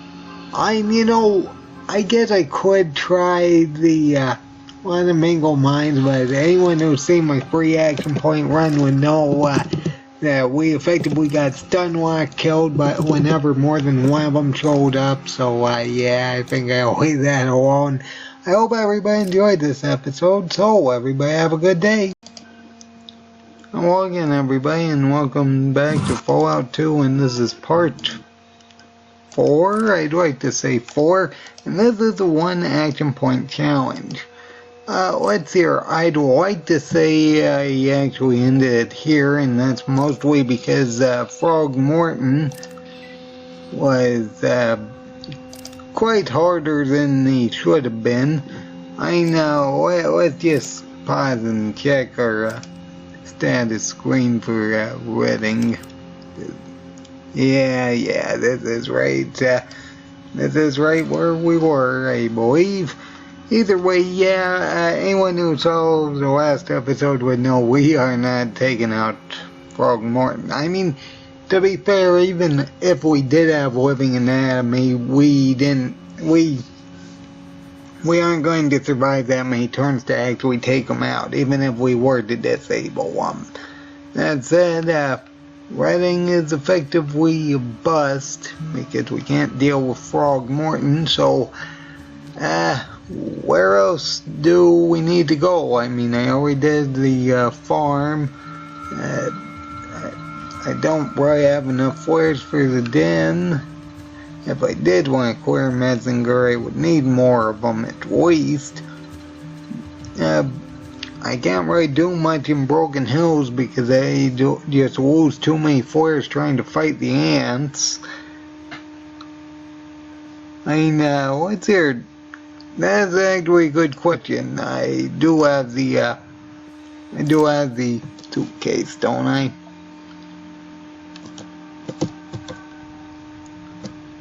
Now what's here? Yes, I do. Okay, well, I guess we're gonna go to New Reno and hand that over to the bishop and probably get the quest to deal with Weston.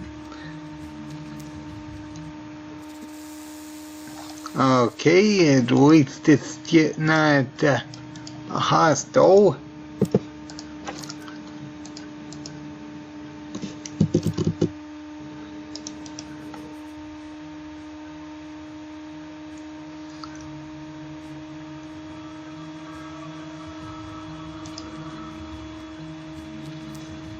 Alright, and we're gonna go to 2nd Street and go up this building.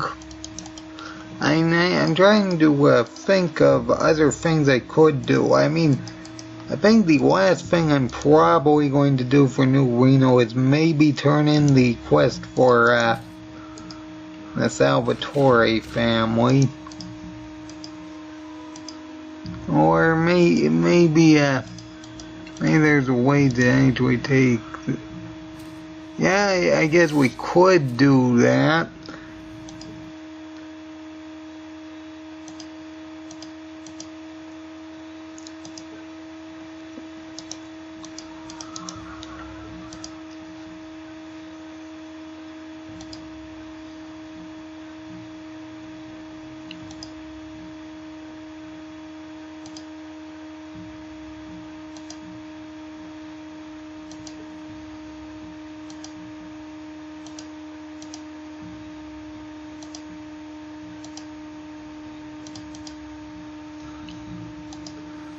Alright, we get 500 experience and the new quest. Now, before I actually leave, we can actually grab a lot of sewing material. Let's see here, we have that. What is our lockpick at? 16. Okay, well, I don't think this one actually has an overly high,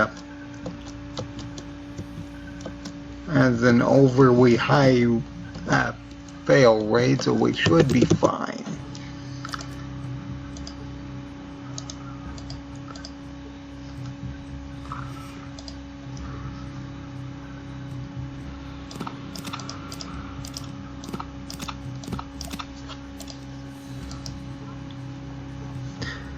Some grenades, weather armor. Oh, there's, yeah, there we go.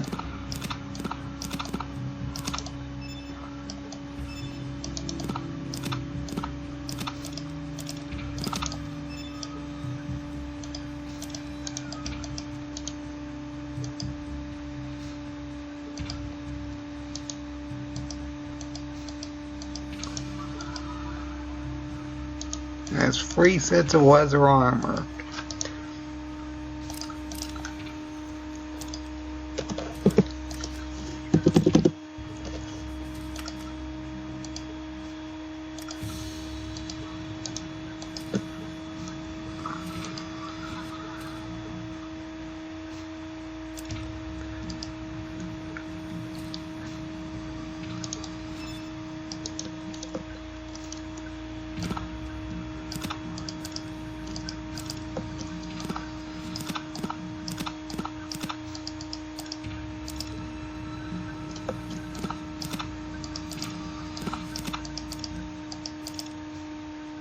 Alright.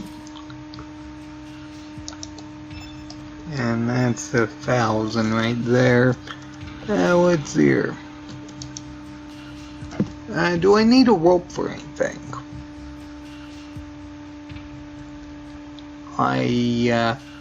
Let's hear. We don't need a rope for anything, actually. I can actually think of, so we can get rid of that.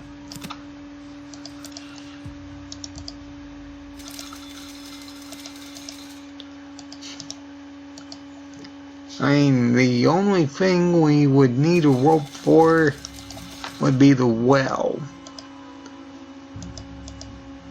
That right. Honest, we can't think of anything else outside of accessing Mondek's well. Is that really it? Anyway, let's use the exit grid and go to commercial roll and see about the force from Renesco.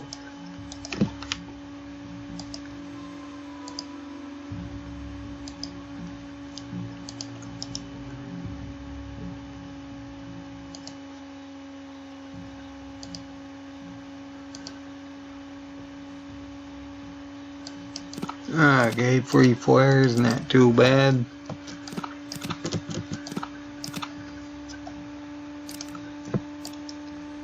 If we can actually get some jet, that would be ideal.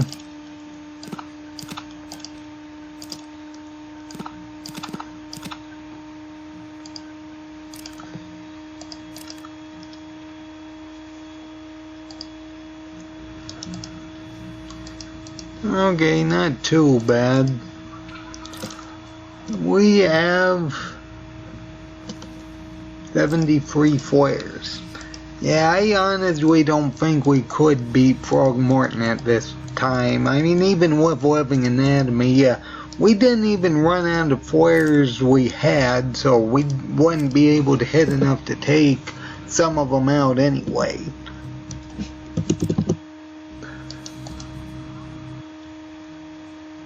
We'll say that I would go to Broken Hills if I was actually going to fight for Vault 15. But I will say that I think we can probably clear the most of the second and third levels outside of Darian's room. But I will say I have no idea how we're going to deal with the first floor of the vault if we do that. And that's mostly because after seeing what Throgmorton did to us, we're effectively gonna get shot at by like, what, maybe 7 people? Yeah, we need to reload. That said, thankfully, we do not actually need to do combat for the majority of Vault 15.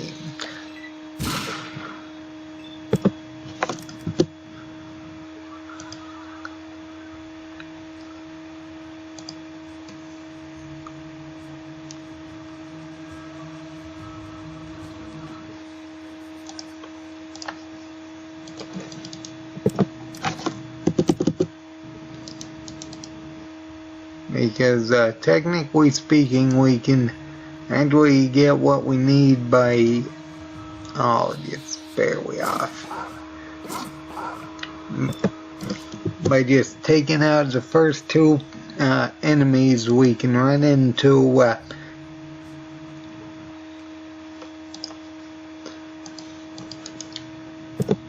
And on the surface, because they both have 2-handed weapons, I believe. I'd say of like the first guy, which I think has like spiked knuckles or any or something, which technically speaking, if we can disable the other one and knock that one down, we shouldn't have much of a problem against, but if we try clearing out Vault 15, I honestly don't think we're going to be able to do that. Yeah, just because there's going to be so many people shooting at us and we don't have the ability to deal that amount of damage to take them out. He is not here.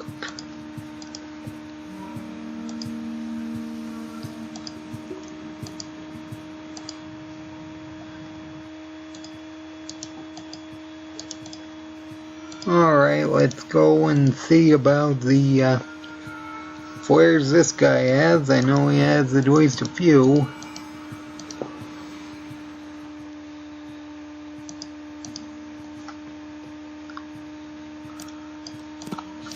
Five, not too bad.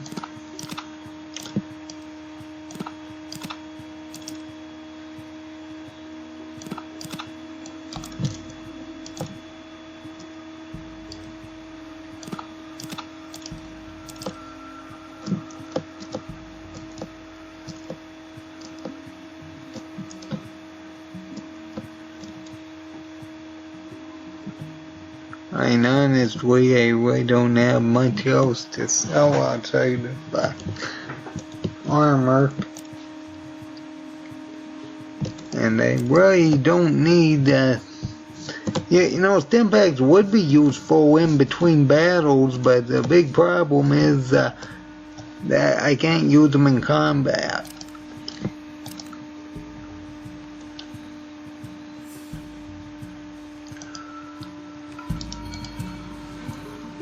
Either way, let's see how much we got. We got 35.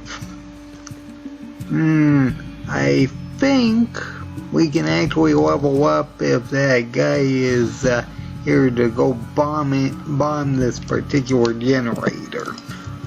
We should have enough speech to actually clear that check. Yep, that he is.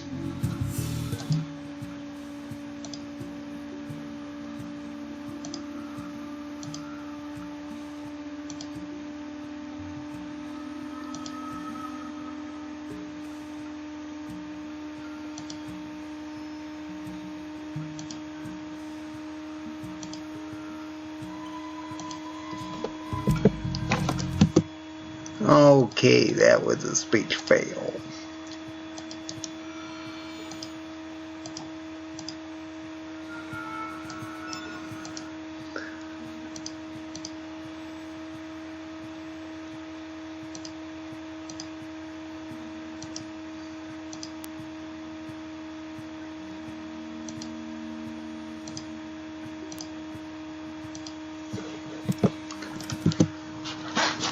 I'm pretty sure that's the line you're supposed to use.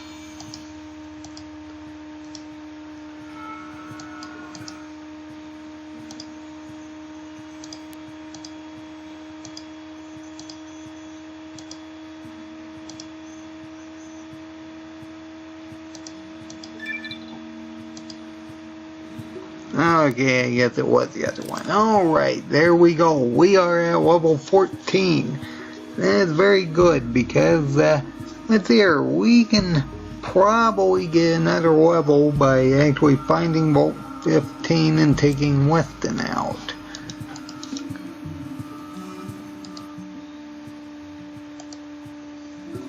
And we get books.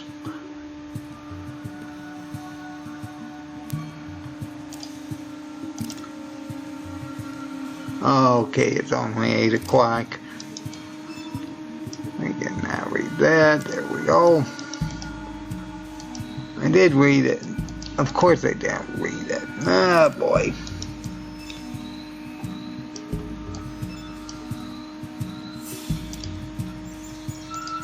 I'll read that after we find Vault 13, I guess. Anyway, we need to talk to the sheriff about jobs.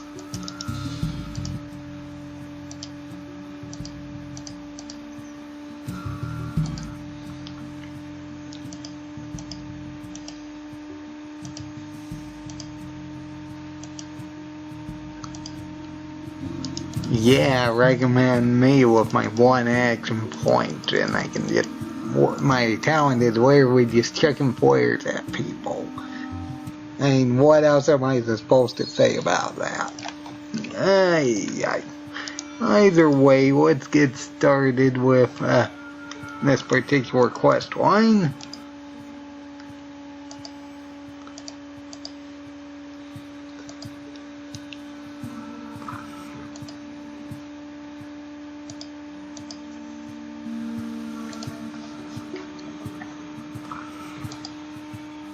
I'm Tandy, president of NCR. My boys tell me you're looking for work. What are you handy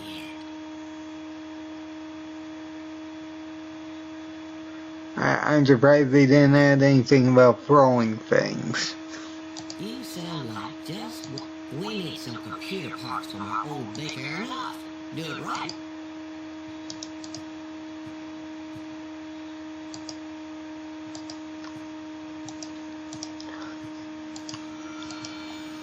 Yeah, that should be a speech option. I know how to throw things at people. Ah, boy.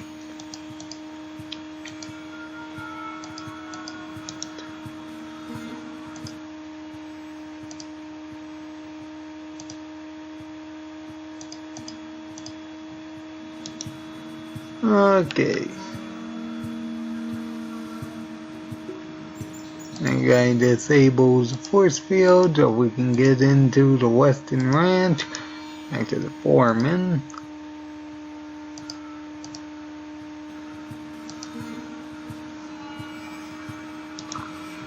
And we can speak to Weston. I should mention that Weston actually does have a Pancor jackhammer. We might actually do a run with that in the future, but either way,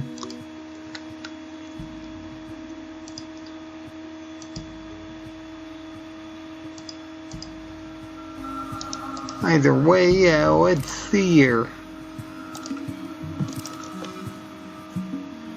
I did read that Outdoorsman book, didn't I? Yes, I did. Okay, well, in which case, let's save here, and I think I'd like to say we need 80 for that.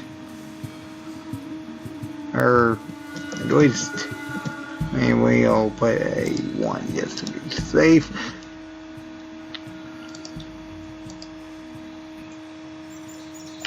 Because there should be a way to Vault 13 on the upper right hand side if we add the necessary level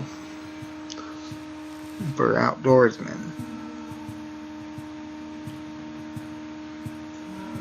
That should get us to Vault 13. Uh-oh.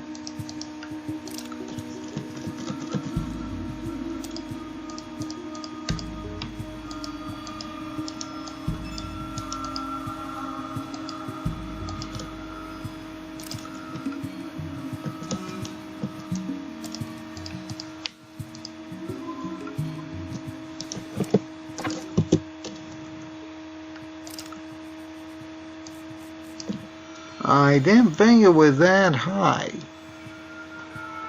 Okay, we'll put it at 91 and see if that works.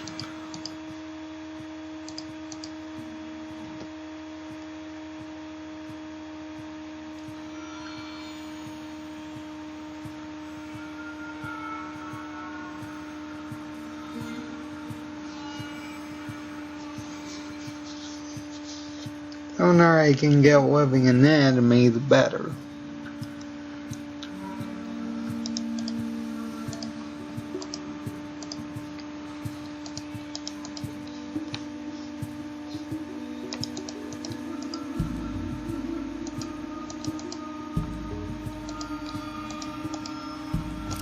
Was it really over 90?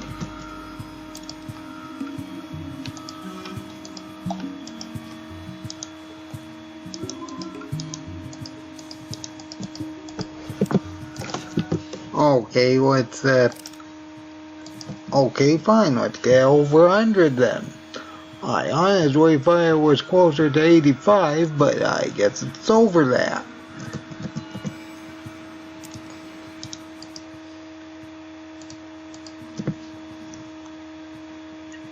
To be fair, it isn't like I really need skill points for anything outside throwing anyway.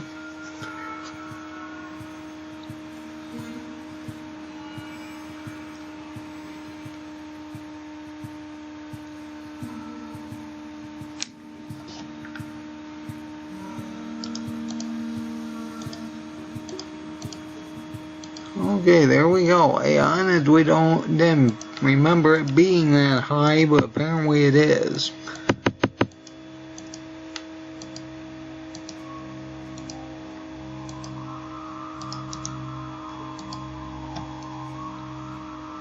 Either way, let's open the way to Vault 13.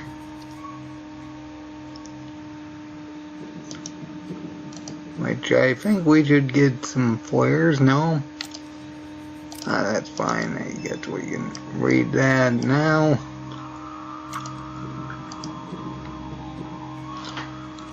And we can switch off to that.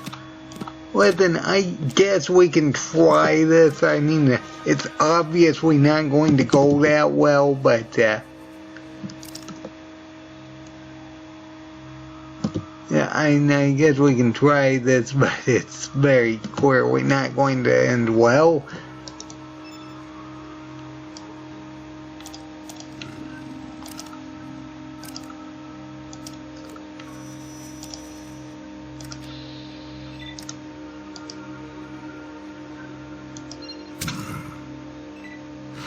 Yeah, no damage.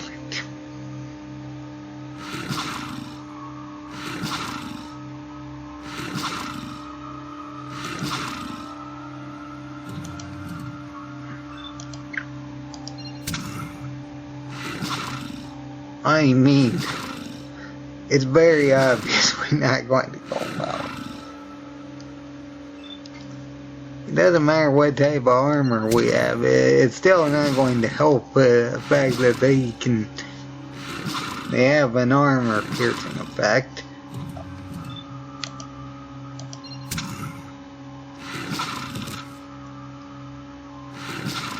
Not to mention high critical hit chance.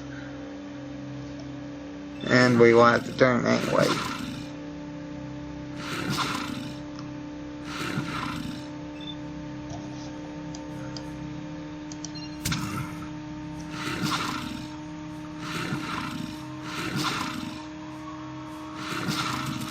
Yeah, the build is about as effective as I thought it'd be.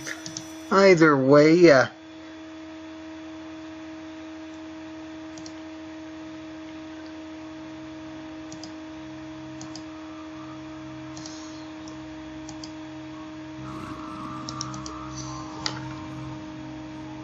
oh boy, we couldn't even disable it. And even if we did manage to cripple one, that's still not gonna help us much when the other one decides to show up. Not to mention it's like, what? Those 5, what's one of them's over to the left. There's at least 6 other death claws on this floor. Alright, we'll look inside, and we'll move that on that, and we'll talk to Grover.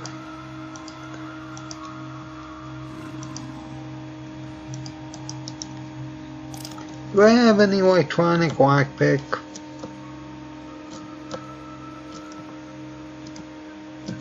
That's too bad. I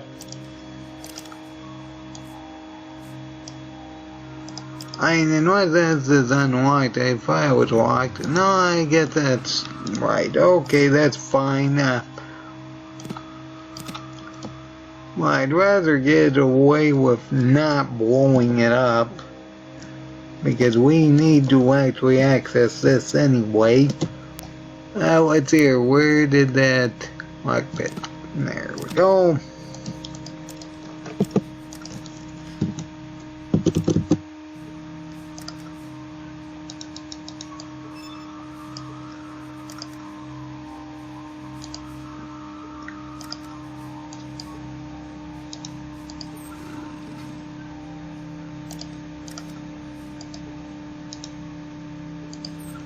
These are, there we go.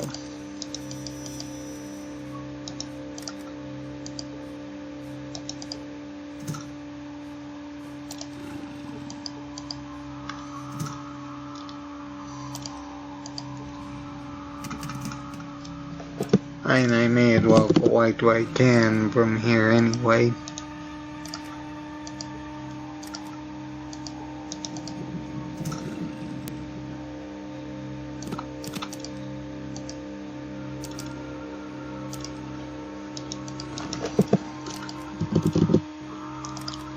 Each one of those plasma grenades is 300.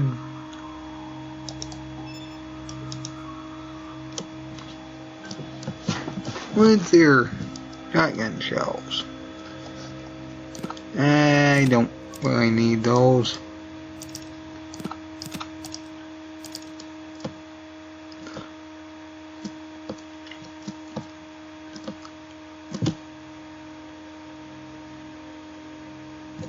Do I really need healing powder?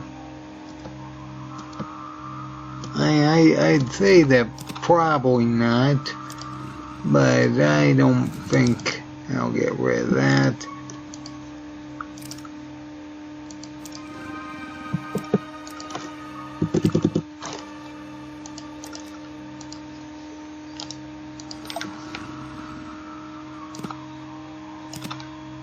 Oh yeah, that's right, I do need to tag them and get about 10 pounds, I think. I think I get worth 10 pounds. I'm probably gonna draw that healing powder if necessary.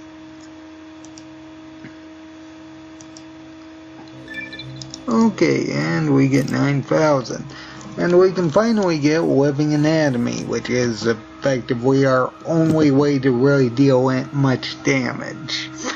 Yeah, that's about it. Alright, we can drop about 7 pounds worth of stuff.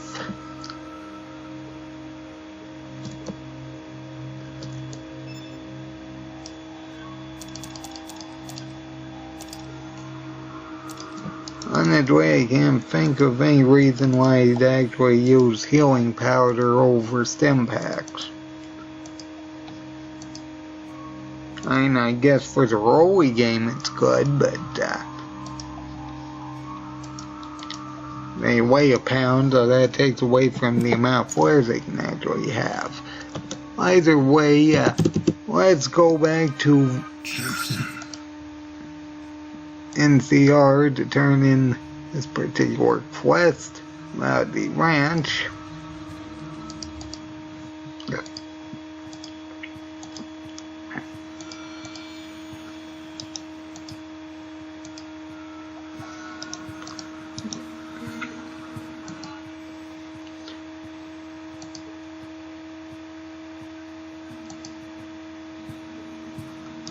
Okay, there's 1,000. Alright, let's see how much more we actually need. We need about 12,000, I think. Either way, and we are going to actually another level up because we're going to be using, I guess, buff out. I mean, buff out actually does increase agility, so I can't actually use it on myself anyway.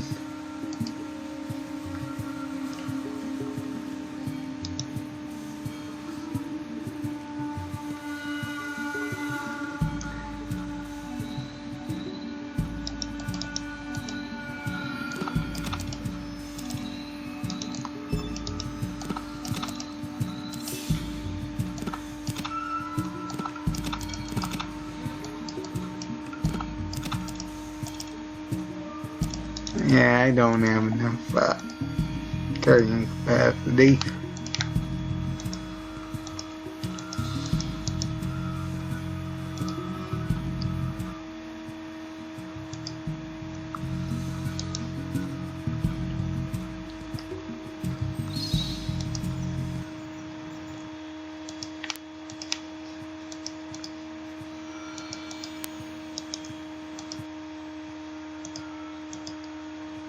Well, let's see if he's got players. Yep, he does.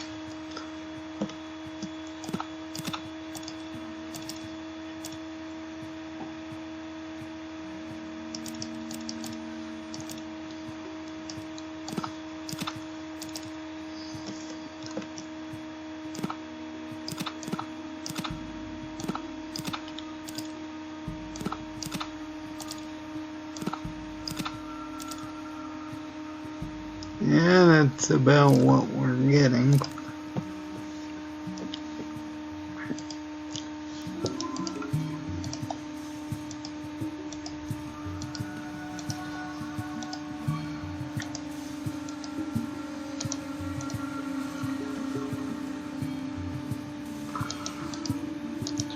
I guess we can get this quest. That's it. I seriously doubt we're going to be able to actually complete it.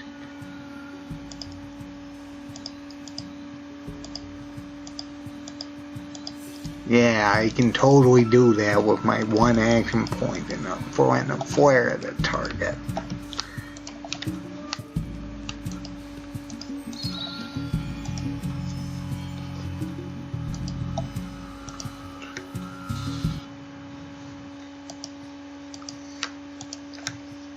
To be fair, we do have living anatomy, so we can at least deal damage, but that's not going to be overly helpful if we can't actually take out targets fast enough.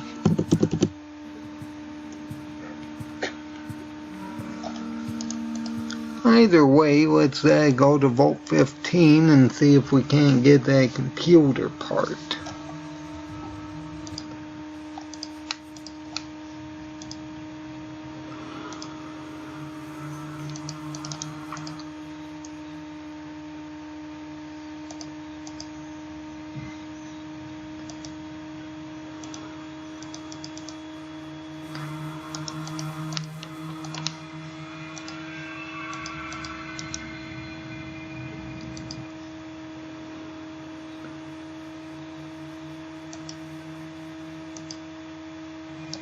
Oh, I hit the wrong finger.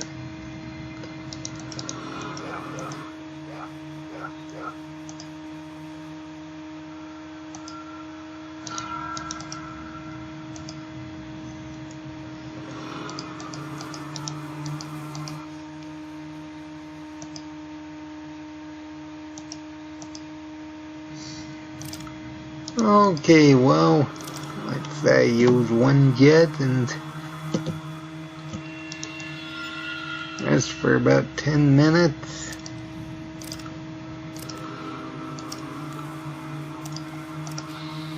And we have one action point. Yeah, but here we go again. There's gonna be two of them. one of which has a sniper rifle. We're overloaded, but honestly, we don't think that actually has any impact if we only have one action point.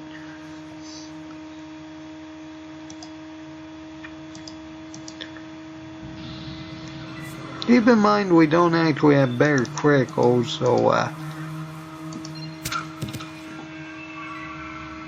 making the target unconscious is effectively our best strategy.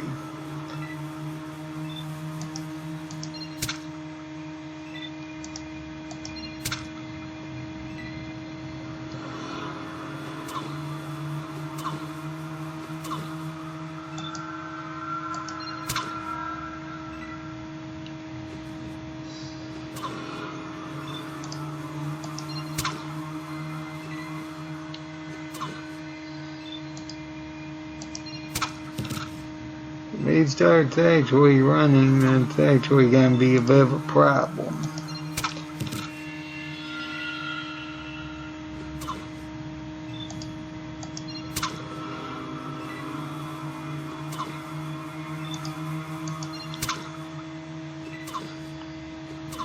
Avoiding anatomy, we're doing a flat 5 damage, which is significantly better than the barely any, if any, at all that we were doing earlier.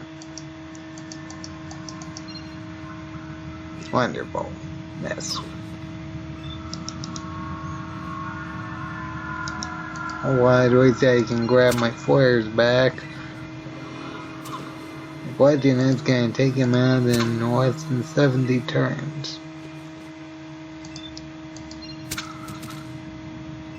The answer is yes.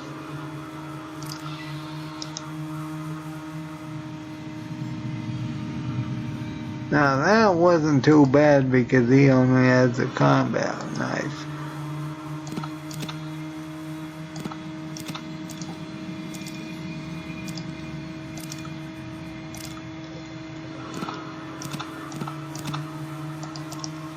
That said, we have to hunt that one over there down now. I just hope that they don't run off the map, because that's going to be problematic if they do.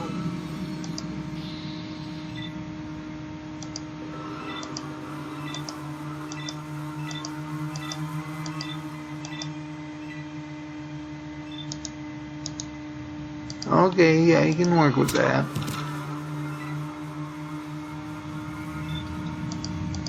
And they disabled.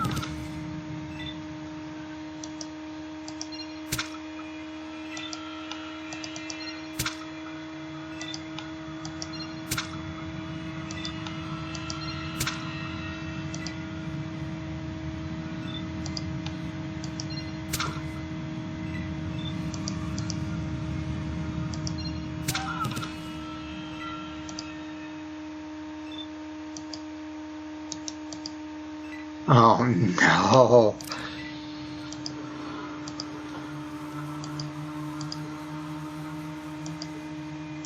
Oh, wait, they're not hostile yet.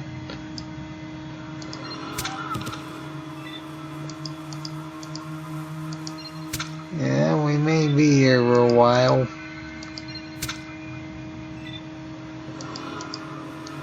Okay.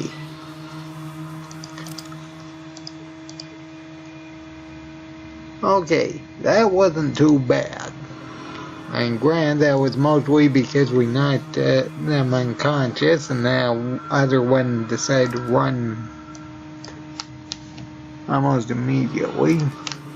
Oh, are you serious? We can't lockpick that one?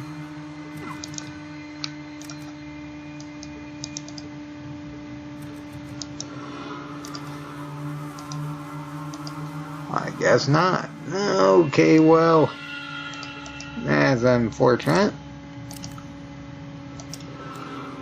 That's it. I effectively had to wait until that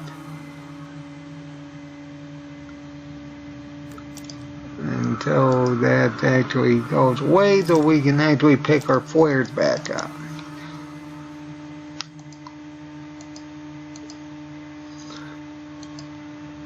Wow, absolutely awful.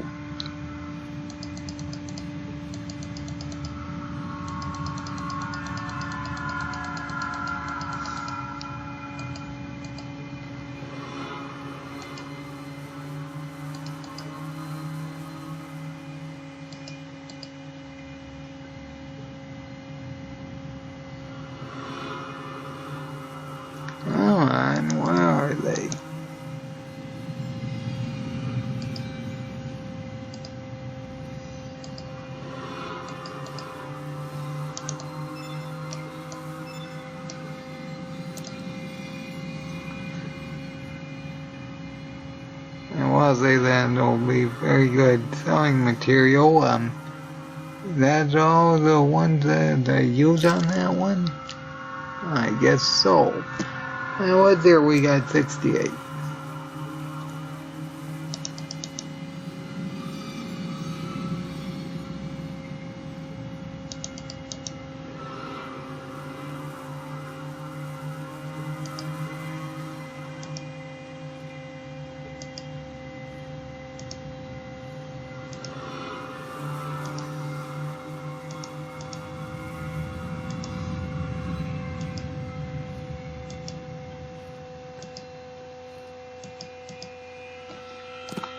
Okay, we can grab that one. And there was one that we missed. There it is. I'd like to say that was all of them. Either way, we got 80, so we're fine for now.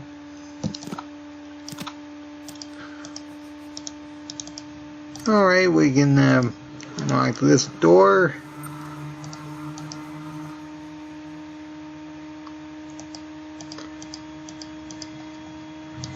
And let's get going. We have 13 more weight capacity. I think I'm missing a few.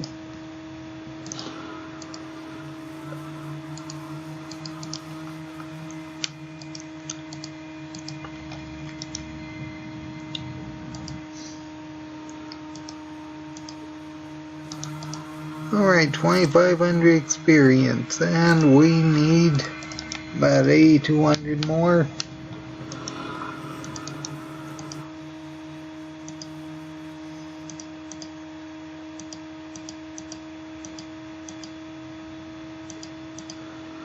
Yeah, it has to be done. And by has to be done, that means we had to go down there, fake our way through it, and see if we can actually clear out the first section first. I really don't have much of a strategy against Darien. I will say that I might be able to take out the other ones. It's really Darien and the first 4 that are probably going to be the problem. It's because of how many enemies there are there. Alright, let's go to the first 4 and we'll pass the speech check, because if we are going to be doing this, I'd rather the force field be up so we can at least separate these 4 from these 2. Well, I thought there were more than this, but that's beside the point. It's here. Let's go to the second floor and restart the generator. And that's an easy, I think, 3,000.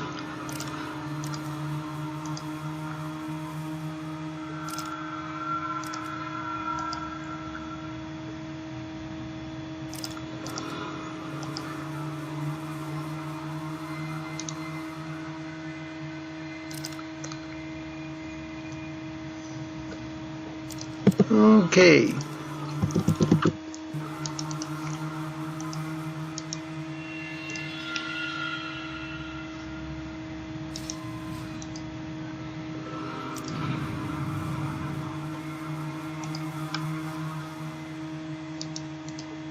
Now we can actually get the computer part.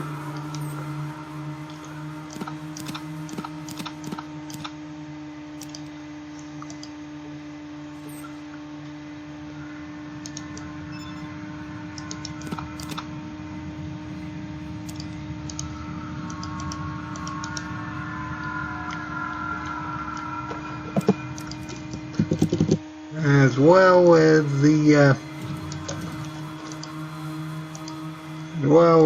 spy holotape.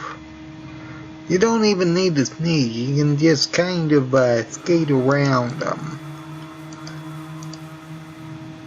That's it, I really don't know how we're gonna clear this room because those two have assault rifles, that guy's got a flamer, I think that one's got a power fist, and I think that one only has a combat knife. I know this guy has a ripper, but either way, if we are going to clear this, we're going to have to do some serious separating. And the first thing we gotta do is check to make sure that the force field is actually active.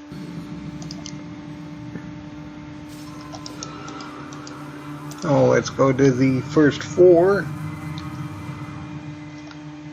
And the force field is activated.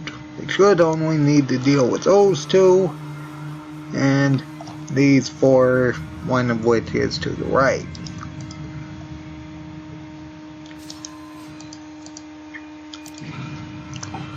And for the second one, we need to deal with those two. We can potentially lock that one in. We can lock these two in, so we need to deal with those three minimum. And then we can deal with those two in a set of two. And we can separate those two. Separate that one, and deal with those two. And that's for Darian. I honestly have no idea how I'm dealing with that mess. Either way, let's separate them. Let's see, how many points do I have? 30, and our lockpick is 16. Okay. Hopefully, our lockpick will be...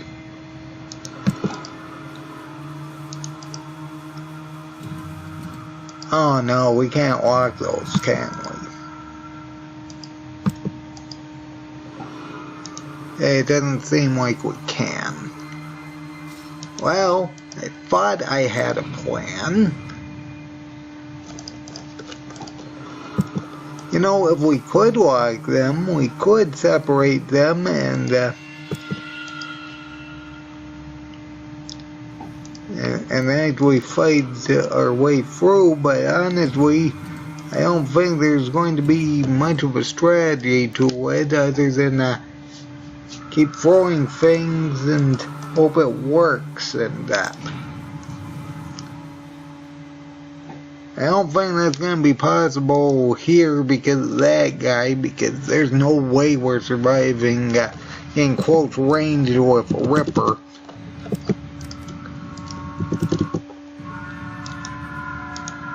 I mean, if we are going to win, we're going to have to make sure we disable that guy immediately, and there's not much else we can do about that. That's it. I guess we're going to try it and see how well this works. I seriously doubt it will, but...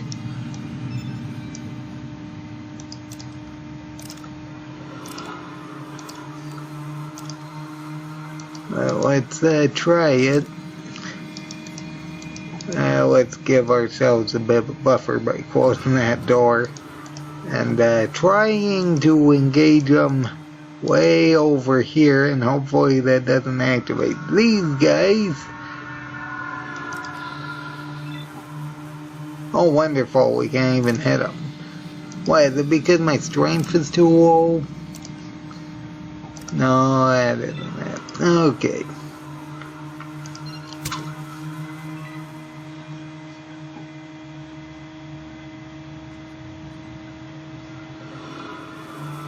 Yeah, this is not going to work. I can already tell that this guy's going to absolutely wreck us. Assuming, of course, he actually hits.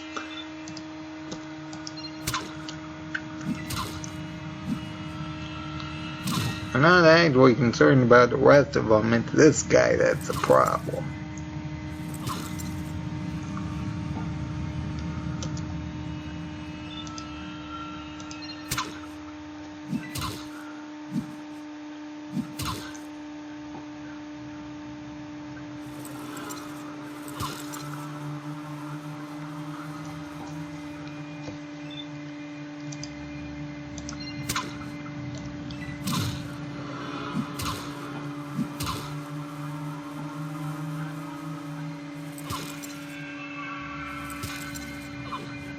critical miss.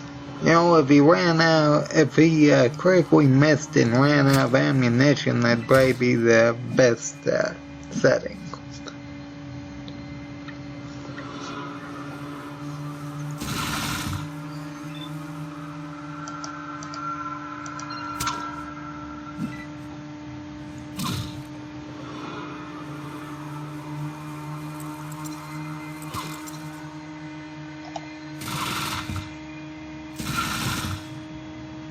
Yeah, but then there's always that critical hits, especially from burst weapons. And I just lost my turn, and that guy with the Ripper's gonna absolutely wreck us. If we get... Yeah, that's what I thought. Yeah, you know, if we could actually lock the doors, it wouldn't be a problem, because we could just fight these two, and then we could separate those two, and we could fight those two separately, and then incapacitate that one, so it wouldn't be a problem. I don't think we can actually pickpocket this one.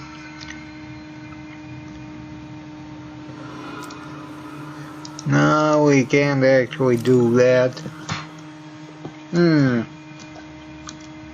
What we could potentially do is use explosives on Darien and potentially get rid of him that way.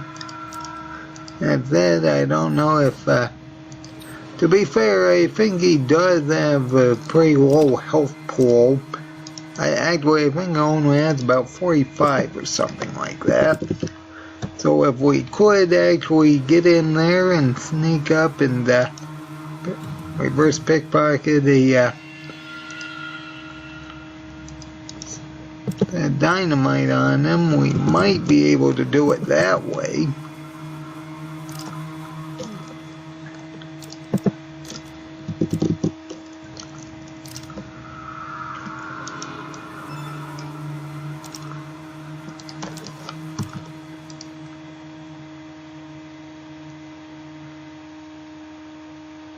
Yeah, that's what I thought.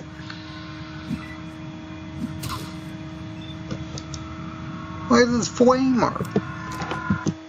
Yeah, it's a flamer, I know that.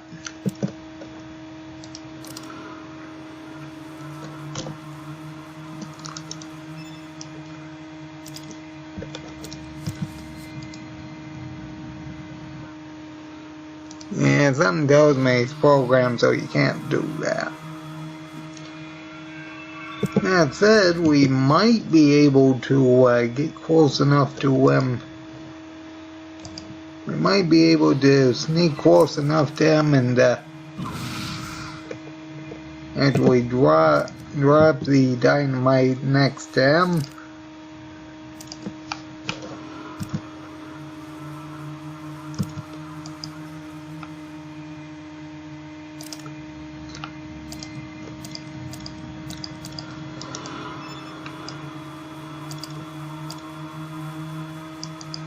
That's it, he might actually turn hostile immediately.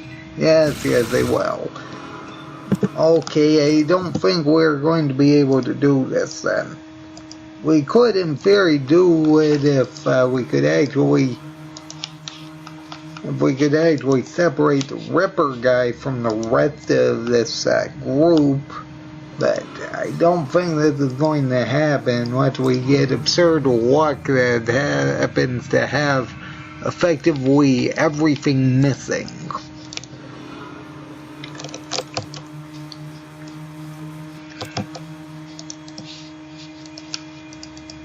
That's it. At the very least, we did get the computer parts, as well as fix the generator.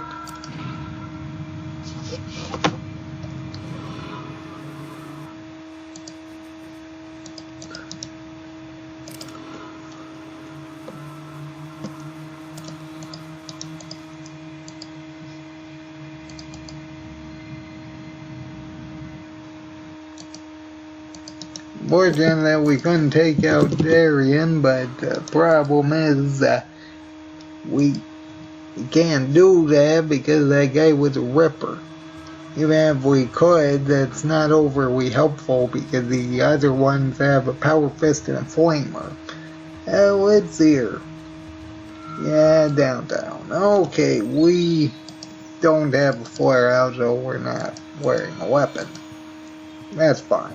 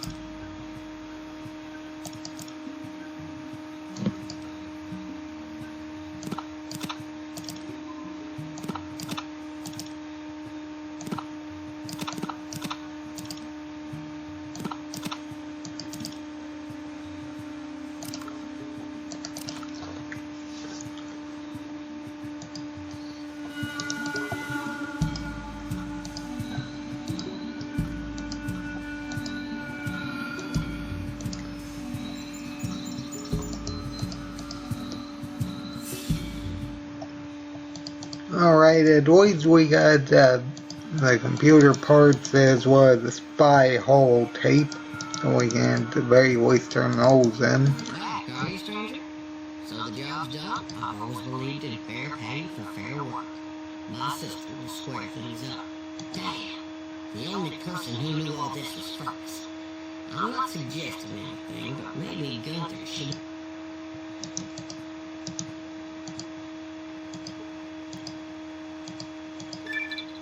Okay, another level. And we're at level 16. 146 HP.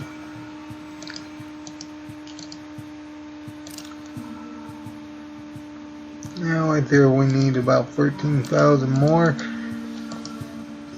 Well, we can try to take out the slavers, but I seriously doubt that's going to work.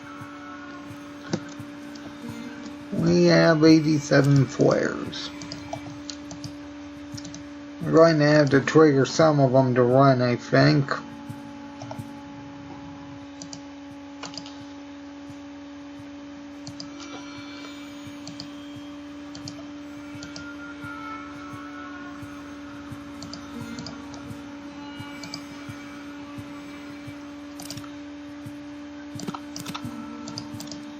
Let's see, how many are there? There's 7 in total. With that guy in the gate in the fenced area.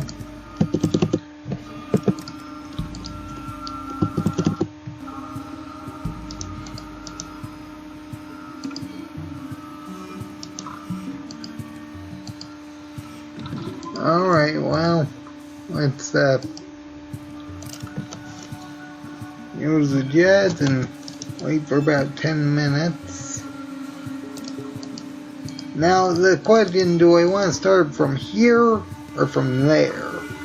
I think last time I actually started from here.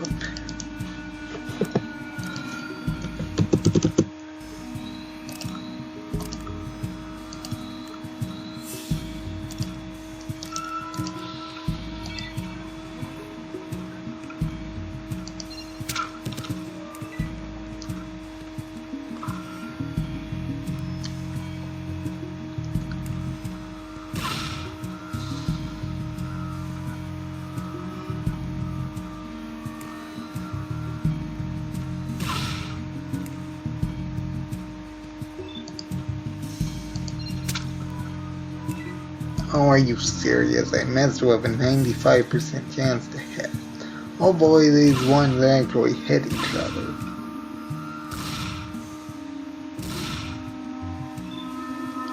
I'm more concerned about the one in metal armor and this guy. I think they got 14 millimeters.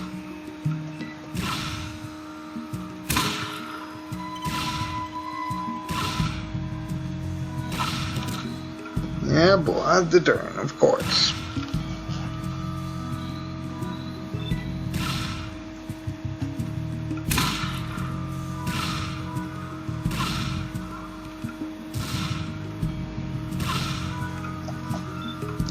Anyway, I think I'll move over here and maybe get him to shoot that guy a bit more.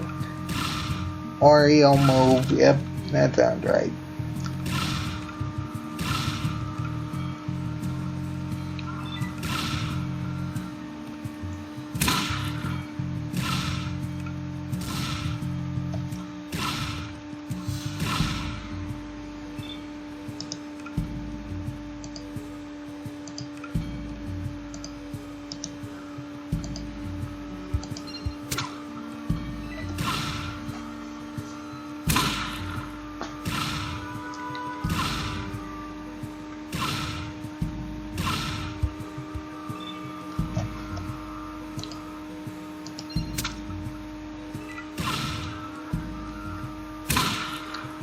Wow, I guess that's seriously awful luck.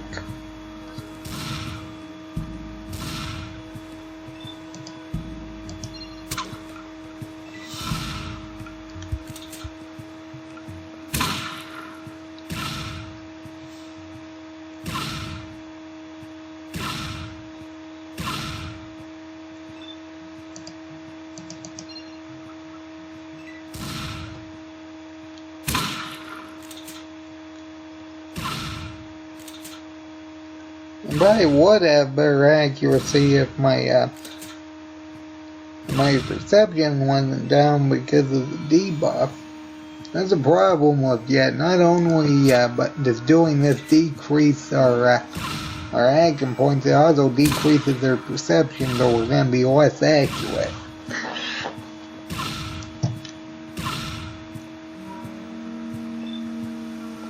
Yeah, let's restart and let's check to see if we got that is 4 action points. We have to wait. Either way, let's wait. Then we can add more to that.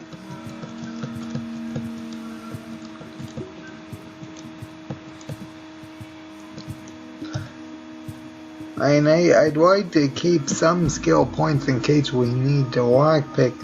Actually, do we need to lockpick anything? I already got some computer parts, so I don't think we do.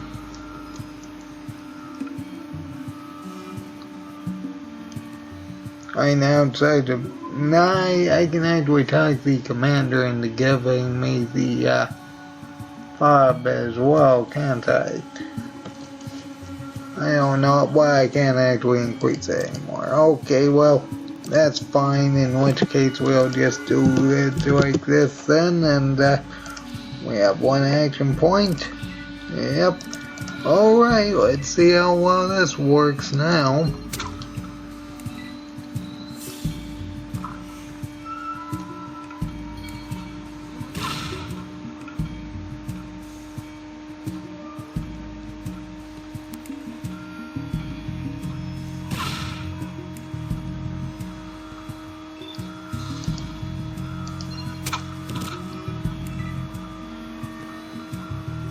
Oh boy, that one gets in the way of them firing.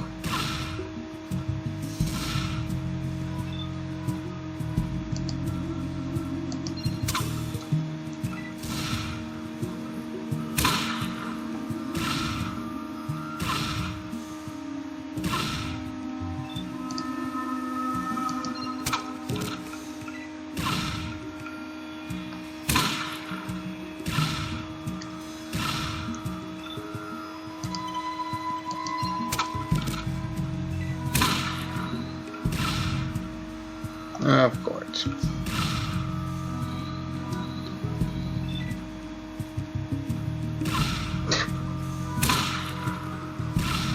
Why, that one attack? Oh, I think I know what happened. I think that's the guy that usually stands right here, and when he hits that one, he actually turned into their enemy. Well, actually, if that's going to happen, I think I'm going to try drawing fire away from that guy, and hopefully that guy will start taking him out.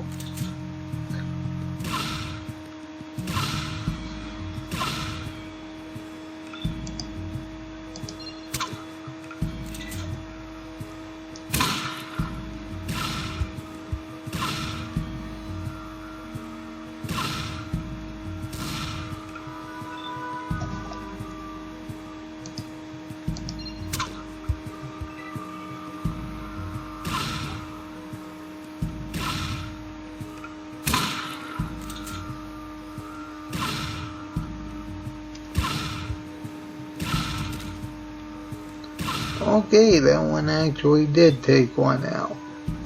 That's a very good start. Now let's see who's more wounded. Yeah, let's say Perez. I guess this one first. Then we can actually kind of move off that way, and no, I guess that guy's not helping us anymore. That's unfortunate.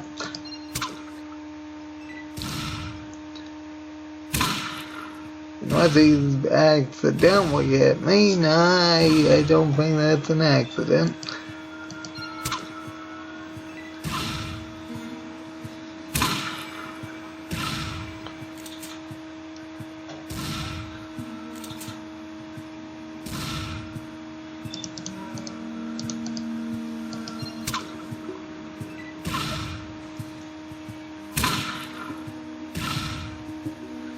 And this is why we got advanced power armor.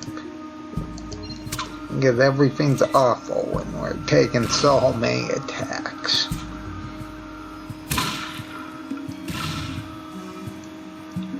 $30 damage, wonderful.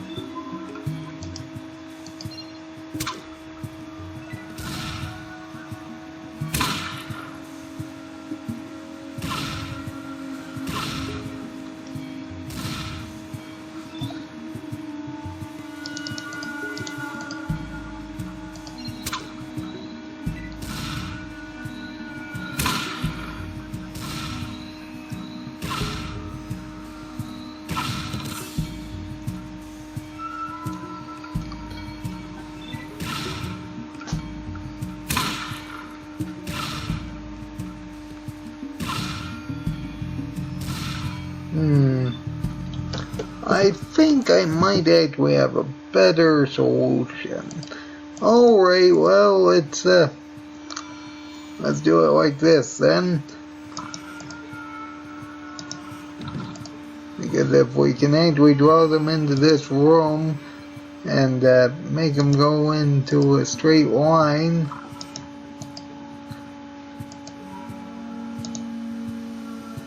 why'd that one in there? I thought that one was out here. Regardless, it should in theory be better because they'll actually stand next to the doorway and they should be shooting themselves more often. Hopefully.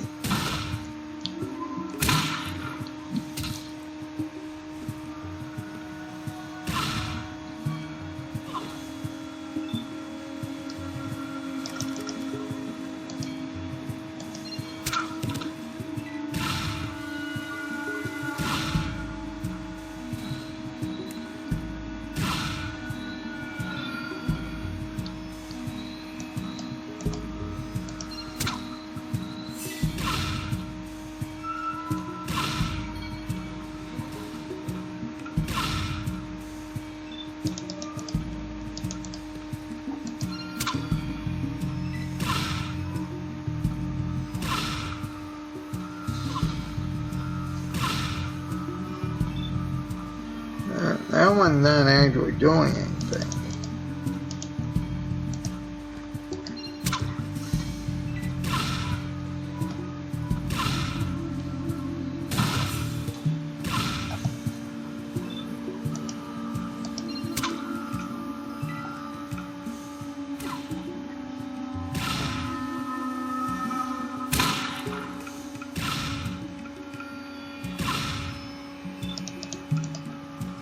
Okay, that one has decreased perception, so hopefully it'll hit us less.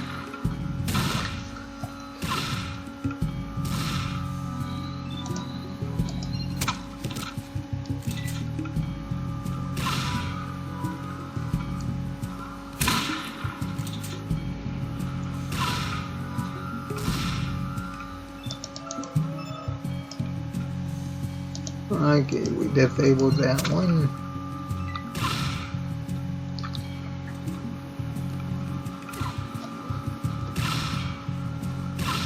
I think I better disable this one side so I can actually hit him.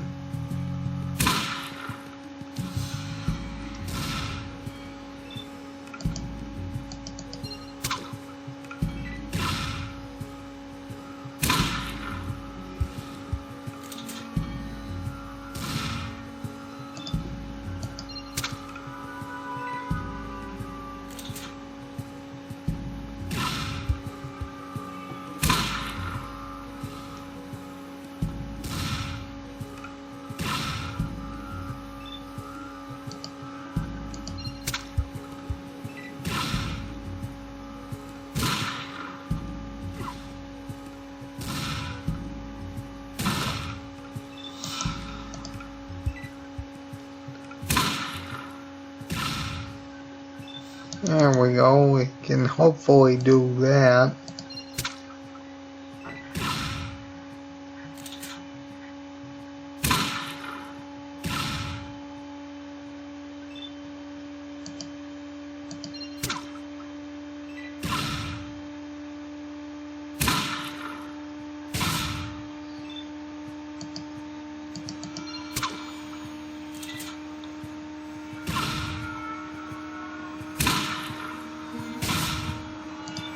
I don't even know what that guy's firing at. What, is he just shooting the door? He might actually be just shooting the door. There might be just a programming error.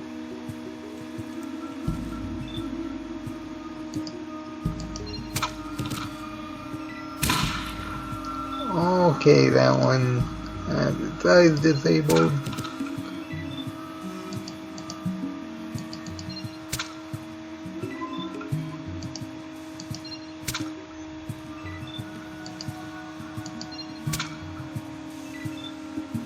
Okay, that one has I disabled. Okay.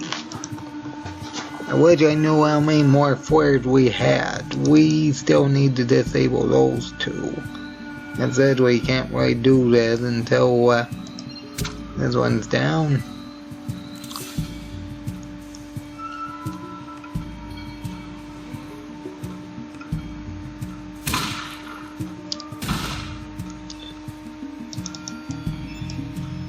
Alright, let's see which one is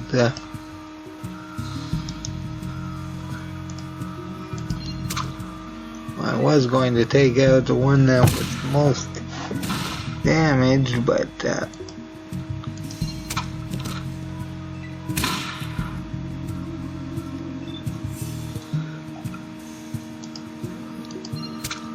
they really don't seem like they're as much of a difference.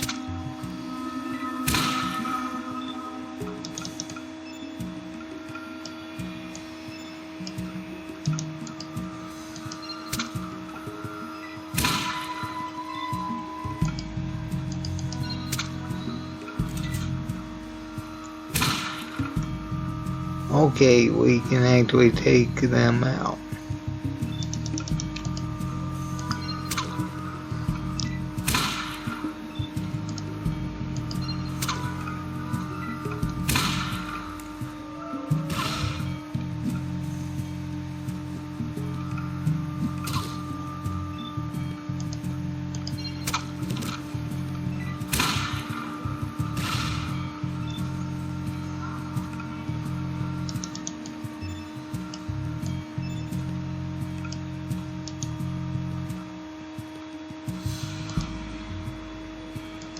Oh, you really think I can't actually hit them because Oh, that's so stupid. I had to wait until that one gets up to actually hit him again. The dead guy must be blocking the hitbox.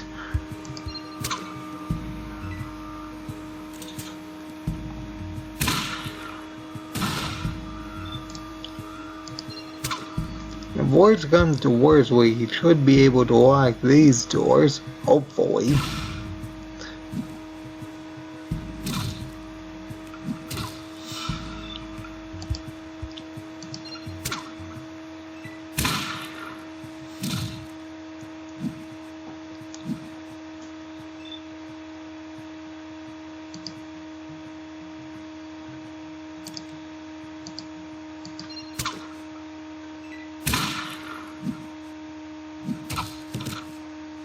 Of course.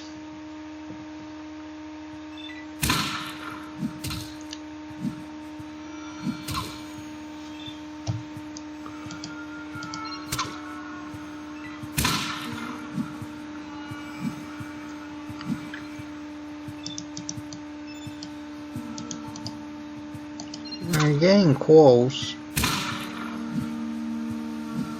Let's hope I have enough flares for this.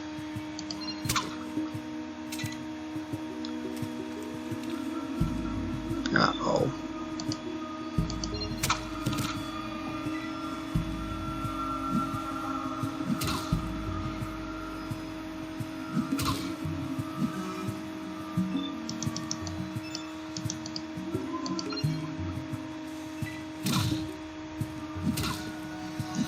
I wonder how many turns it's been.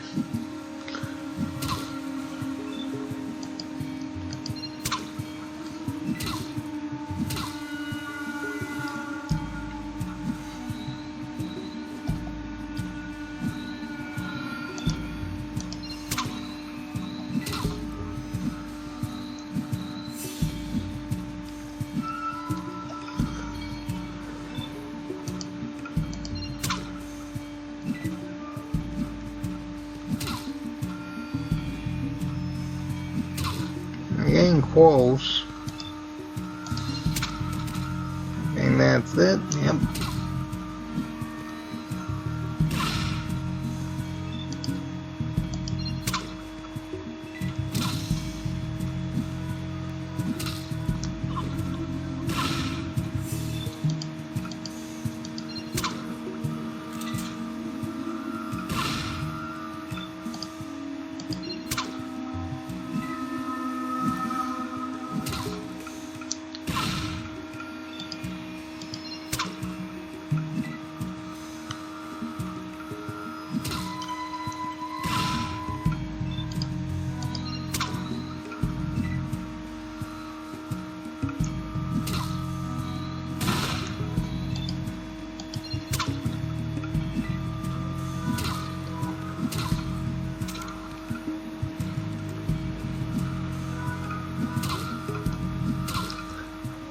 Wait, now I got 6 attacks a turn I gotta worry about. Keep in mind that just because they deal less damage isn't technically helpful. I mean, it is, but just keep in mind if any of them actually knock me down, I lose my turn immediately. And there's nothing I can do about that.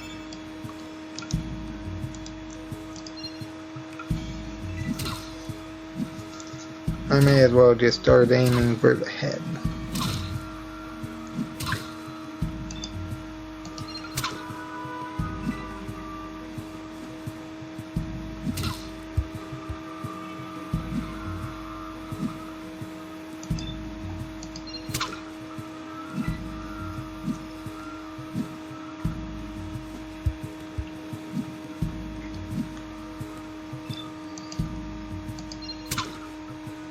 And then whether it is a 95%,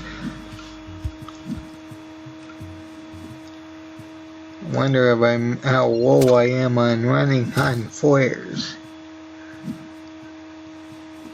Because that's probably the biggest problem. If I run out of flares, I'm kind of soft locked. I mean, technically speaking, I guess I could walk to the exit grid, but that just be so unbelievably inconvenient that it's not a realistic possibility.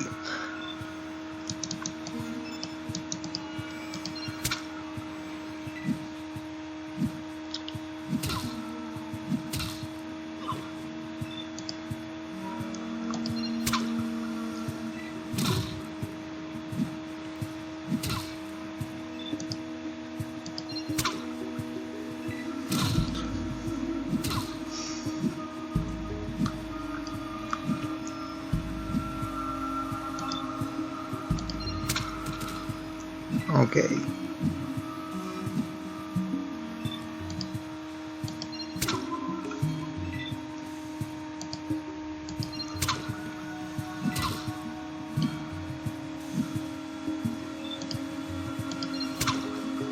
My biggest problem is that if I run out of flares, I effectively have to restart this thing.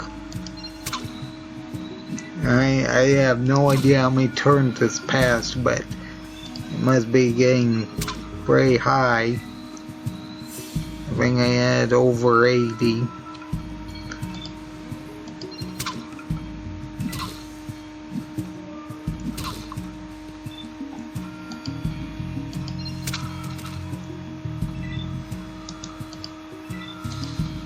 Okay. We're going to exit combat, go to our inventory, and heal. Because we need to heal.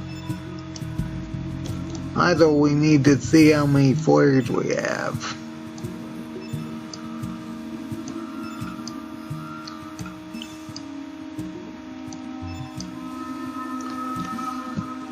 $15 flares left. Wow, that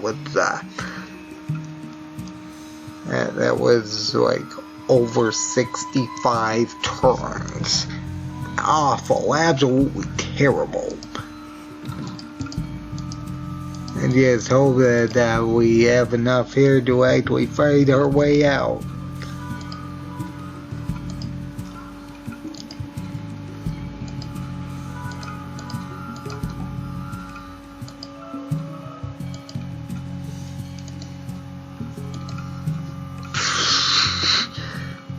Oh, wonderful. We have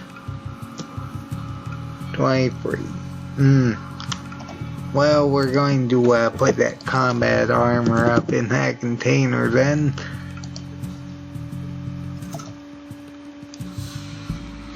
I guess we may as well stick all of the armor into that container so we can pick them up later. With their combat armor, leather armor.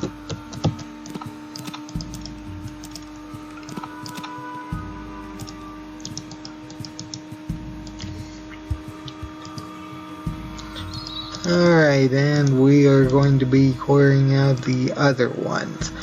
Wow, that was unbelievably terrible, and we are not even done yet.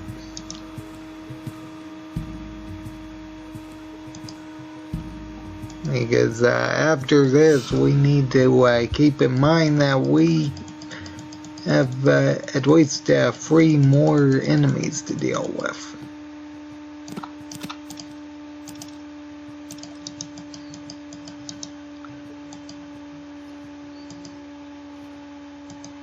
Loading that guy that's walking back in.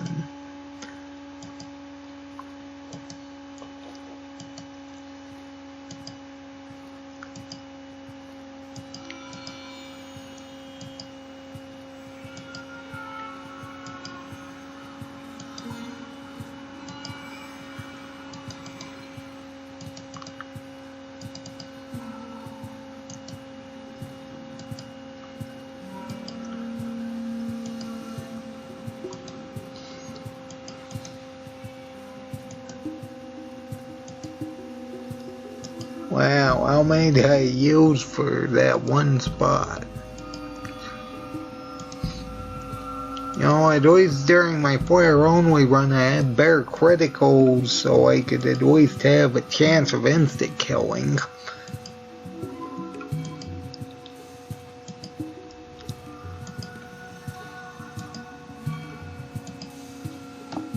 Okay, I wonder how long it was saying maximum weight capacity. Either way, 64. Okay, that's better. We should be able to deal with this.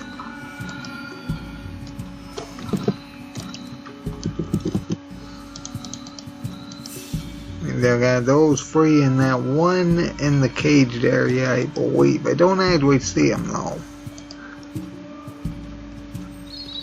Ah, there he is.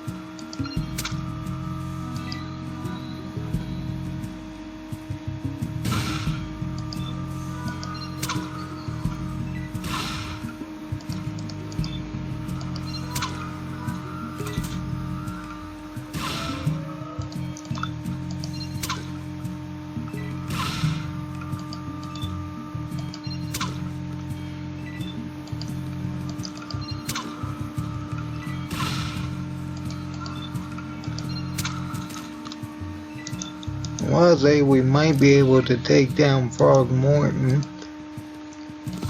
after this. Honestly though, I think I'm probably going to end this episode after turning in this quest.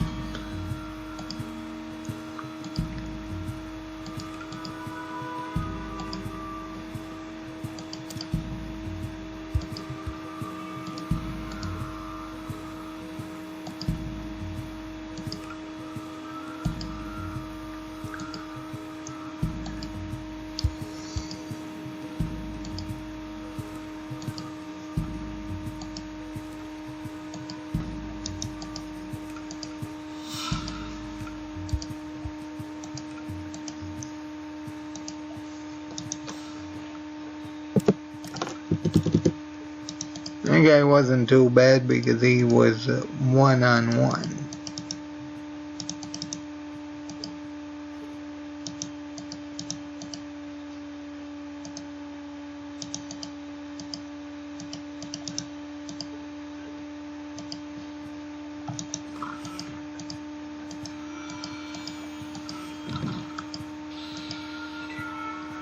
Okay, there we go.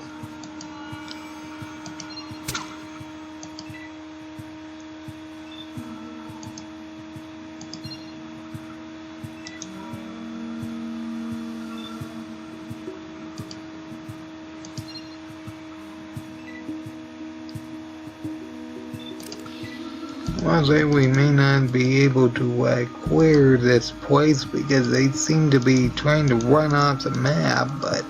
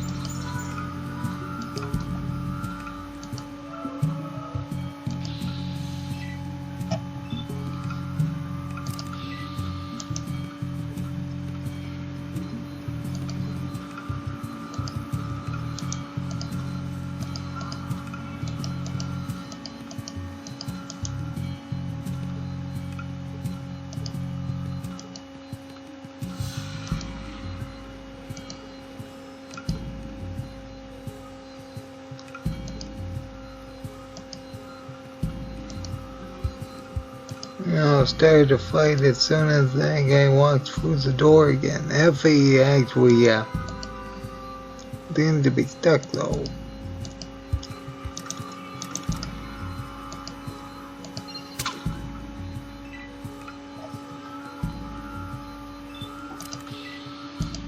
Where that one is running, I have no idea.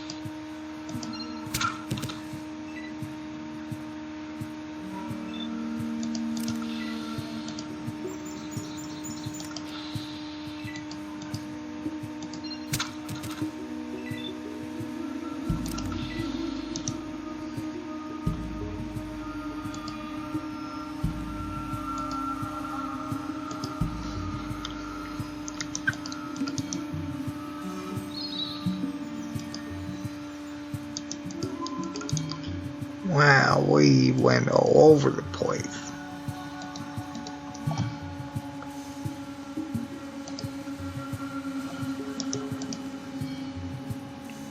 I guess that guy never came back.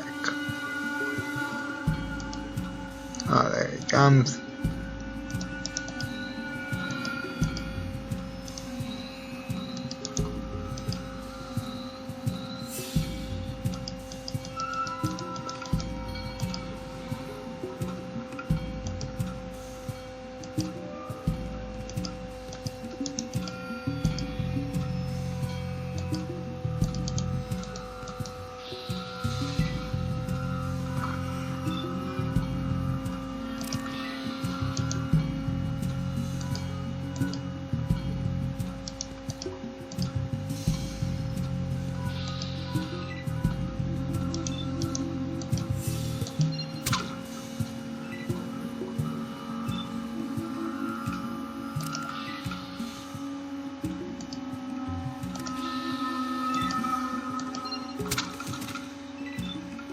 Okay, and there goes that guy.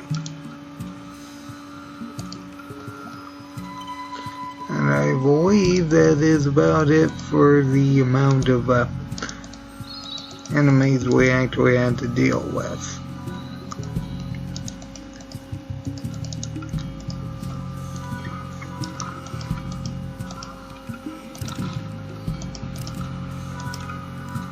And then we'll rest until it actually wears off.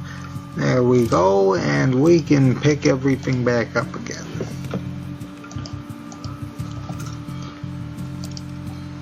Okay, that was absolutely awful. Now we need 34 pounds worth of stuff.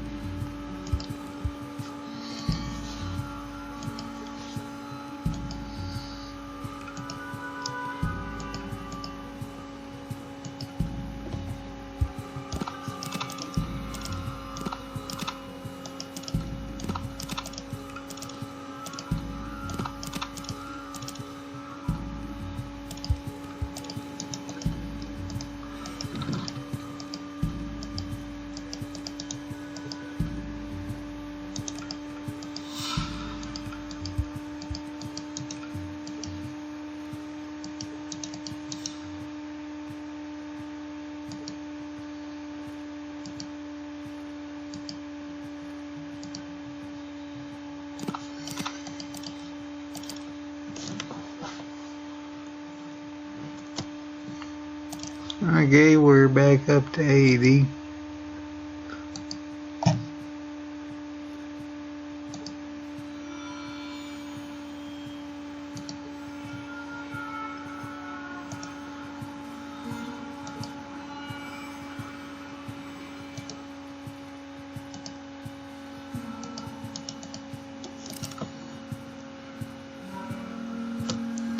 Okay, we got 86. And that's still enough for 12.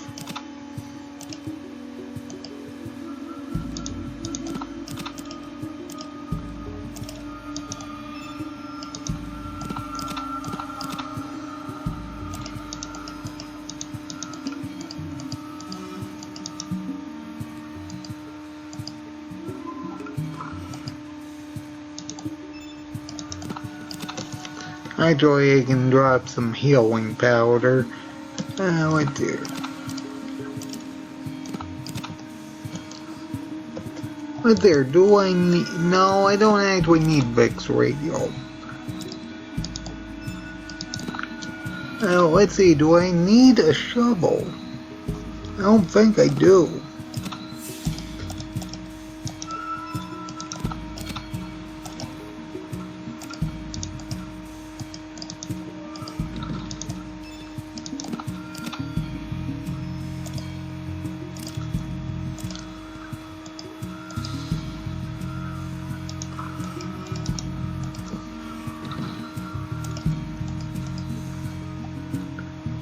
Okay, well, it was absolutely awful, but we did it anyway.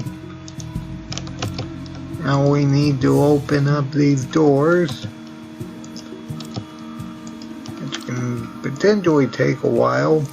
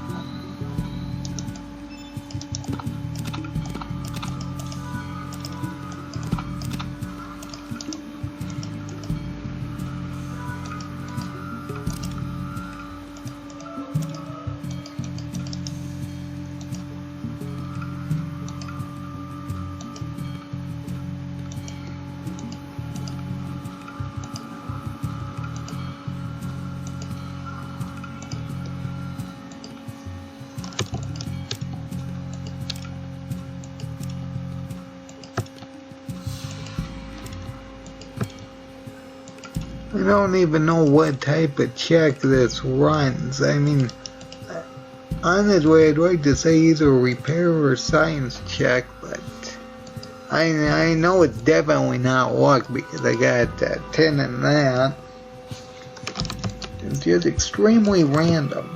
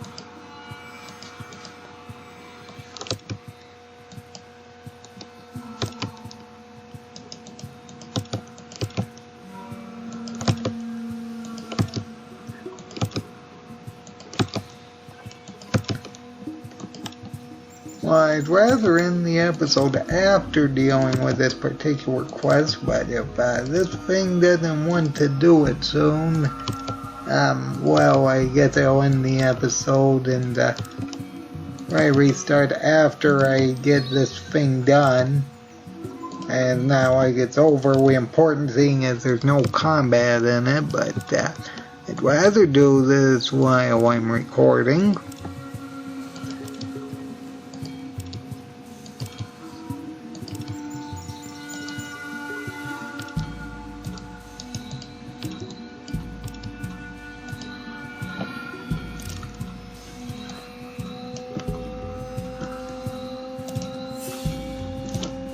Why did they say it was either a science or a repair check?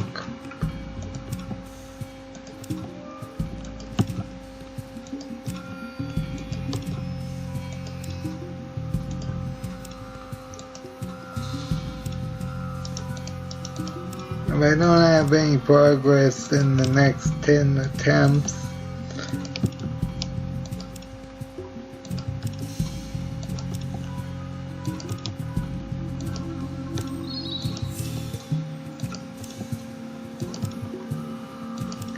I guess I'll end this episode here. That being said, I hope everybody enjoyed it.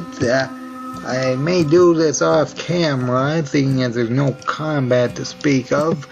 That said, I hope everybody enjoyed this, so everybody have a good day.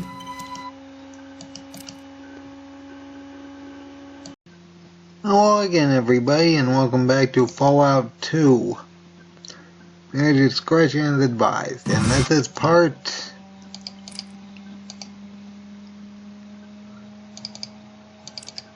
I don't know, 4 or 5, I think, of the 1 action point challenge. I will say I did attempt to record this earlier, and the thing, of course, crashed, because why wouldn't it? I will say I did not actually manage to actually unlock the doors, so I guess we're leaving the Ranger quest line stuck at the moment. I don't know if I will be back, but that's besides the point. Let's head out and go to New Reno, because honestly, we do actually have a quest we can turn in for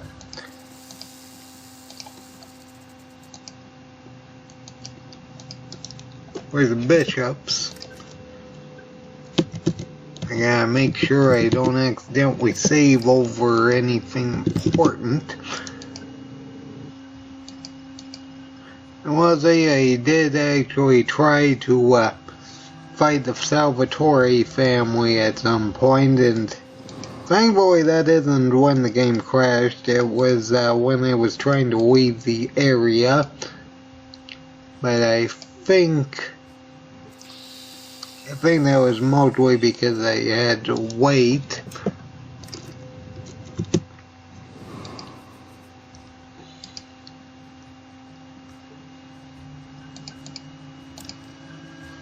So it shouldn't happen again. Honestly, I don't think I've really ever had any problem trying to clear out the Salvatores, aside of needing to wait randomly.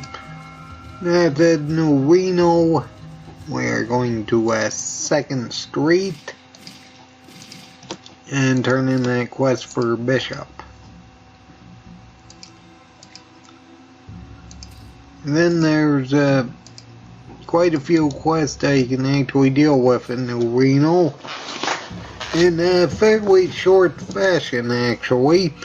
First off, let's turn this quest into Bishop for taking out Weston.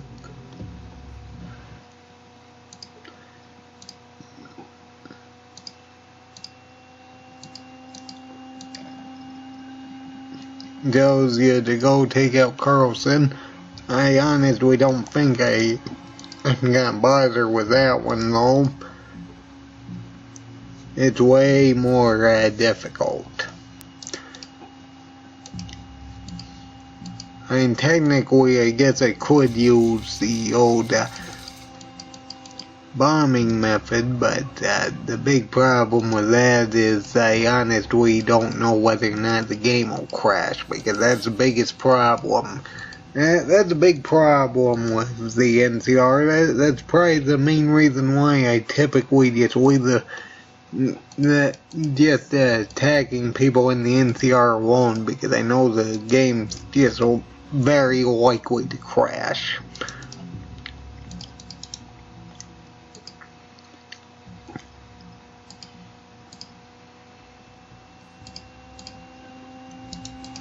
Okay, we talked to this guy to turn in that one quest that we for delivering that one package way back when.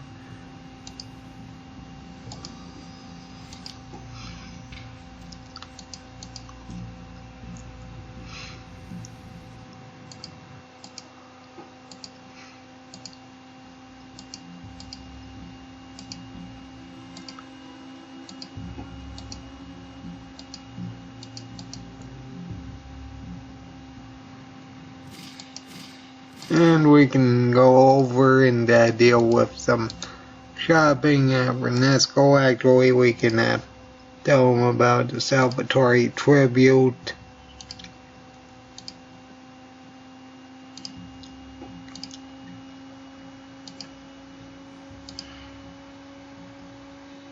And we get free access to all of his, most of his things. I'm pretty sure we still had to pay for money.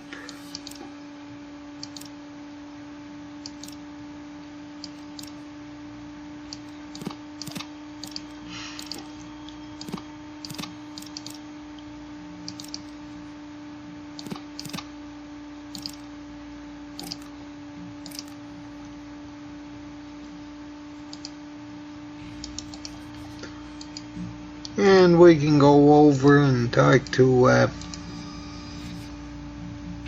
the two at the film studio to get that particular payment, so we can turn in this particular quest for the Mordino family.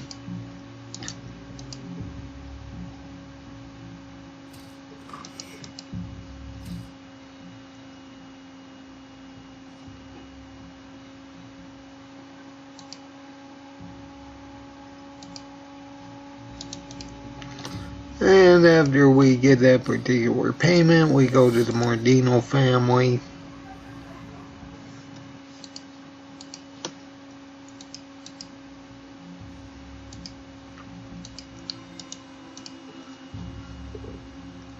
And I will say the one thing I will say that I do need to be careful of is to make sure we deal with this next part.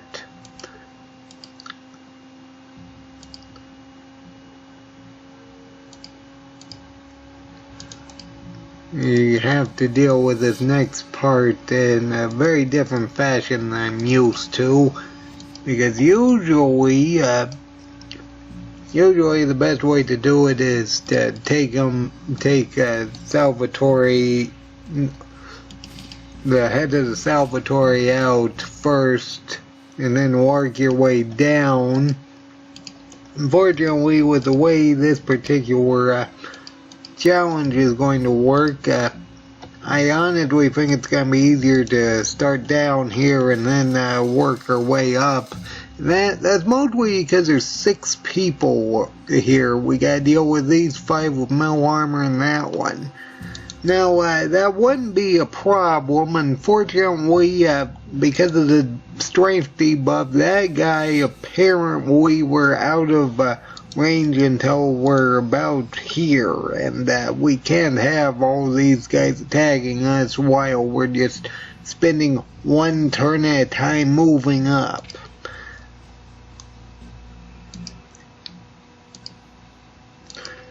That said, we're going to have to take them out probably from the entrance of the bar. And lure them out so we can potentially get away, so we can get more flares if necessary.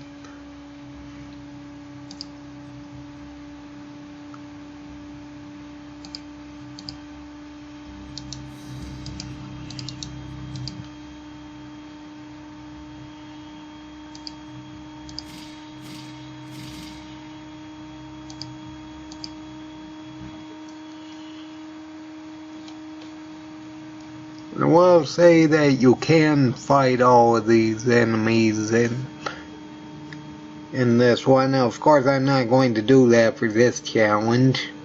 I should also mention you can actually rest in this area, just in case you don't feel like fighting in the dark.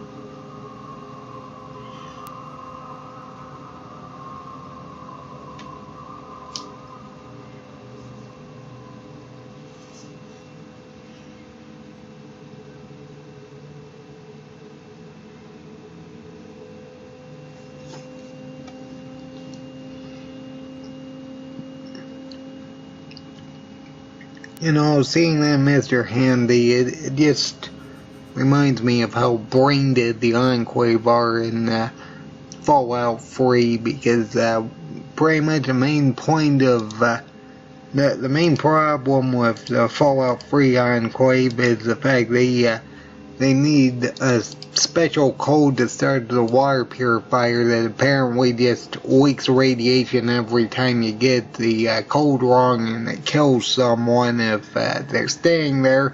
They literally have access to robots. I mean, even if you don't want to say that there's a Mr. Handy available, there's still plenty of Protectrons, and then I got iBots, and Mr. Handys, and Mr. Gutsies.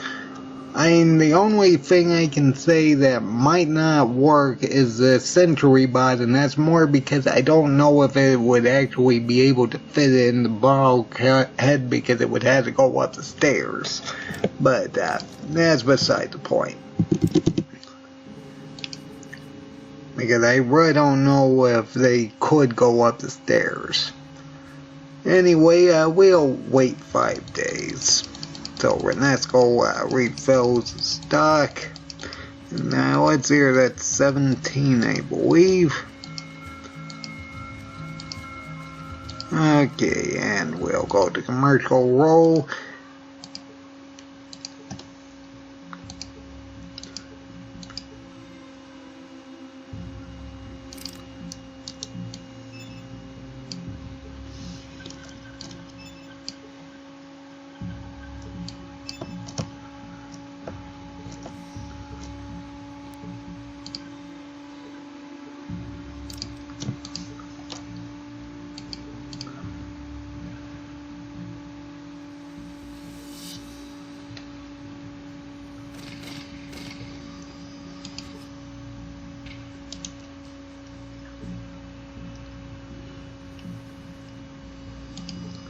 I will say that it wouldn't be such a glaring plot if the robots weren't so easy to reprogram, but anyone who bothers looking at the Museum of Science Museum Protectrons and Fallout 3 know that that's was it science or no? I guess it was history, wasn't it? The one with Button Gwinnett and Thomas Jefferson. The robots. Anyway.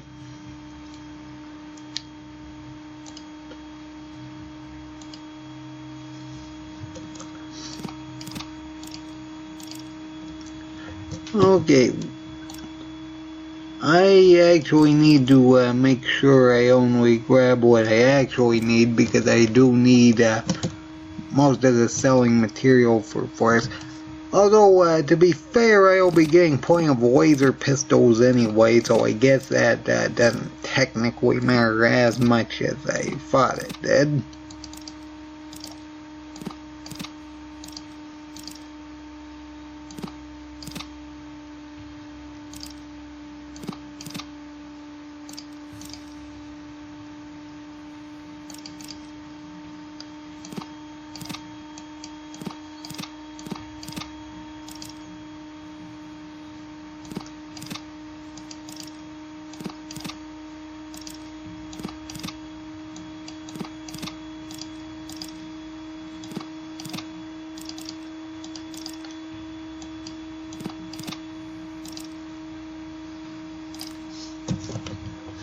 How much jet do I have? 27, that's more than enough.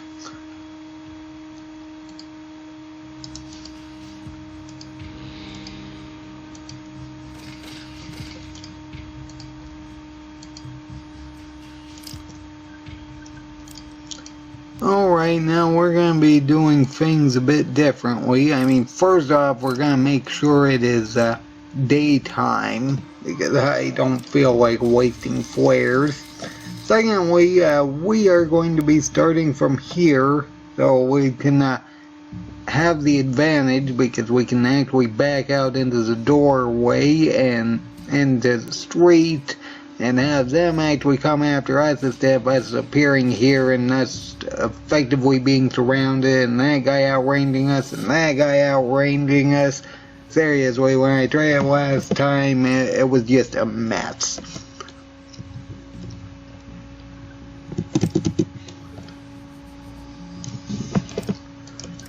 That said, well, let's start off by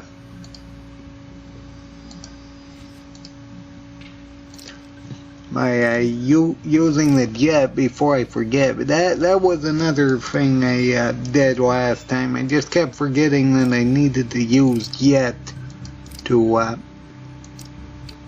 actually get back to one action point. So problematic. What's more problematic is the fact that we only have 3 strength when we're using this debuff, which means we only have 9 range. We only have 9 range for our flare instead of 15, which is the maximum. That said, we should okay. Is this enough? No, it's not.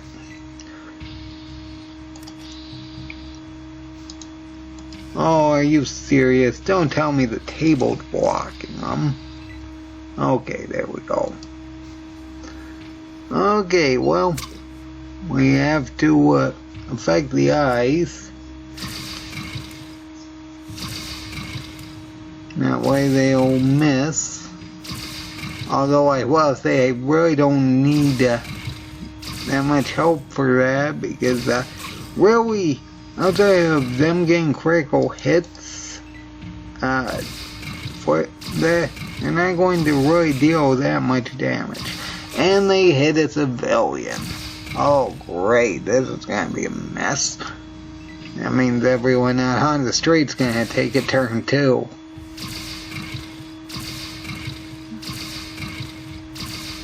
To be fair, at least I don't think this is going to be taking as long as it does for San Francisco, because at least most of these citizens are stationary, and in San Francisco they just walk all over the place.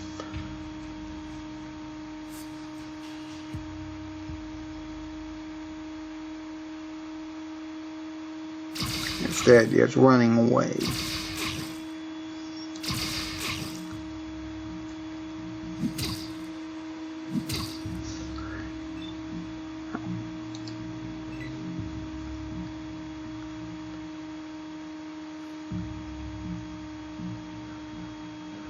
Oh well, at least I've positioned myself so they have to be in this area to actually attack. Now I know that doesn't sound very important, but because some of them can outrange us, it's kind of necessary. I will say I wasn't expecting the townfolk to get hit, but I guess the people using laser pistols, they're just absolutely terrible.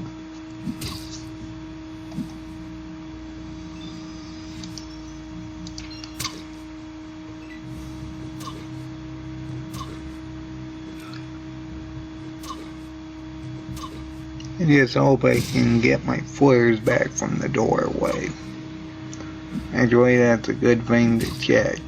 If not, I'm going to have a bit of a problem. Yes, I can. Okay, we're fine.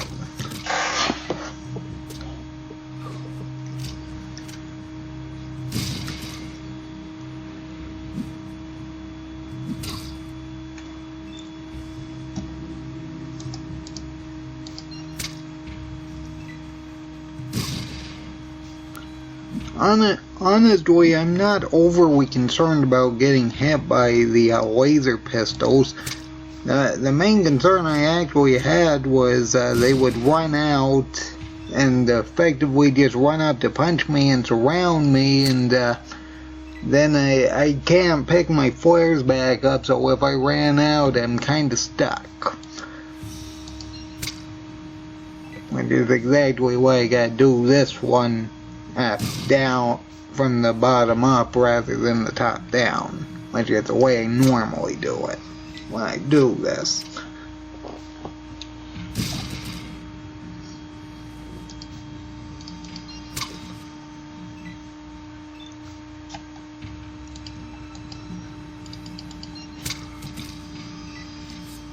Okay, well, apparently some of them are coming out to help. Thankfully, I didn't actually hit any of them.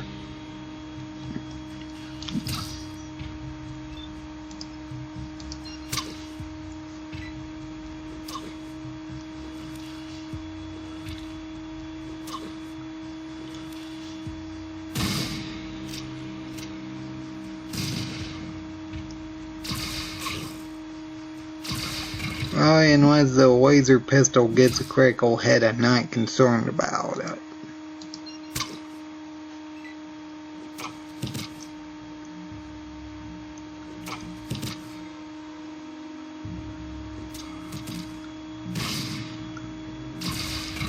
Actually, that's potentially very problematic for the enemies because now there's someone with a at least a 10mm pistol shooting at them.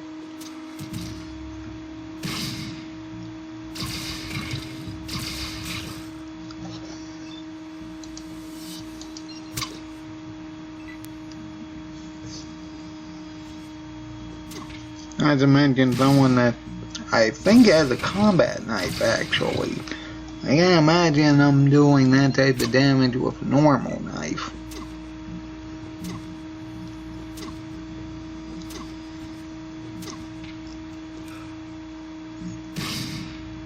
Oh yeah, that one did use jet, didn't they?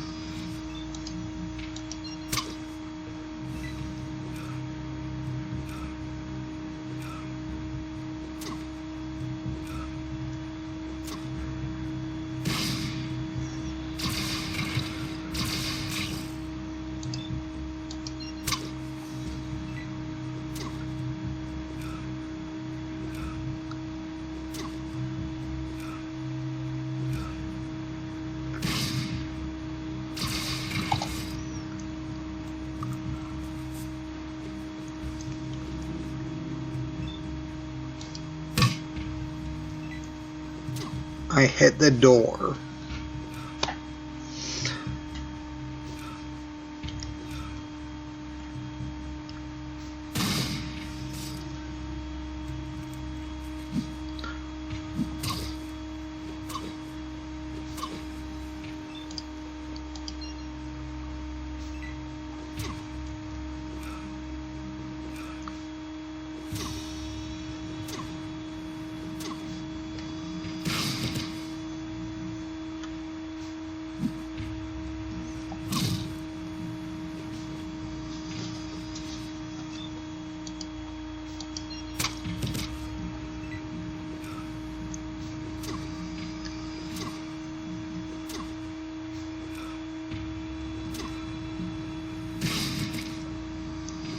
Well, there goes another one.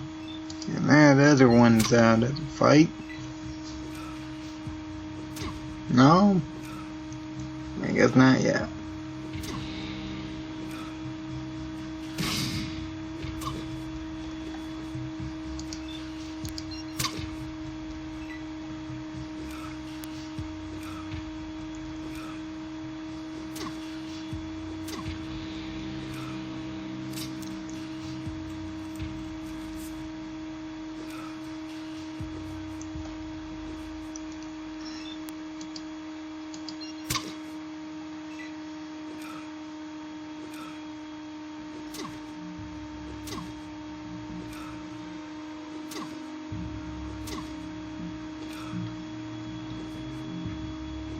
You can tell that that other guy didn't use ink yet.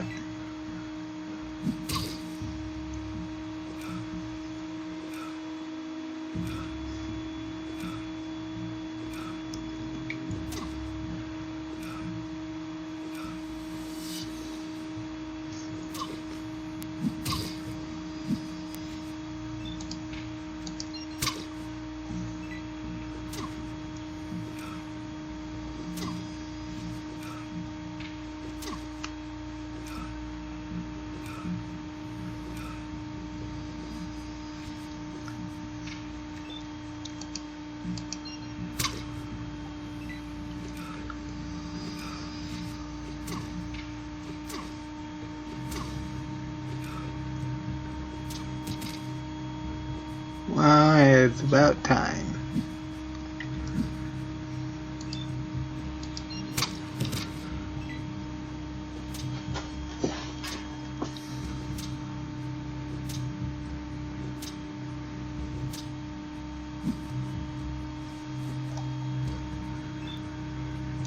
Yeah, make sure I don't accidentally hit anyone else, so I'm just gonna end my turn.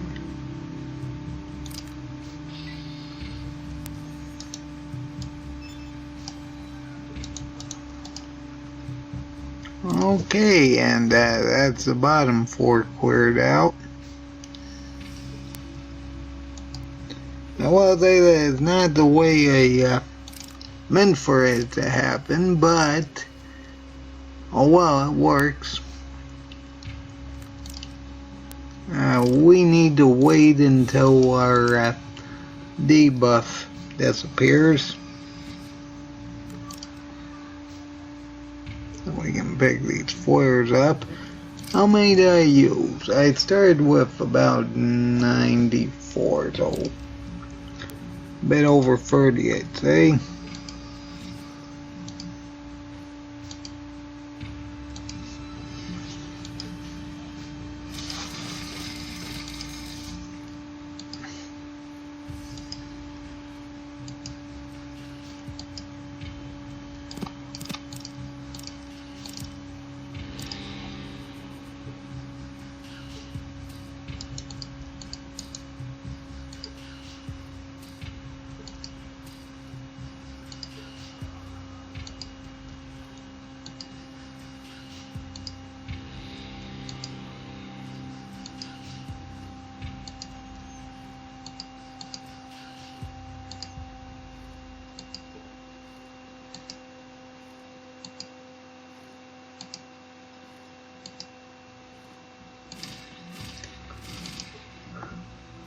Okay, well, I think that's about it.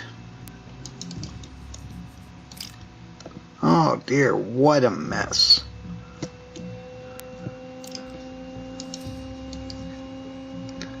Now let's see, we can take that.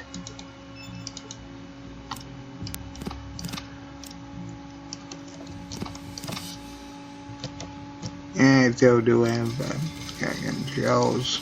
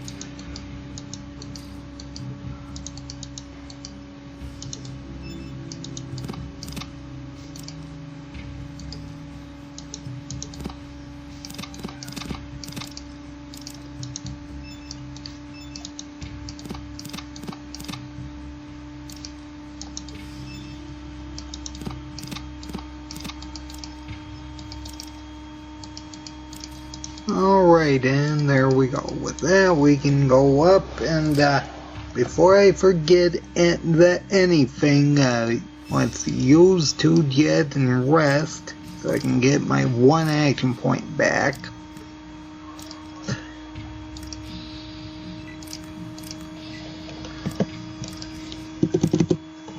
So I can go up there and take out the Salvatores. Actually, there's only 4 of them up here. Thankfully, they are all are actually in range, the important ones anyway. The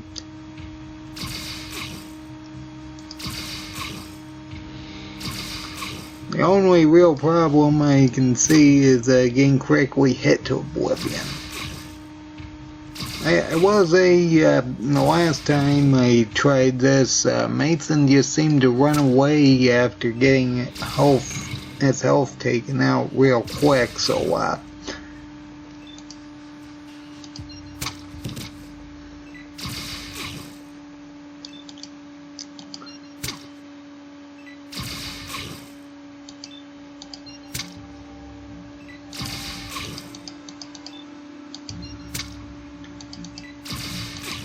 better deal with the one I know I can hit.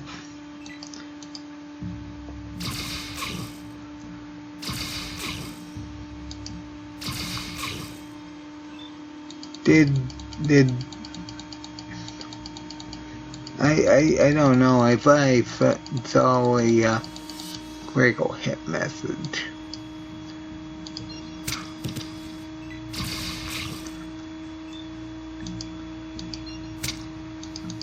Now see if I can blind both of them, that'd be ideal. That one's currently stun locked.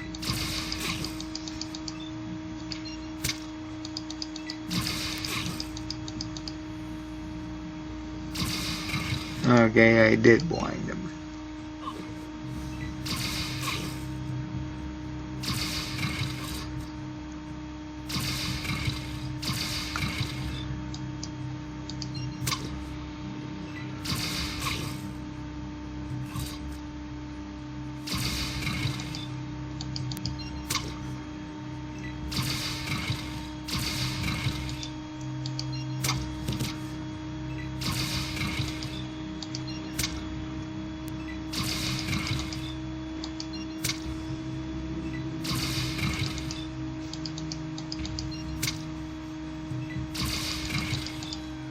I'd rather that one run out of ammunition, but I'm pretty sure he has an entire thing of 40, so I'm just going to walk away and try getting him away from the table so I can at least get my flares back.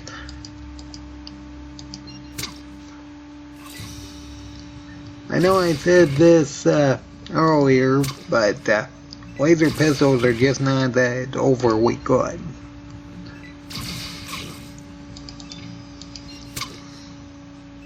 And pretty much anything that has any type of metal defense, you effectively need critical hits to deal with.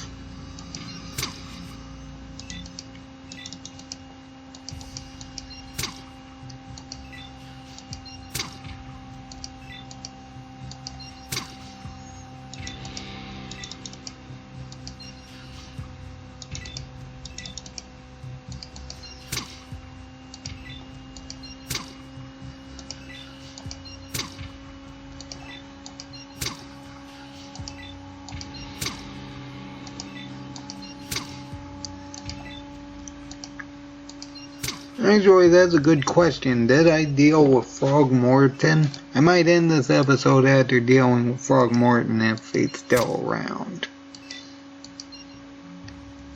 Wow, I keep missing.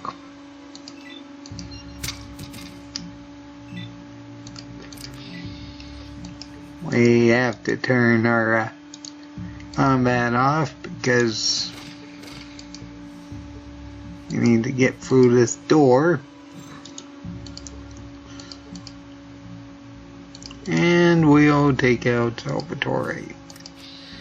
Oh no, don't go anywhere near that rug. I don't feel like wasting any more flares than necessary.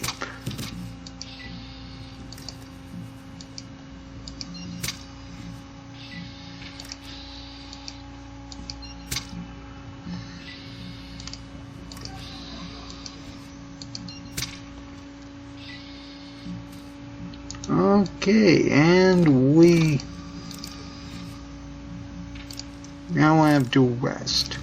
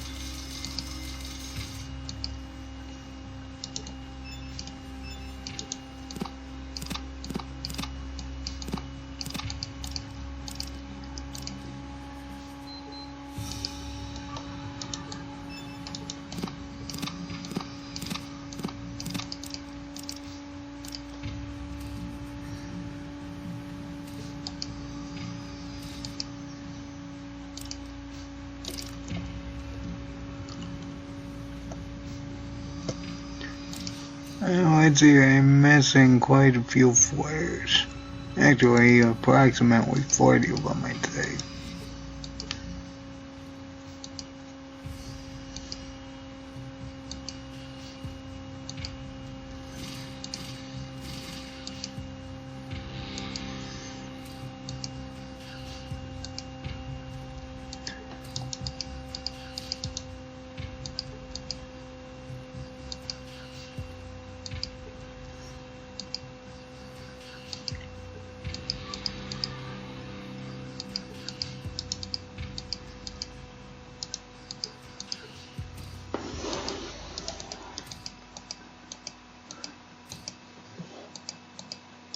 To be fair, that was probably because they just kept missing for some inexplicable reason.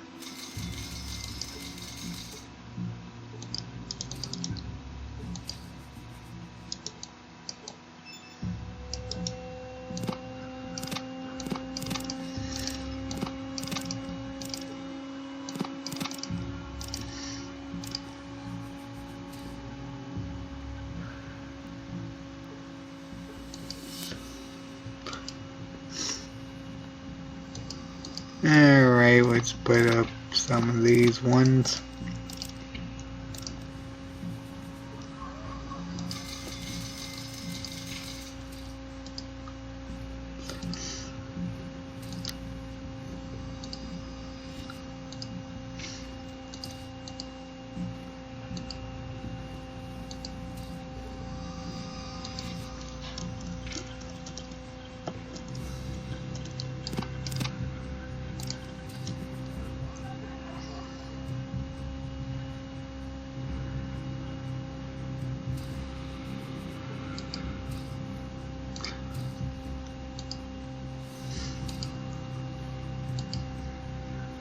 Okay.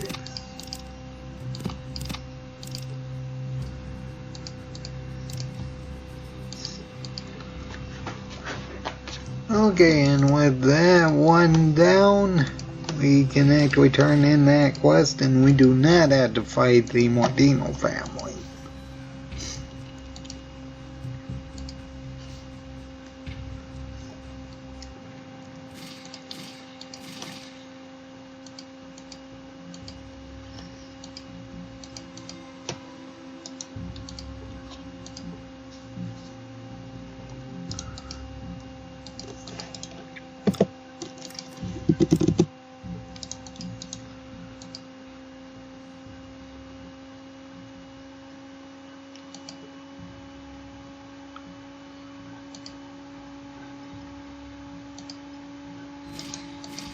Okay, and we get 750 for that. I'm not going to fight all these guys, and that's more because these ones right here have submachine guns, and I don't feel like dealing with a bunch of people with submachine guns. Although I will say, we could try Volt 15 again, but that's going to be quite terrible if we do that. As I said, one thing at a time. Let's go to Broken Hills and see about getting more flares.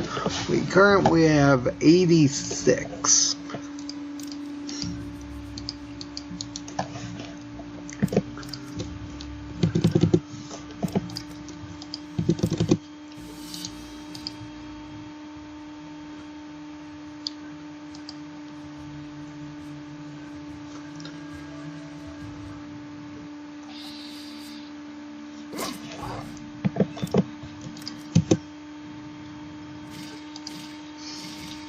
Yeah, though, seeing those woods reminds me we also can potentially deal with the top part of the military base. I seriously doubt that we'll be able to deal with any of the super mutants outside that lone one, though. Let's see here.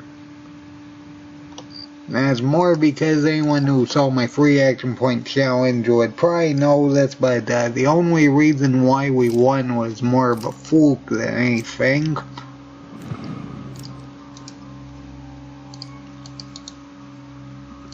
Because I'm pretty sure one of the silver mutants with a power fist just kind of ran out of ammo and just got a critical miss that made it lose all the ammunition for its power fist.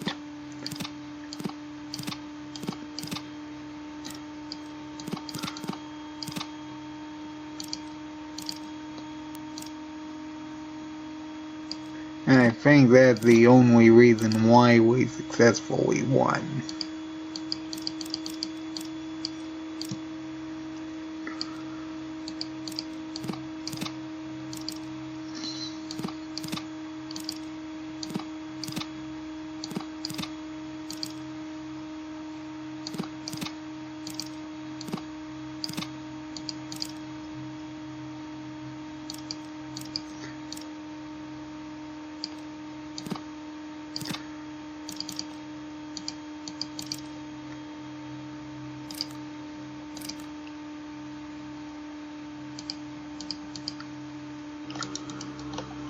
Okay, well that's 10 more flares. Let's see what this guy has. I don't believe we actually upset this guy this time.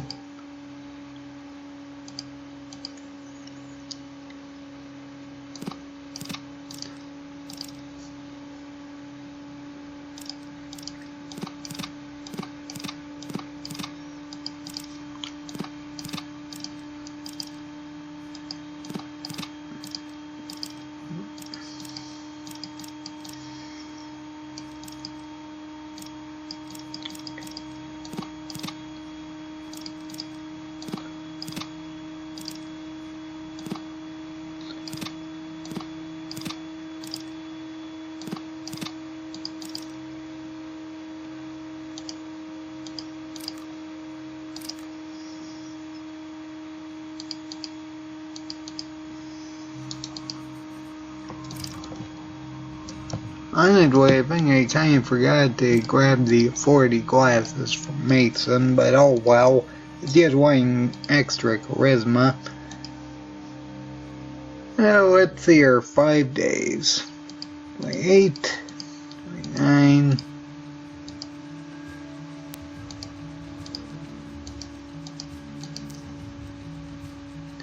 And that should do it.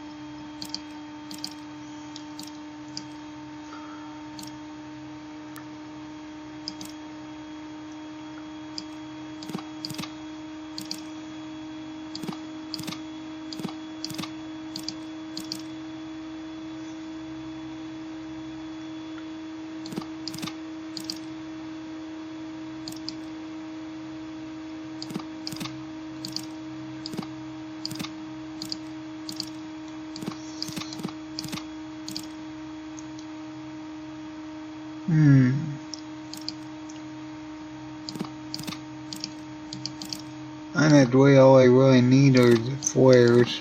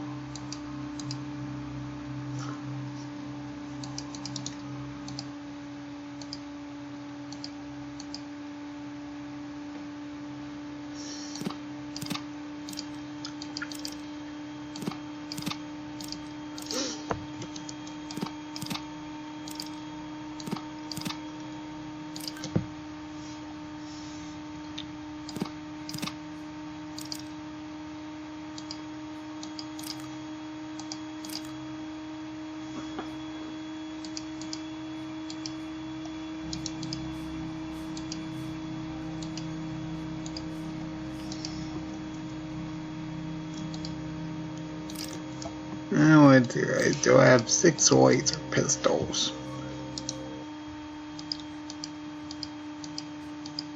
Okay, let's wait until 9.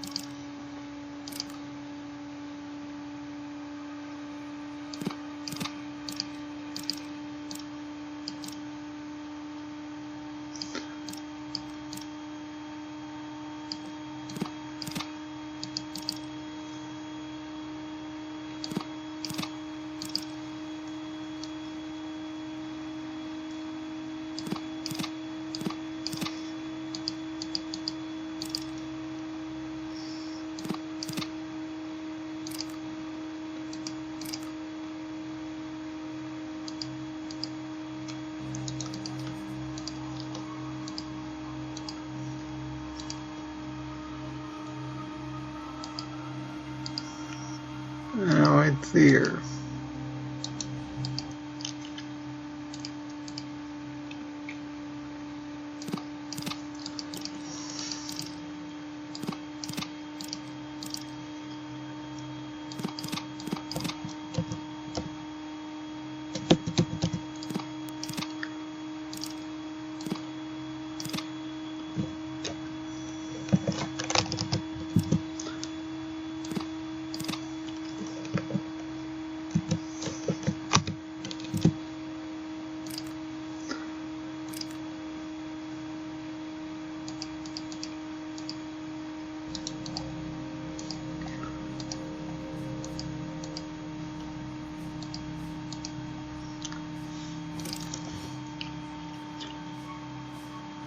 Now it's here. We got 115.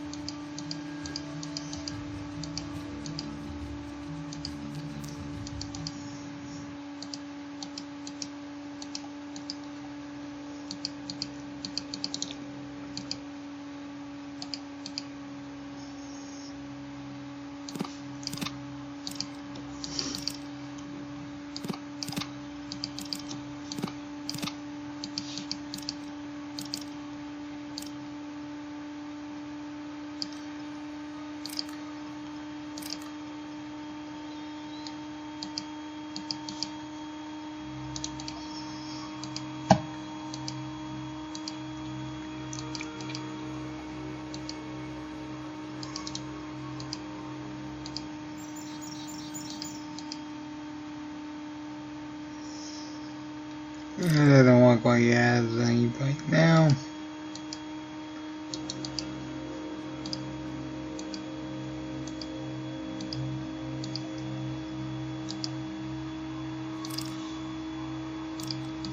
Okay, we'll go until the laser pistols are out at least. That reminds me how much. We need about 5,000 more. I never actually dealt with Messenger either, did I?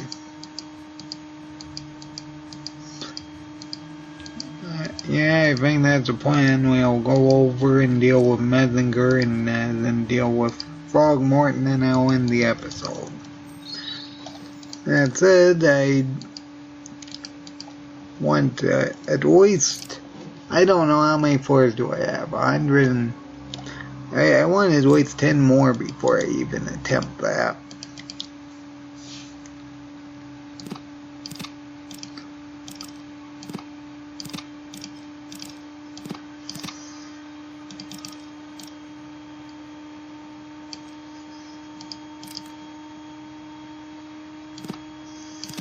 If I can actually carry that many.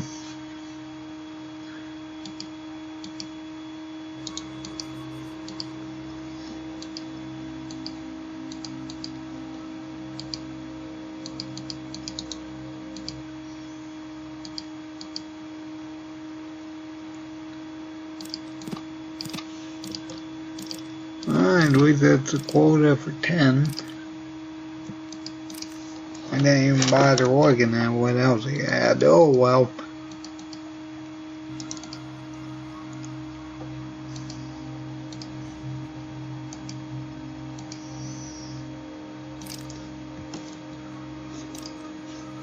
How much money do I have? I have... Yeah, that should be enough to get an upgrade. Once I get the... Actually, I should have the doctor skill for it already. If not, I can get it whenever I go to Vault City. Either way, let's slowly make our way back to Royal by stopping by the den to clear out Messinger first.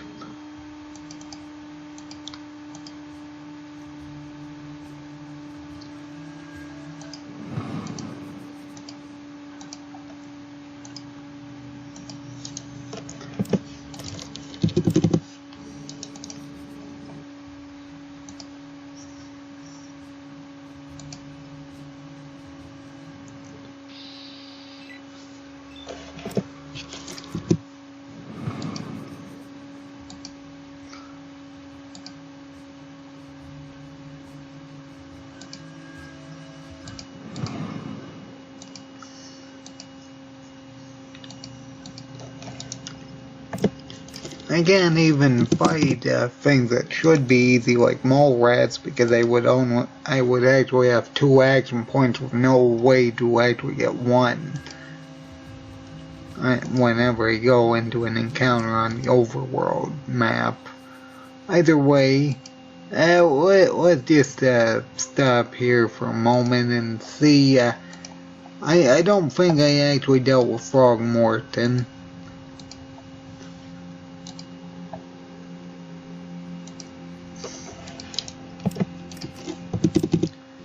That's it, yeah, they're still there. Actually, the rats are still there too. I thought I had at least cleared out the rats, but I guess not.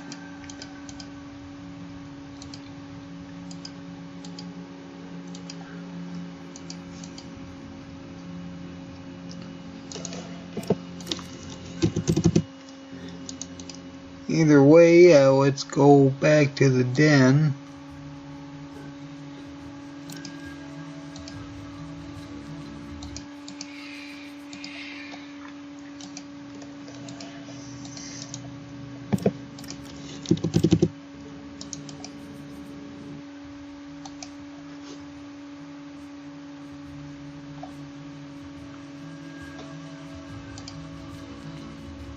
Alright, each side.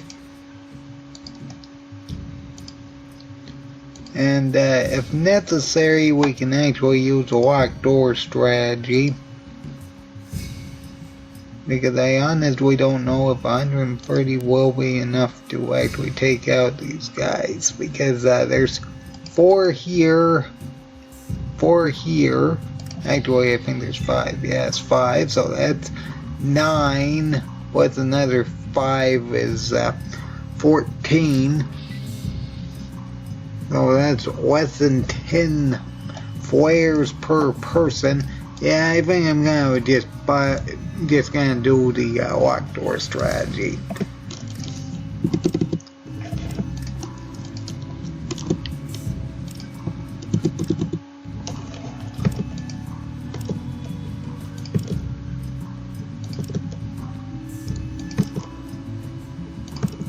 If I add some more flares, I might risk it, but the fact that I can't actually pick them back up again in combat is a real hindrance.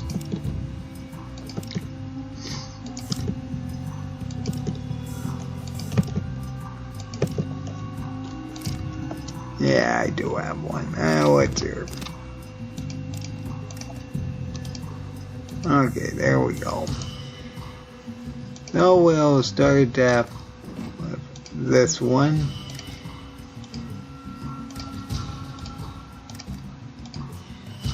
this group out here, this group of 4, and work our way in.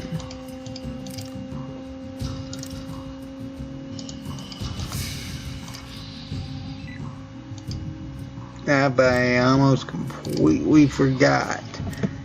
Yeah, we do need to keep in mind that we have to use Jed and then rest. It will actually get this to work.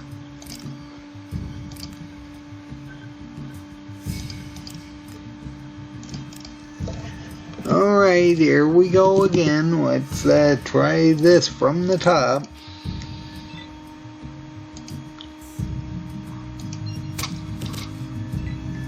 Okay, well, that's a nice start.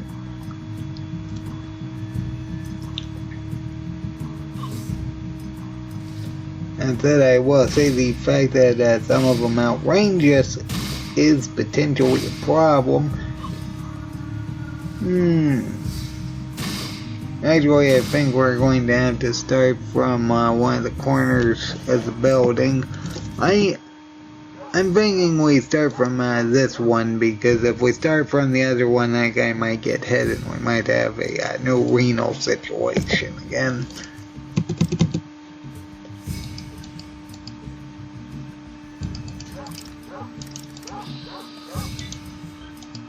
Let's put ourselves in the best strategic advantage we can and attack.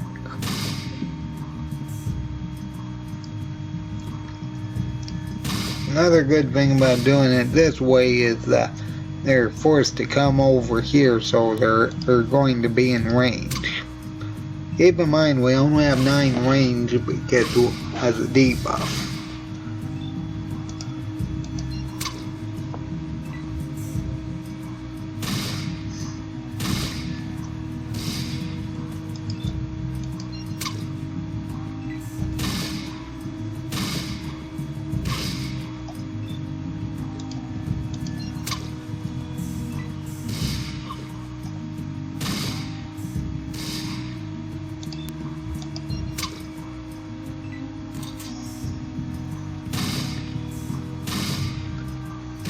Did that guy really fire 12 shots already?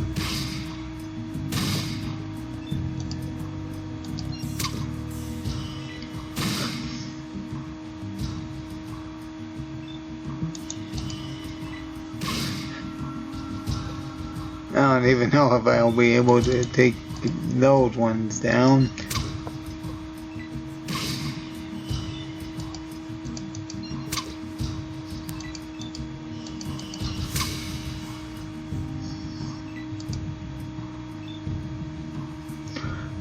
Come to think of it, when we are in combat, they should come back to their positions. And with these guys, well, I don't think those ones will.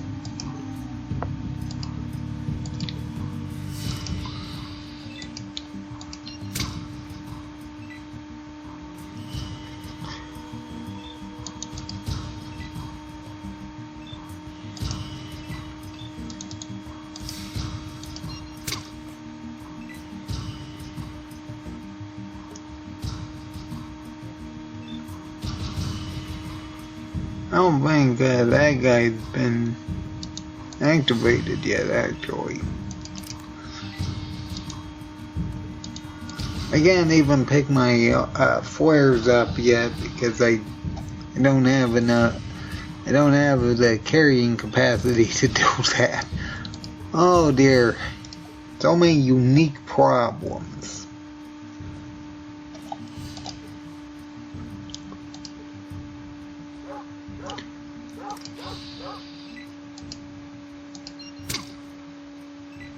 Anyway, that is quite the pain. I do need to do that after every time I need to open a door so I can get my flares back first.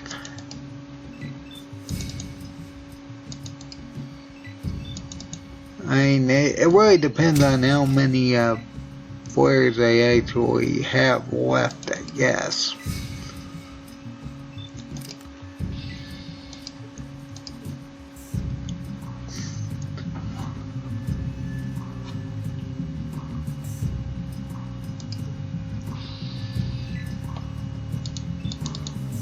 can't even hit them because they're running away too much.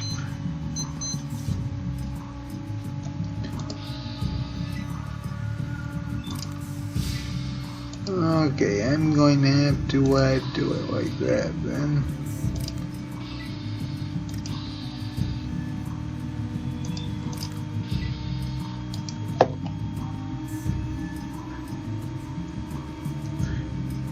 This won't be a problem in any other context, but no, I got one action point. Okay, there we go.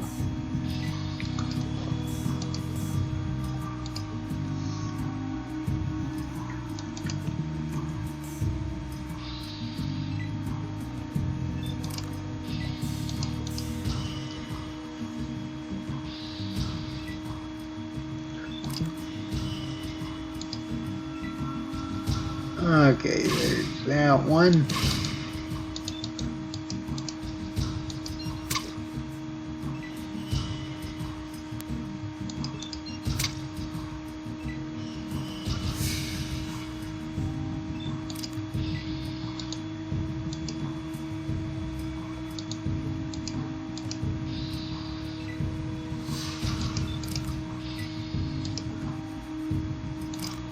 Now let's see, we have 113, though we only used about that. Really, only 17? Is that right?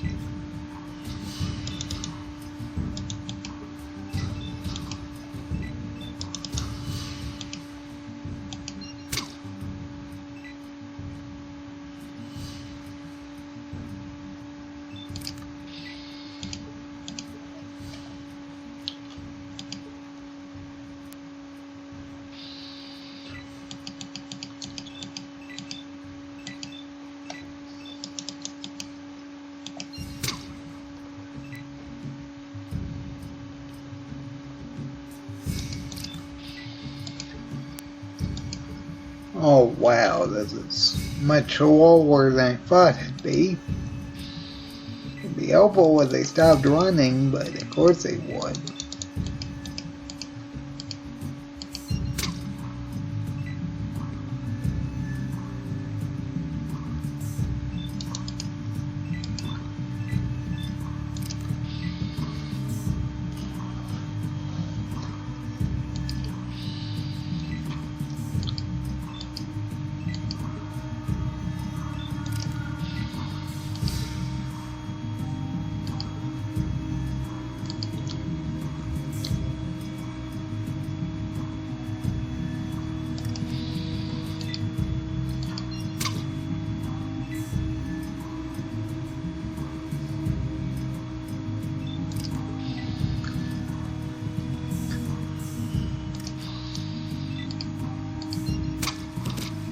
Okay, there goes.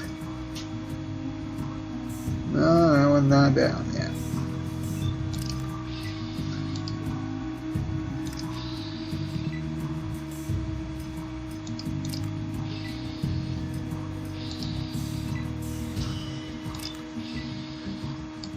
Wow, this is terrible.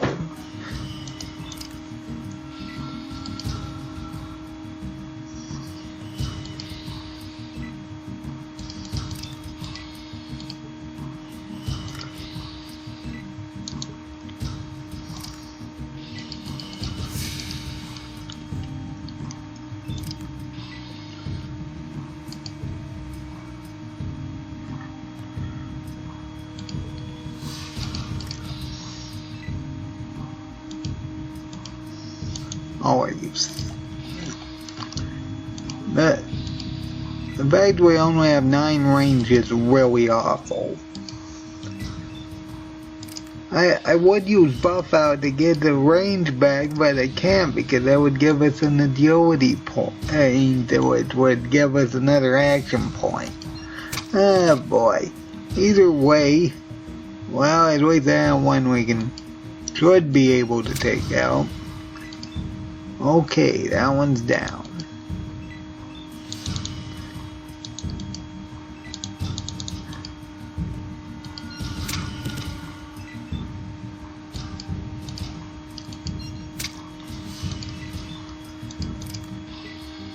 Okay, we're done with those ones. As said, we still have over 103. Yeah, I think we should be able to do this without in that one set of jet. Honestly, with how terribly slow everything's going, I don't even know if I'm gonna bother doing Throgmorton in this episode at least. It's just unbelievably slow. I knew it was going to be slow, but the fact they run away, I know Throgmorton's gang runs away. It's absolutely terrible. I'll just stand by the side of the door and just let them pour out.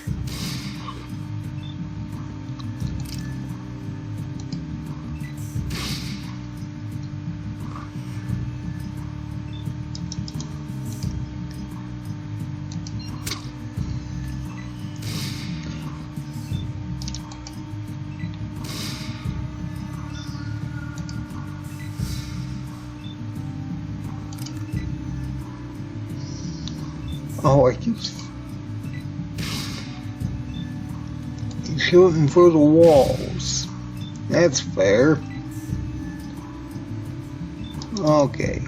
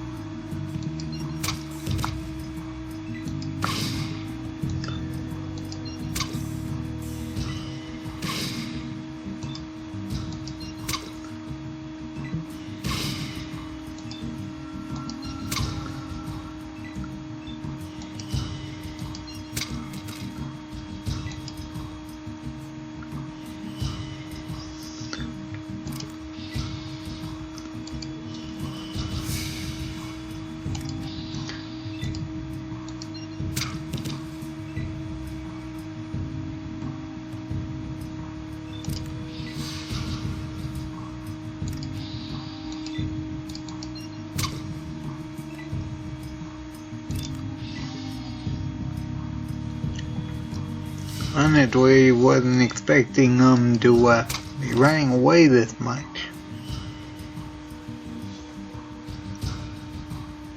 To be fair, when I did this with flares the last time, most of the enemies were either disabled, crippled, or dead before they could actually make a move. Did I do something to that other guy? Because I honestly don't remember hitting the other one. If that was the one I blinded, that might be it.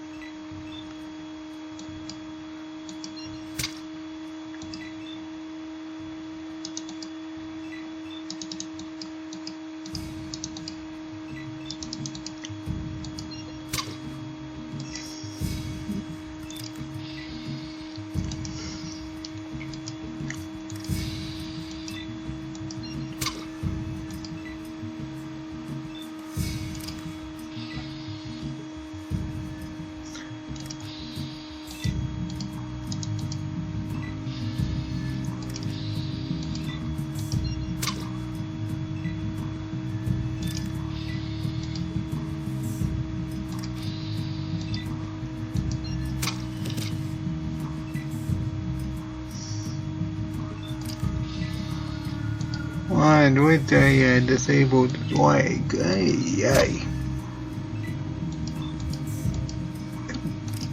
It's still fast enough to get out of range though.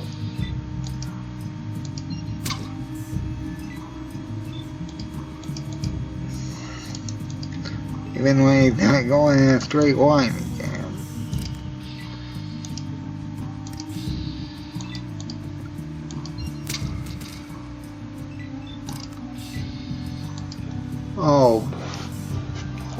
Oh boy, that is unbelievably awful. Ah boy, we still have 81 flares.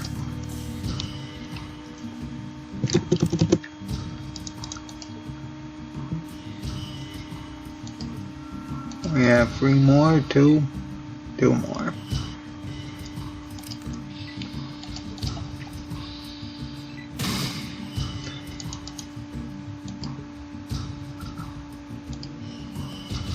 That one still out of range. Oh, why do we then when take a step closer so I should be able to add it? There we go. Okay, that one. Eyesight.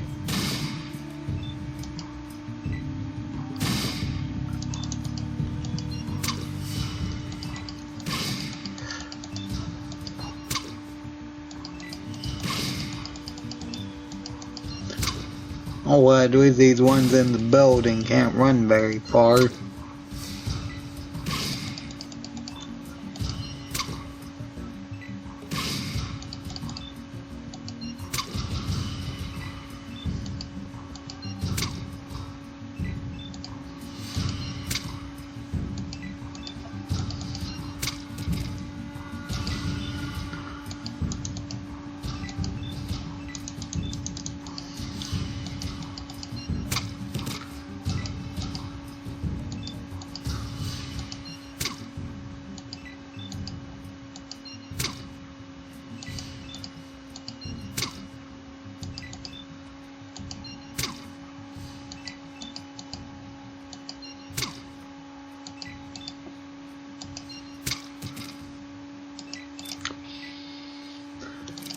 Okay, let's pause and see.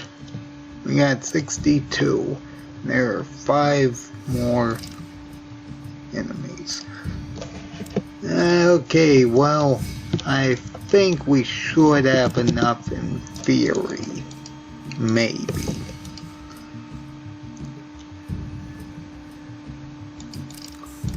Actually, we definitely have enough.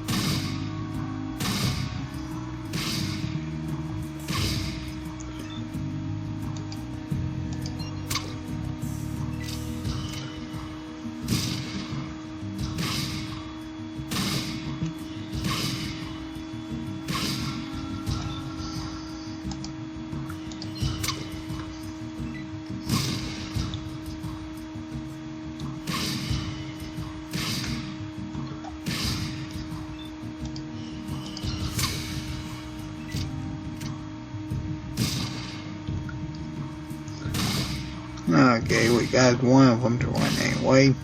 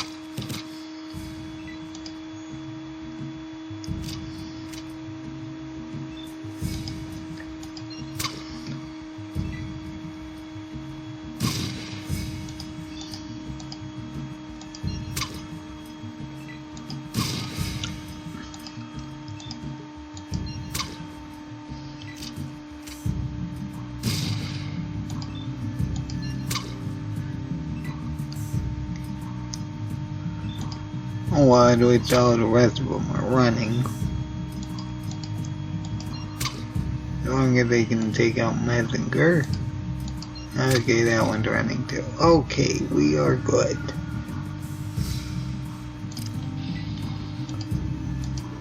Now let's check how many flares we have.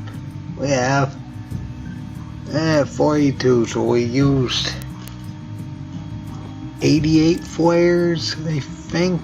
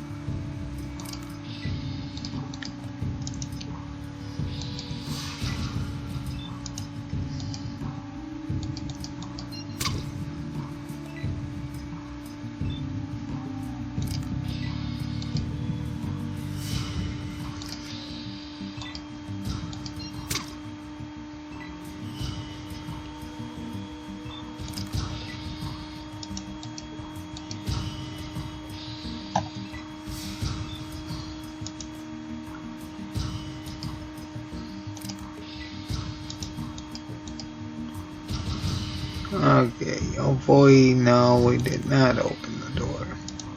I was gonna say, if we can open this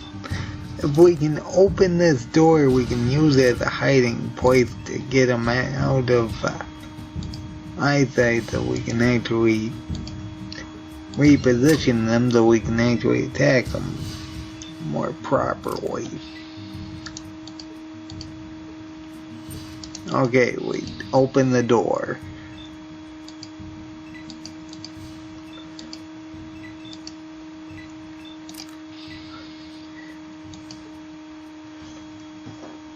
And that's why I think I'm going to end this episode after Royal.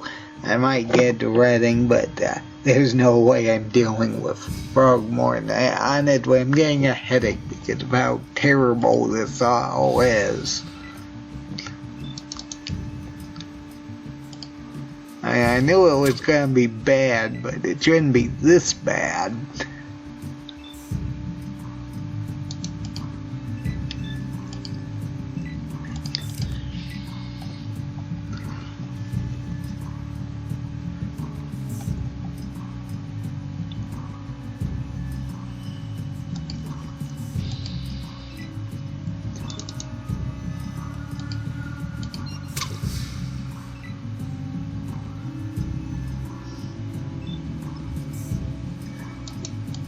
Oh, they're still running away.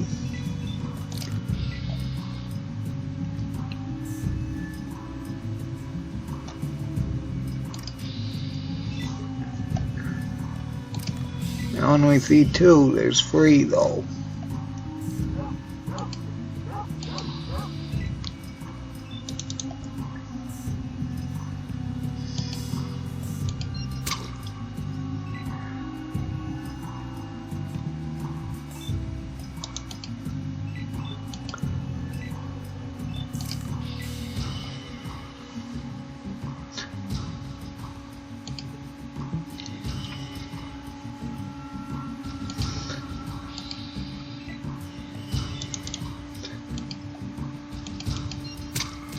Okay, there goes 1.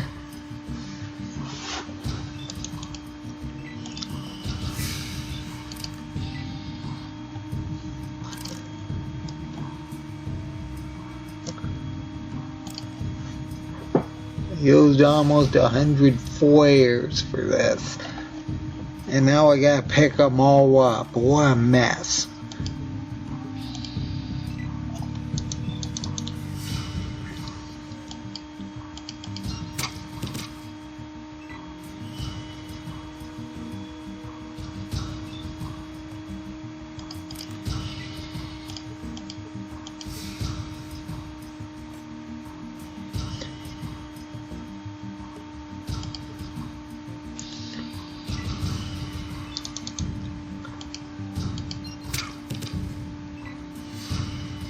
Okay.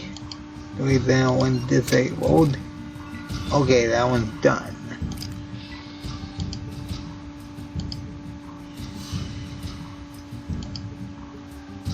Now we only have this one. Could be easy, we just wait until he's about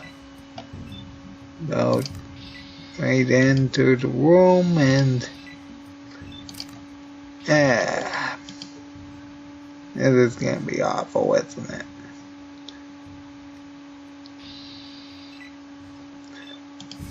If he could run out into there, that'd be ideal.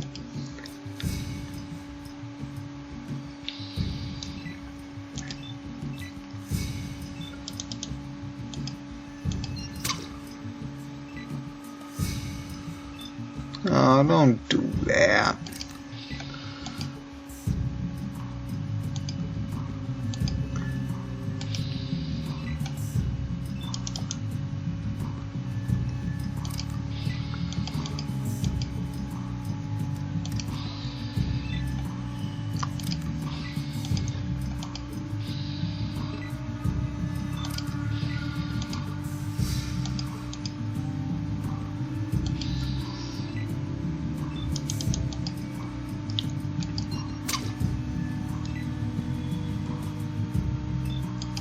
You know, if I had better range, this wouldn't be such a problem, but keep in mind I only have 3 strength, so I only have 9 range instead of maximum 15.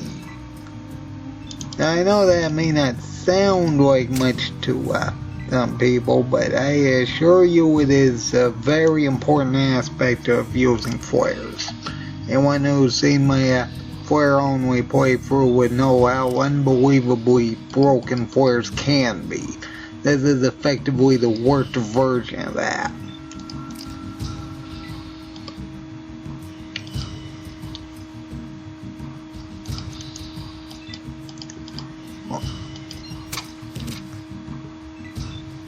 Okay, we got him.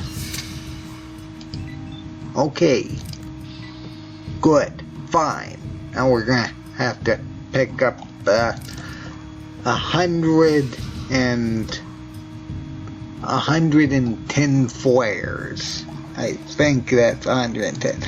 Great, wonderful, we're done. Oof. Do I even want to try Frogmorton?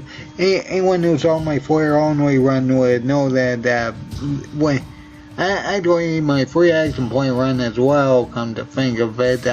If Frogmorton's gang isn't dead, they typically run into the elevator shaft, and that means I'm going to be losing a bunch of flares trying to get rid of them. Do I really want to do that?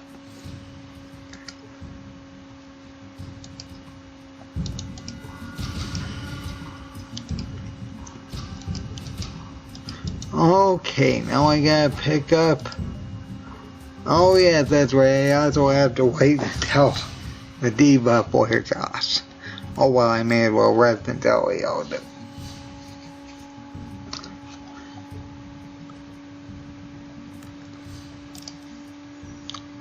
Okay, and now I need to pick up about 110 flares.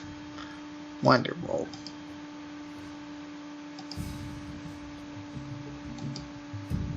They're just scattered everywhere.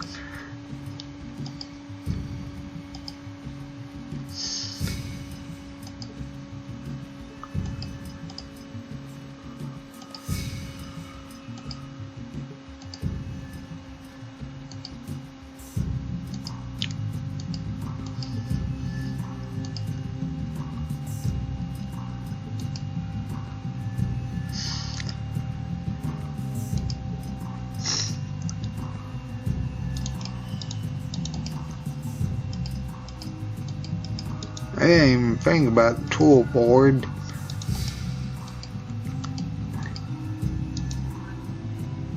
Honestly, I kind of forgot that's considered a foreground thing. I mean, to be fair, it doesn't really appear too often.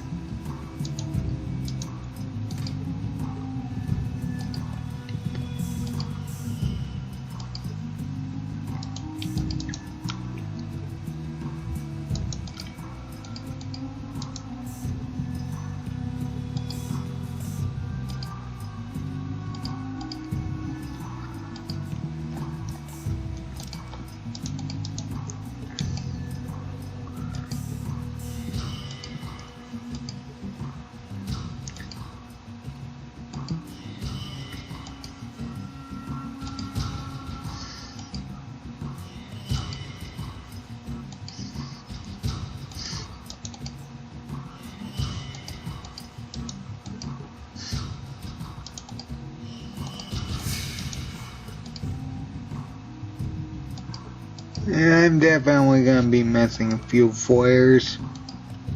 How many? I don't know. I think I started with 130, so we'll see.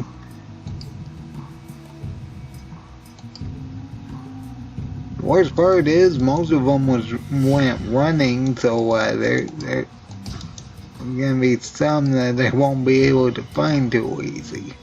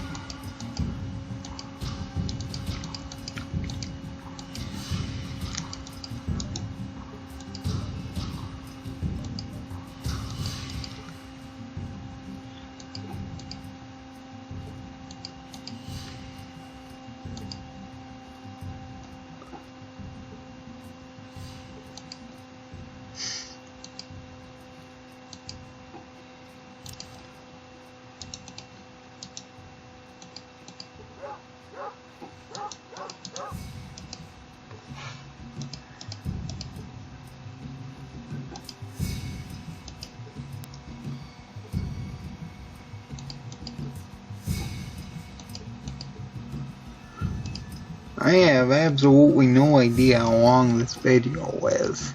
That said, I'll probably just end it after I get to Reading, after visiting Royal. Either way, this is absolutely awful. I knew it was going to be that pretty bad, but the fact they just ran was just made it even worse. Alright, let's see how many more we got. We found, we got 91. Surprisingly enough, I don't think we are missing too many of them. We still got the ones to the lower left section we gotta find.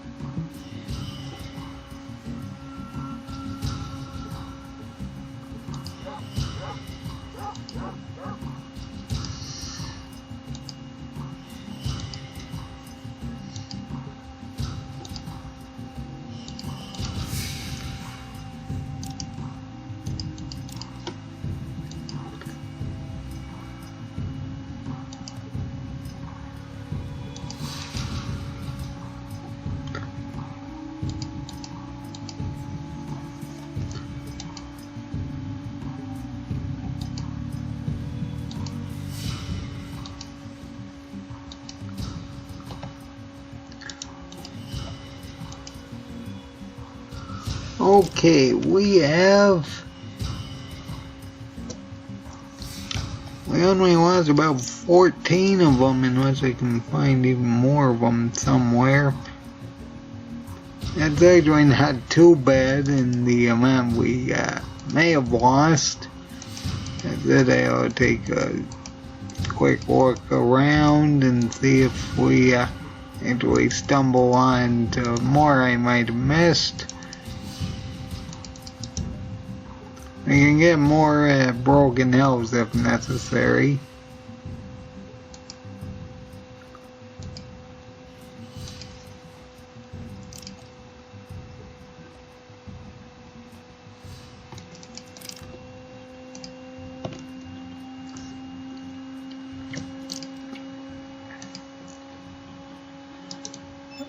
Okay, I think we're missing about maybe 12.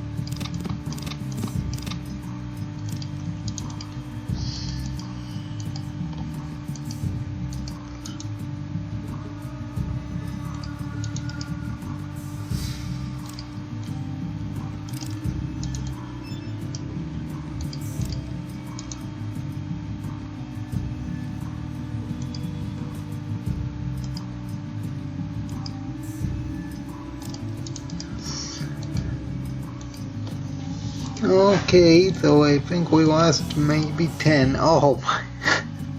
Just look at all of them. Ay. Honestly, I don't think I've ever seen that. Then again, I don't think they typically weave through that exit because Becky here actually has a reward for you for wearing them out.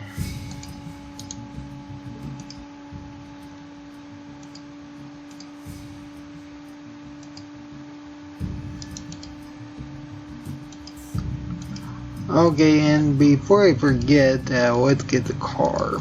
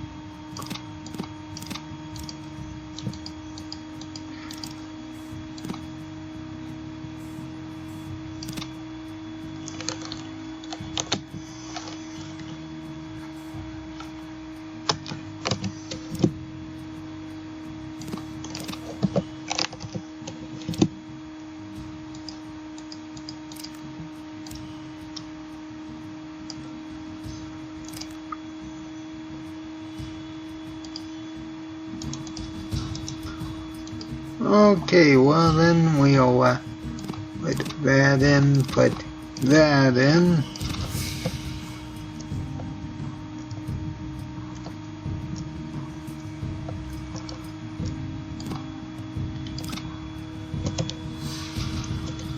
And we can probably throw that pulse grenade real quick.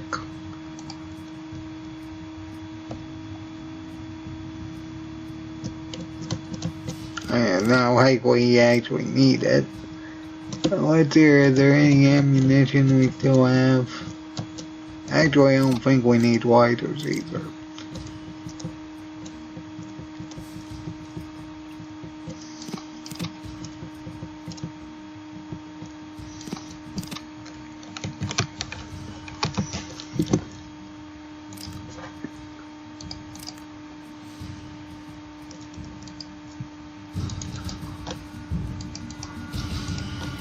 And with the car we can actually store things, which is very good because we can go back, take all those 10mm pistols and whatnot and bring them back to the trunk and... Oh no, they degraded already.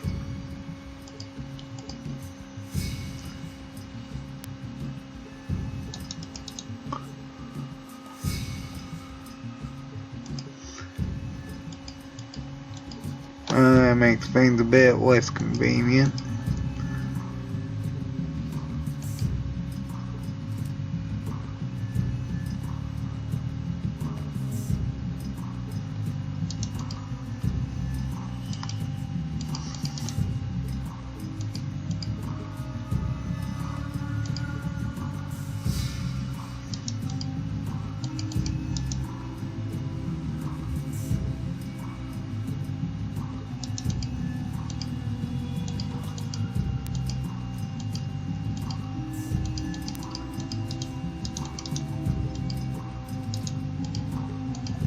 Oh well, at least we got some selling material.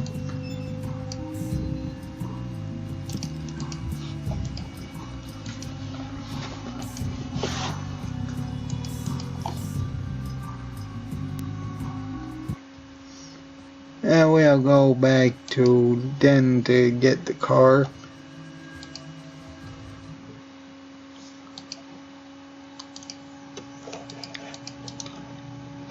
Rather not have it when they go to Royal. Honestly, I don't know, I don't really know where exactly it would spawn if we did go to Royal with it, but I'm not gonna bother risking it. The sharks rush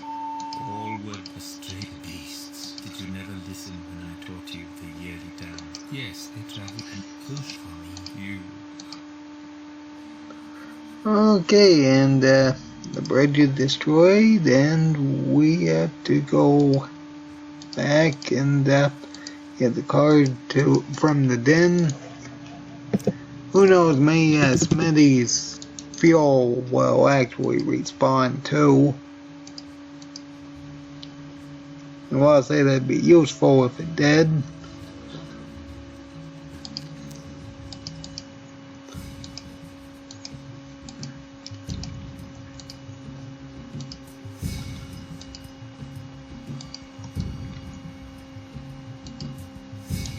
Oh yeah, I knew I forgot something. I never did the quest involving Lara's gang.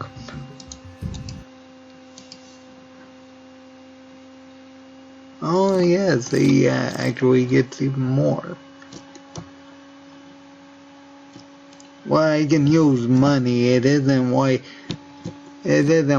I'm going to be able to save up those tens of thousands to actually get the advanced upgrades anyway.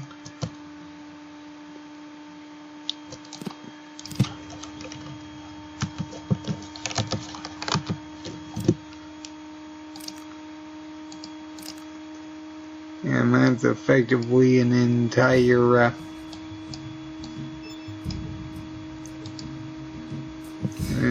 refill, so we'll just put that in there. And we will save the game and go to Reading and end the episode. I was going to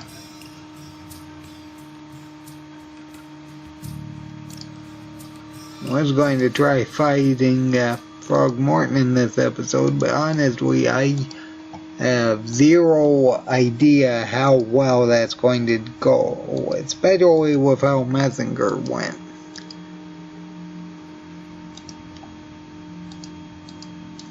Or the Salvatore family.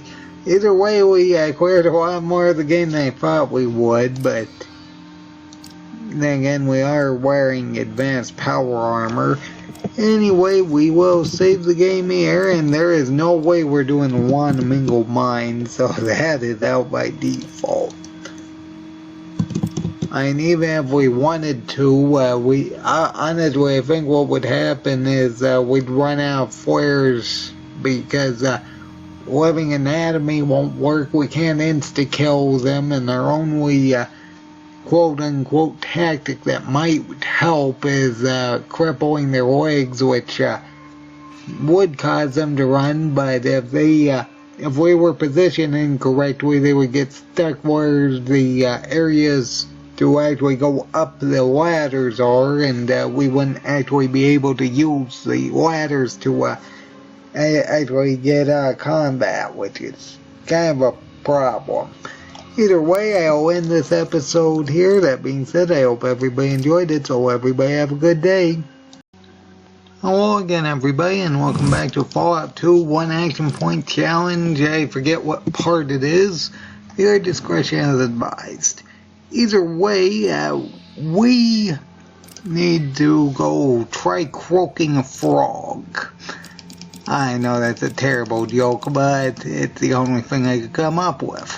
Either way, let's use Jet, wait for about 10 minutes to get one action point, and let's go fight Mr. Frog, as well as all these rats.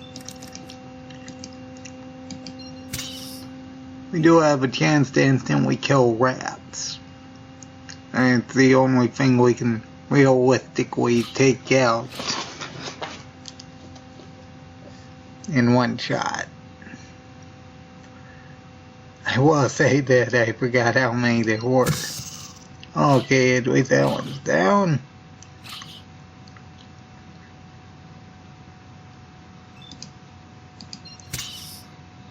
I hope this doesn't take too long, because one of the more annoying nuisances is the fact I gotta make sure to pick up all the flares I just used, so I have enough to actually take out Throgmorton and his gang.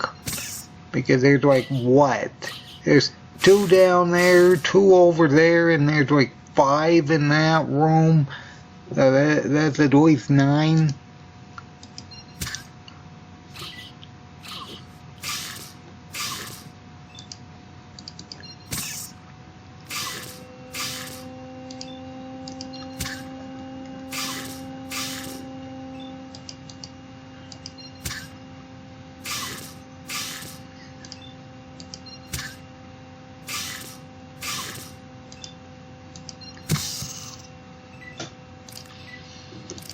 And we have 109.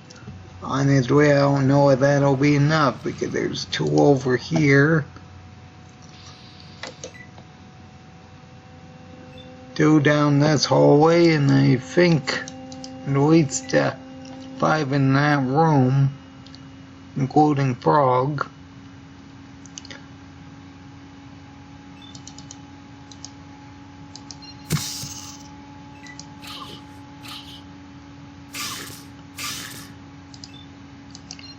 And our only advantage is the fact we got advanced power armor, and that's not necessarily helpful when they outrange us. Now, to be fair, a lot of them do use sawn-off shotguns, so at least we can hit the ones with the sawn-off shotguns, but because they only have 7 range, if I remember correctly. That said, the ones with the combat shotguns may be a problem.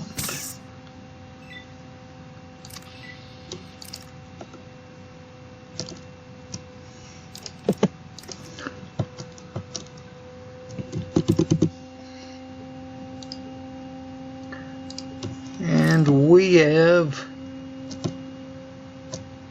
101. Hopefully we can trigger them to run away. Let's start by fighting these 2 down here first. Hopefully they're going to be separated enough to activate separately.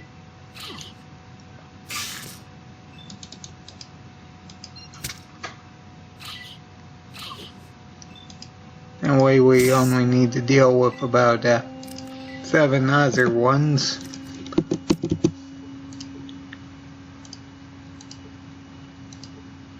I think these ones only have sawn-off shotguns, so they should run right up to us.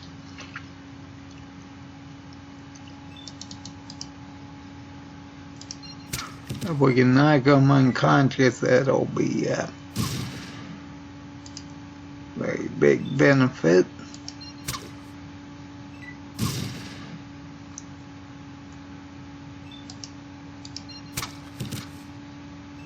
Okay, there is I only saw 2 of them.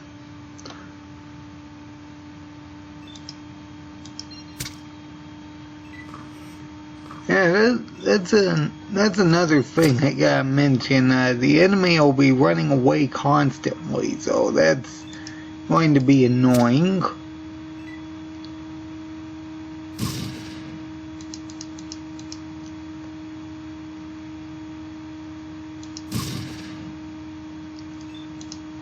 Why'd they get 2 turns? I will say that if they could get trapped in a building like that, that would be potentially useful. It really depends on whether or not we'll have a doctor situation, because if I remember correctly, in the first episode of this, when I was dealing with that doctor against the when we were fighting that doctor so we could actually repair K9, I kept accidentally letting him get away from me, and I couldn't actually do anything to him because he was kind of already out of the room, and I couldn't actually follow him because I have 1 action point to work with.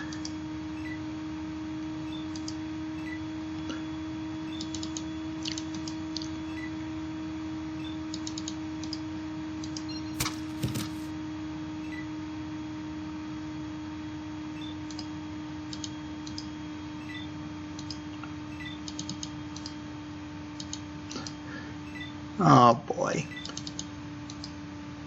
I'm going to hope those bushes don't stop me from picking up flares. Where'd the other guy go?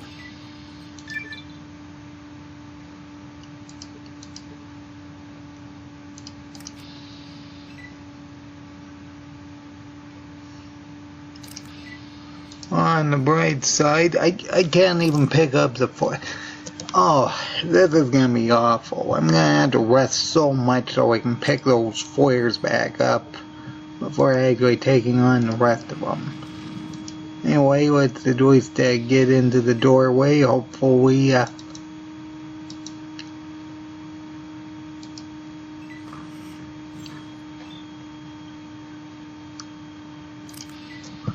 like, what else am I supposed to do? They're just running away.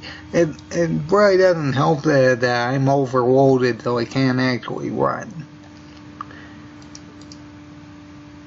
Oh well, at least we took care of that one.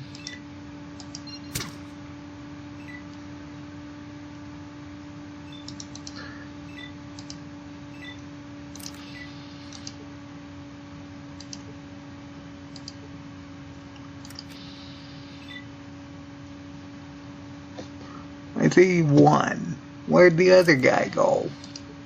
Oh, there he is.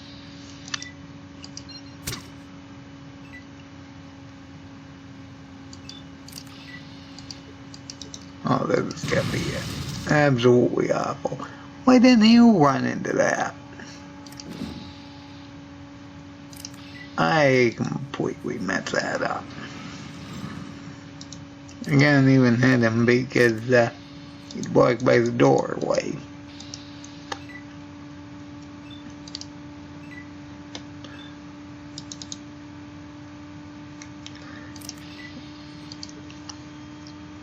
Well, we knew this was gonna be a slog.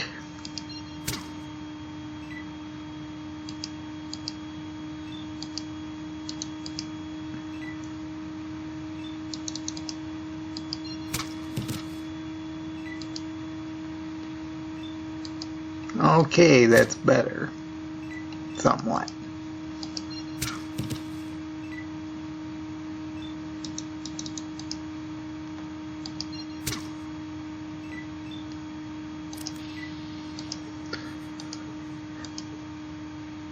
Oh boy, those flares are gonna be all over the place.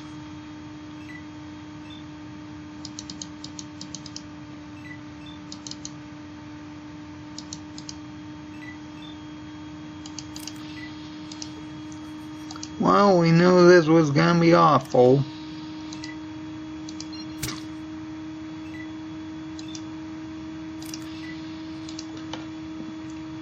At least we're hitting him for 5 every time. 5 every time minimum, I should say.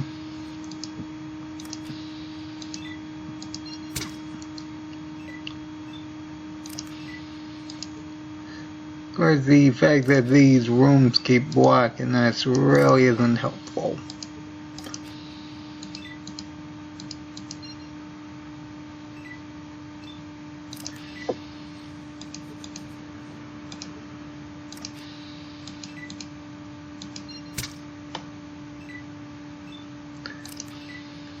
Oh no, I'm going to hope they're not going to run off screen.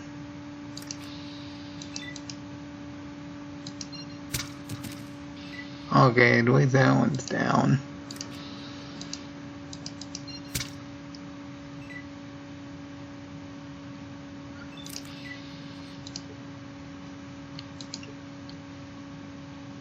Okay, now I gotta be very careful because if he opens the door to the main building where the rest of the gang's at, that might be a problem. So I better make sure he runs back into that building.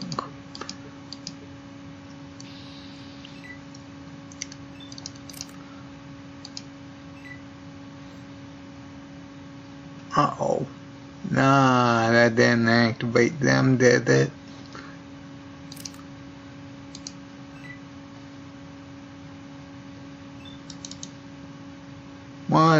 activated 2 more. We should be able to deal with those 2 because I don't see the ones in the main building getting activated yet.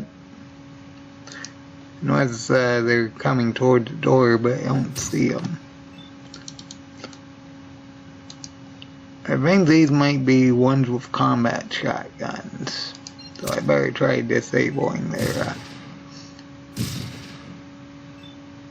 may not, they aren't using burst.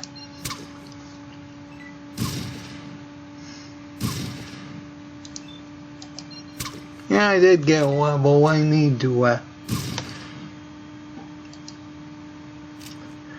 oh boy, I just lost a turn too. Wonderful.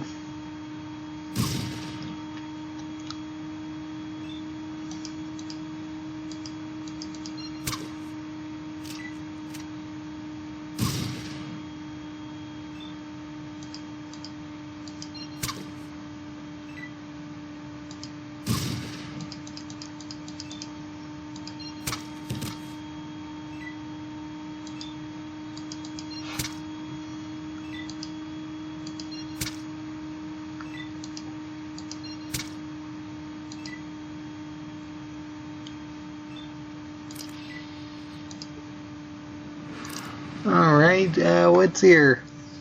Next level is our next perk. Either way, 1 action point. At least we're over 150 HP, but they're not overly helpful if they keep getting critical hits constantly. Anyway, before we continue, let's see how many flares we got. 59. Okay. Keep in mind that I can't actually pick up flares in combat with 1 action point, though if we run out we're kinda stuck unless we can make our way to the exit grid to restock, which is terribly inconvenient.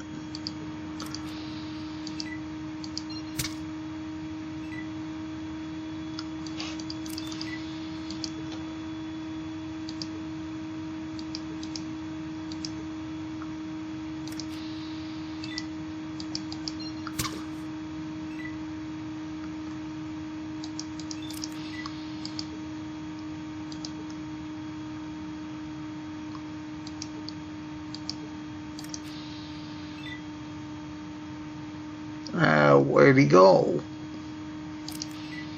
He might have went out the other area. Oh, there he is.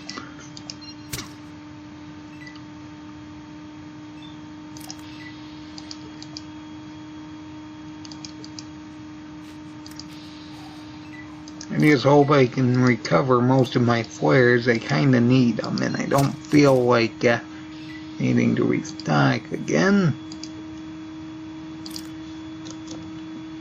Ah boy, we have 54.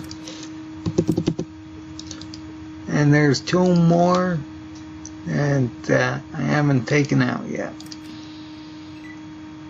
What's there? I see rats. I see that guy over there.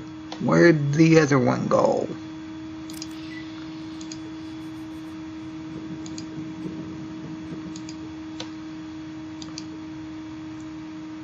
Must be in that building somewhere.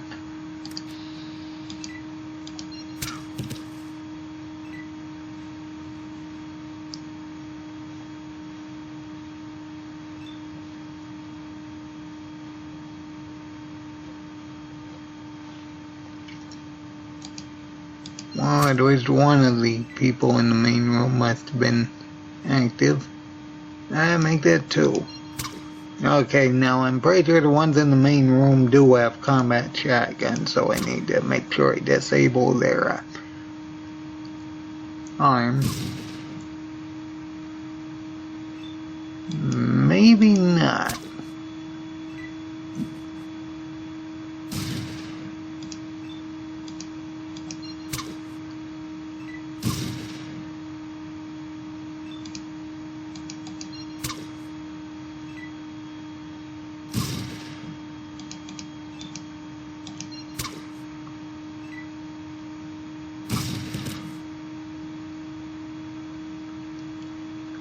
Your thing I saved recently.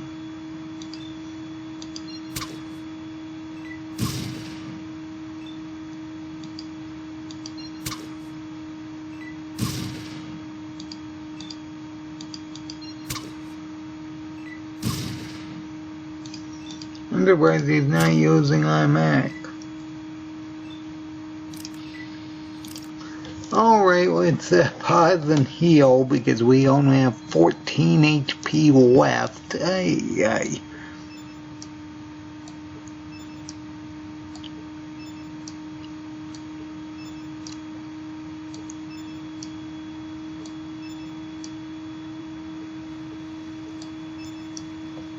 Okay.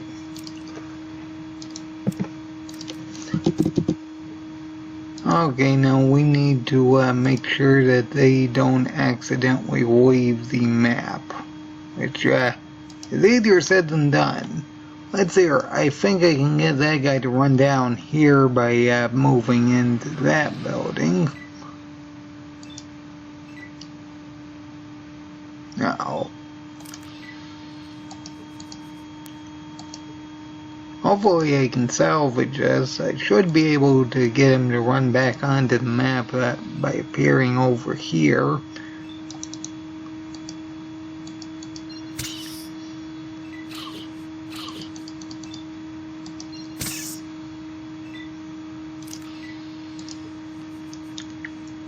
That's a general idea anyway. Let's hear. There's those two. I'm pretty sure there's one in that other building.